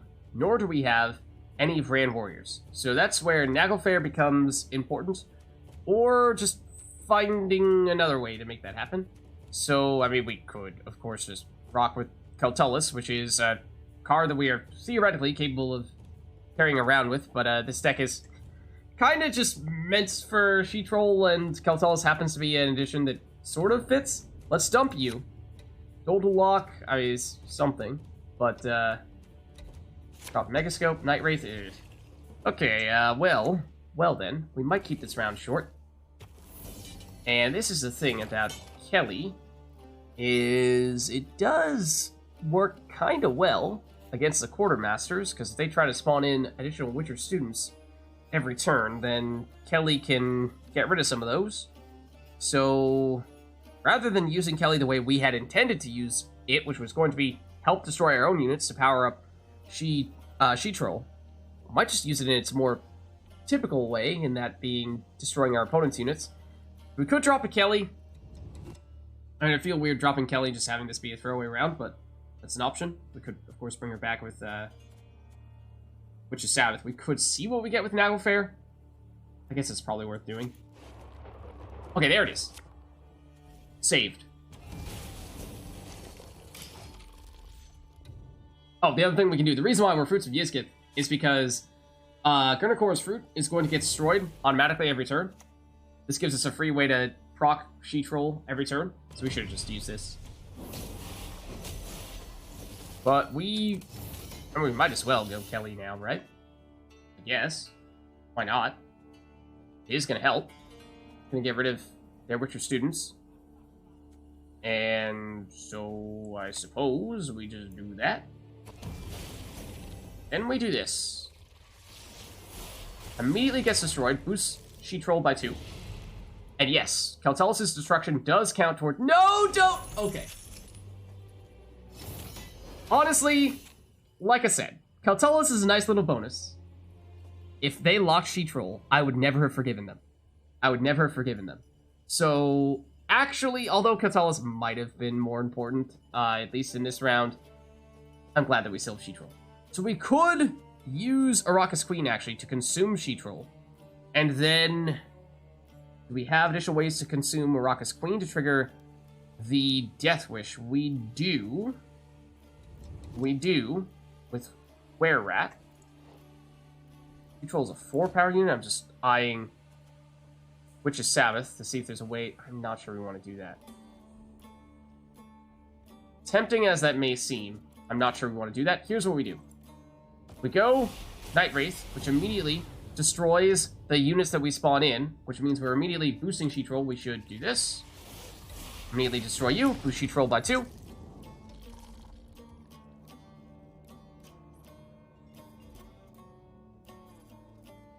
So what I'd like to do is ideally have it so that sheet roll is among the 3 highest power monsters cards we have in our graveyard at the end of the round, so we can still get her back in a subsequent round.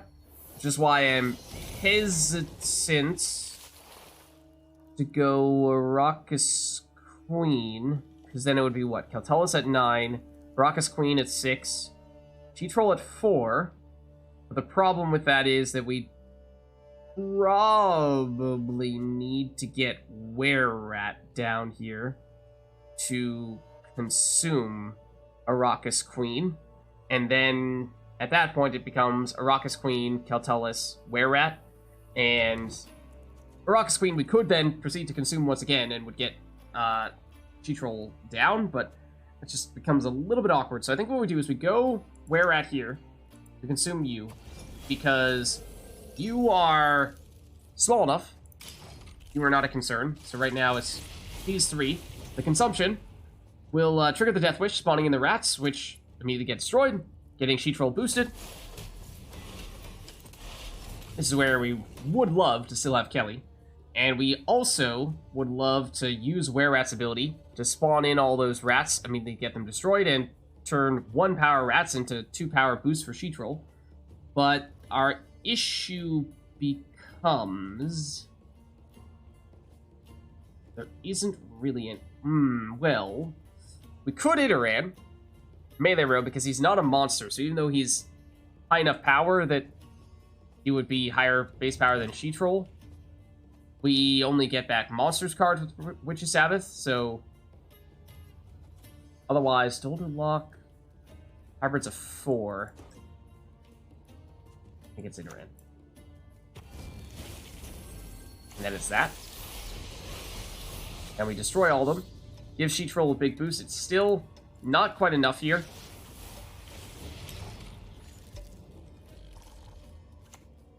So I think we're probably going to need to pass on this turn. Probably going to need to pass on this turn. But a decent showing from sheet roll in round 1, and we should still have what it takes to get her back in a subsequent round with Witch's Sabbath. Yeah, in the past, I've used, actually, Arrakis Swarm with this deck, because we don't have a ton of organic cards here, but this is one of them.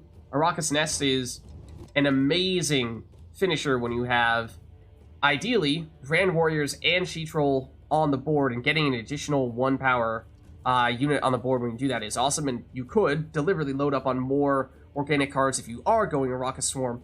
You don't have a ton. I didn't really make a point of doing that this time around. Megascope is kind of an alternative to some of those things. We are probably looking for a throwaway here, except we'd like for that throwaway to be something other than a 4-power monsters unit. They're playing. I'm a little bit surprised, because they did play 1 more card than us.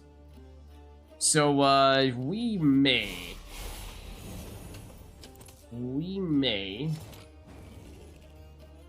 be looking at needing to go Witch's Sabbath here.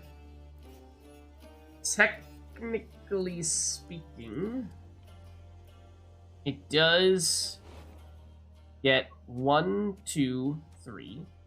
You would have 3 units on the board.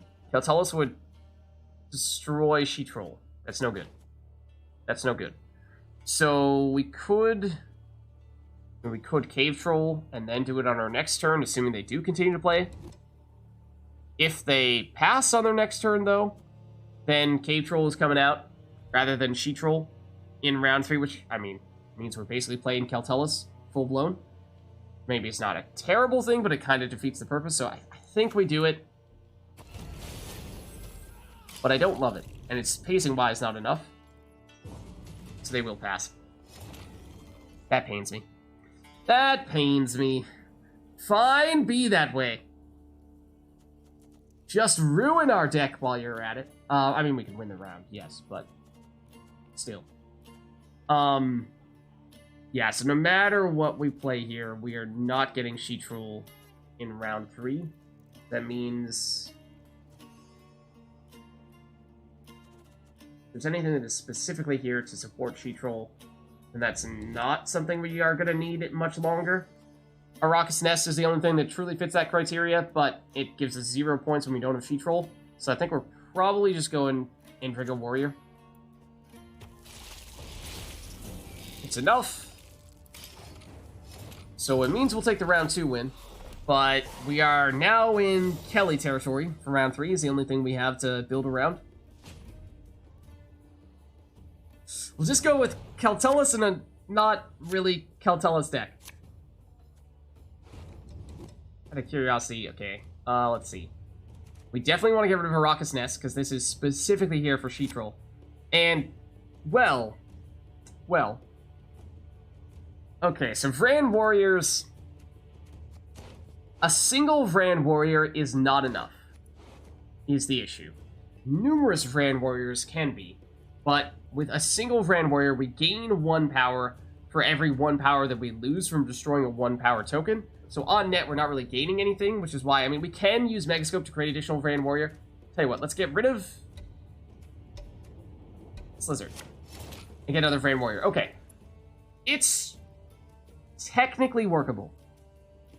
Technically workable. We... Of course, if we Witch's Sabbath, we get 1, 2, 3. Were-Rat, depending on where it comes out.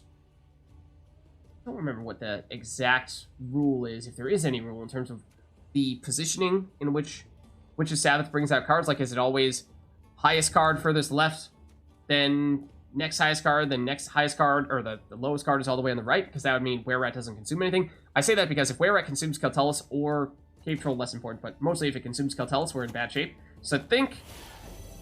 let's play it safe a bit. We'll go Vran Warriors first, and we're going to Megascope to get another copy. But, okay, they don't yet have the ability to create additional Quartermasters, but... or rather, additional students. Maybe we deliberately wait, and we try to create another Vran Warrior this way. It'll take a turn before we can make that happen. We'll let them have more units on the board than we do. Then next turn is probably Witch's Sabbath. No, don't Megascope yet. I mean, okay. Fine. Fine. Willem... it's gonna be Oniro. Has to be Oniro. In which case we can use that to get another Megascope. Ooh. Another Vran Warrior. That's a little intriguing. I kind of like that. And again, allows us to continue to not have that many units. And actually, destroying Willem counted as destroying a unit, even though it was our opponent's unit. So this works. Probably should have put this in the range row just in case. Well, Keltullus and everyone else is going to come down the far right side, aren't they? Okay, Well, Kelly now would either destroy a Quartermaster or destroy whatever we're summoning out from their graveyard. It's going to be 2 Adepts and looks like a Quartermaster. So yeah, they're losing a Quartermaster. If we bring out Kelly, we are giving them a Quartermaster as well, so on that it's not really changing much. We'd probably do it now, though.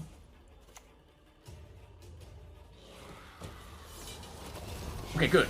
That is where we wanted Were-Rat. I did not want Were-Rat to immediately consume one of our cards. Well, also, we have the Vran Warriors on the board, so we can do this. And get a little bit of extra pointage. Okay, then we're going to go... Operator, Vran Warrior, Vran Warrior.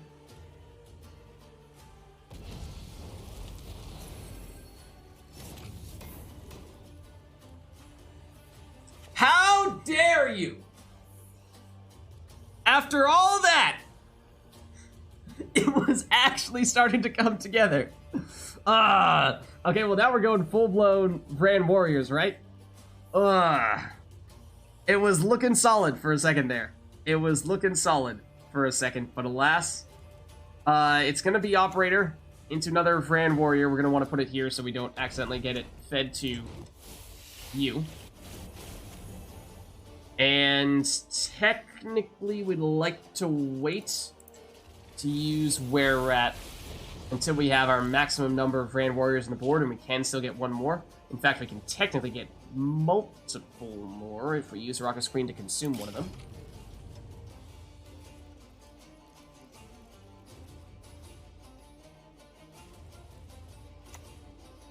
Okay, Vesemir Mentor to boost their Witchers. They actually have not made additional Witchers here.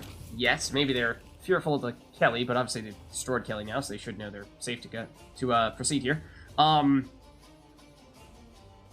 Order of operations-wise, what is it? Rand Warrior, consume Rand Warrior, and put a Rocket Screen right here where it gets automatically consumed by Were-Rat. Then, next turn, use Were-Rat, order ability, play Night Wraith next to Were-Rat where that gets consumed. Final card is Doldalok. Oh, we'd like to have time to use the Doldalok order, though. So we don't need to use this. This can be our last turn play, right? Either way, it's definitely Rand Warrior now.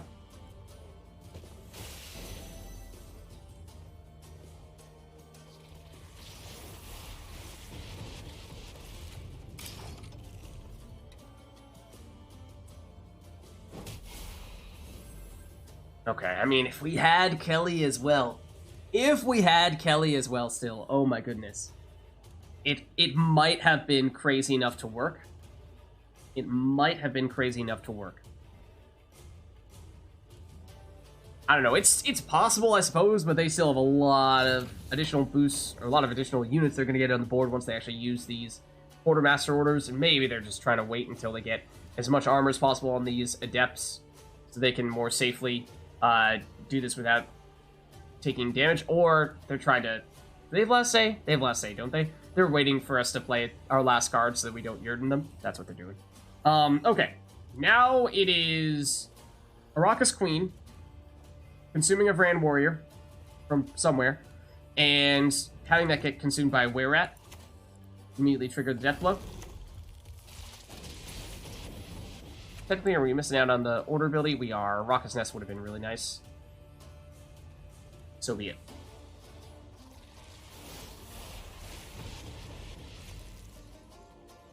I think we might actually want to do this. Because...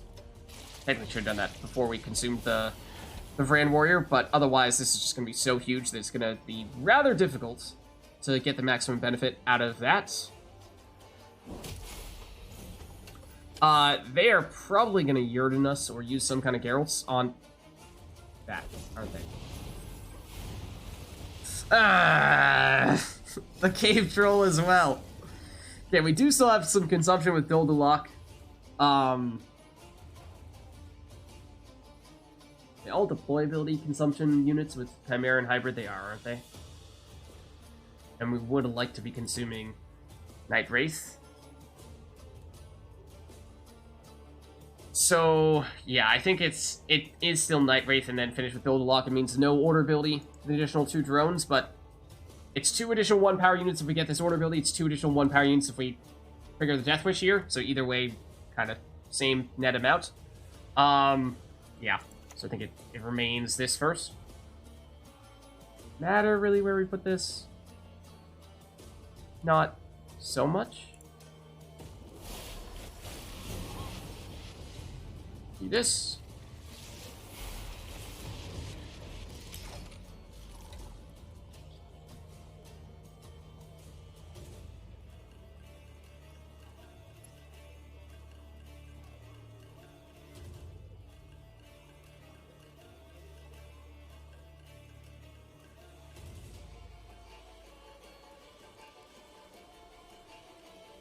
So it's probably another Geralt. Yeah. So that's another thing that we, theoretically, we could have thrown in Geralts into our deck and sacrificed some of our ability, like Keltullus, for example. We could have dropped Keltullus and fit in some Geralts.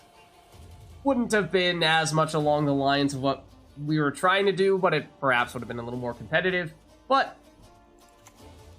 we're in it for the memes, so we will consume. And in this case, technically, you're worth 1 more point. So we will consume you. Probably should put you in the range row, but Those get spawned and immediately destroyed. Go with this. Give ourselves a little bit more of a boost on the Brand Warriors, but bear in mind, this was with Kelly getting destroyed, Defender getting destroyed, so that our Were-Rat got destroyed, which would have given us a ton more points, and we almost might have been able to pull it off, if not for the just sheer amount of removal that they had there. But honestly, you know, given all that, it actually did go better than I expected it to go. I thought we were going to get crushed by Wolf School Witchers, but we were standing in there for a fighting chance. Then the Geralts came out and, you know, they kind of ruined our day. But we got a decent look at what that deck is all about. So round one, we didn't get much of an opportunity to see She-Troll at work. But the Brand Warriors, we got just the sheer quantity of them in round three was nearly enough to carry us. Yeah, for a meme deck, you know, against the best possible deck in this event, and a meme deck that, as I said, could probably still use a little more polishing, I think, honestly, better than I expected us to do. So you know what? We'll take it. We'll take it. So yeah, there's a look at a meme monsters self-destruction deck for Trial of the Grasses. As I said, if you are interested in checking out this type of deck, I'm fair. In fact, you know what? Hold on. Give me a second. I'll see. We definitely have done... We've done it at least twice, maybe 3 times, this type of deck. We have done it, I think, at least once for Trial of the Grasses, but we've definitely done it for some other events as well. Just going to take a quick look. Maybe I'll drop the video deck guide link or the deck list in chat if any of you guys are interested. Let's see, I'll look for the Trial of the Grasses one first. Trial of Grasses. Let me see if I can track it down. Let's see. Is it here? Am I making it up? Did we play it for Trial of the Grasses? Hold on. Have we really not played it for Trial of the Grasses? I have it in my head that we have. But maybe I'm making that up. Apparently I'm making that up. Apparently we've not played this for Trial of the Grasses. I have definitely done it without a deck guide before in that case, but apparently I've never made a deck guide for it in Trial of the Grasses. Huh. Okay. Add that one to the to-do list. Probably too late to do it this week. But, yeah, I totally thought that we'd already done one for Trial of the Grasses. But, here, throw this back on so you guys at least can see something. But, yeah. Huh. Alright, let me see. Let me try to track down another one for it. But tracking it down will be a little bit harder now. Not gonna pop up with She-Troll. What did I name it? What did I name it? Hold on. Are we really searching through every single deck guide? Maybe. Maybe. Well, it's monsters. Hold on, it's monsters. We can whittle it down by searching for monsters. I've made, apparently, 23 monsters deck guides. Surely I can find it amongst those. What events did we do it for is the question. Seesaw!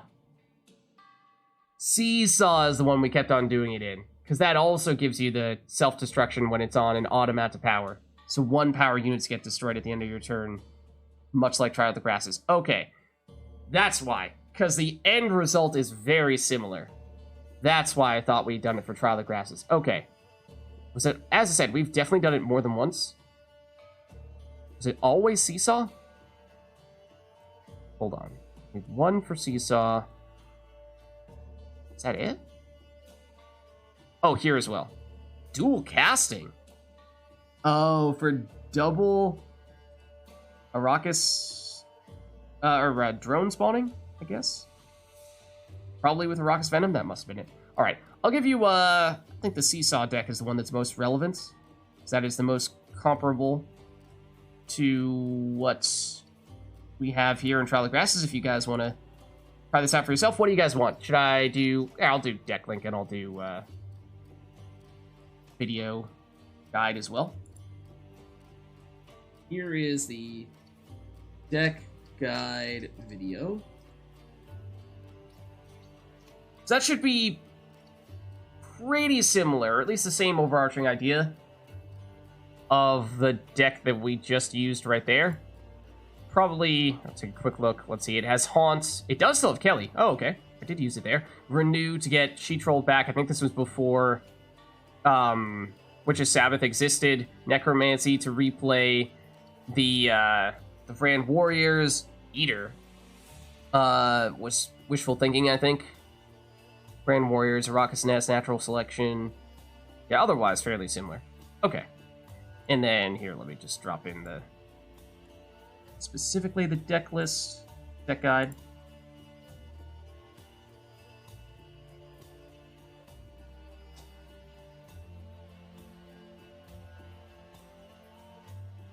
There you go. Okay, so I think that's pretty similar to what we just did, and although it was technically made for Seesaw, should still be applicable for Trial of the Grasses, because same thing happens. You spawn in the 1-power units, they immediately get destroyed, and that way you can power up She-Troll, you can power up the Brand Warriors. As you saw this time, I think the notable additions, modifications you might want to make is adding in the Witch's Sabbath.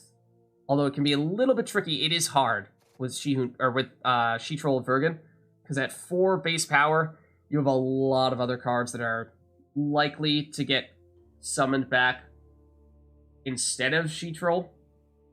Obviously, Kelly, we saw, yeah, like when we did, we got Kelly, we got Cave Troll, and we got Were-Rat, I think, which are, in some cases, all cards that you'd like to be playing in the same round as She-Troll, which is where a lot of those issues come from. But, other than that, I don't remember if the one that I just linked there has 2 Megascopes, but you might want to throw those in. Willem, I definitely don't think I had in that deck guide, but is an option for a little more tutoring. Operator might not have been there. Iteran might not have been there. Dodelock, I don't think was there. Those are all nice little bonuses.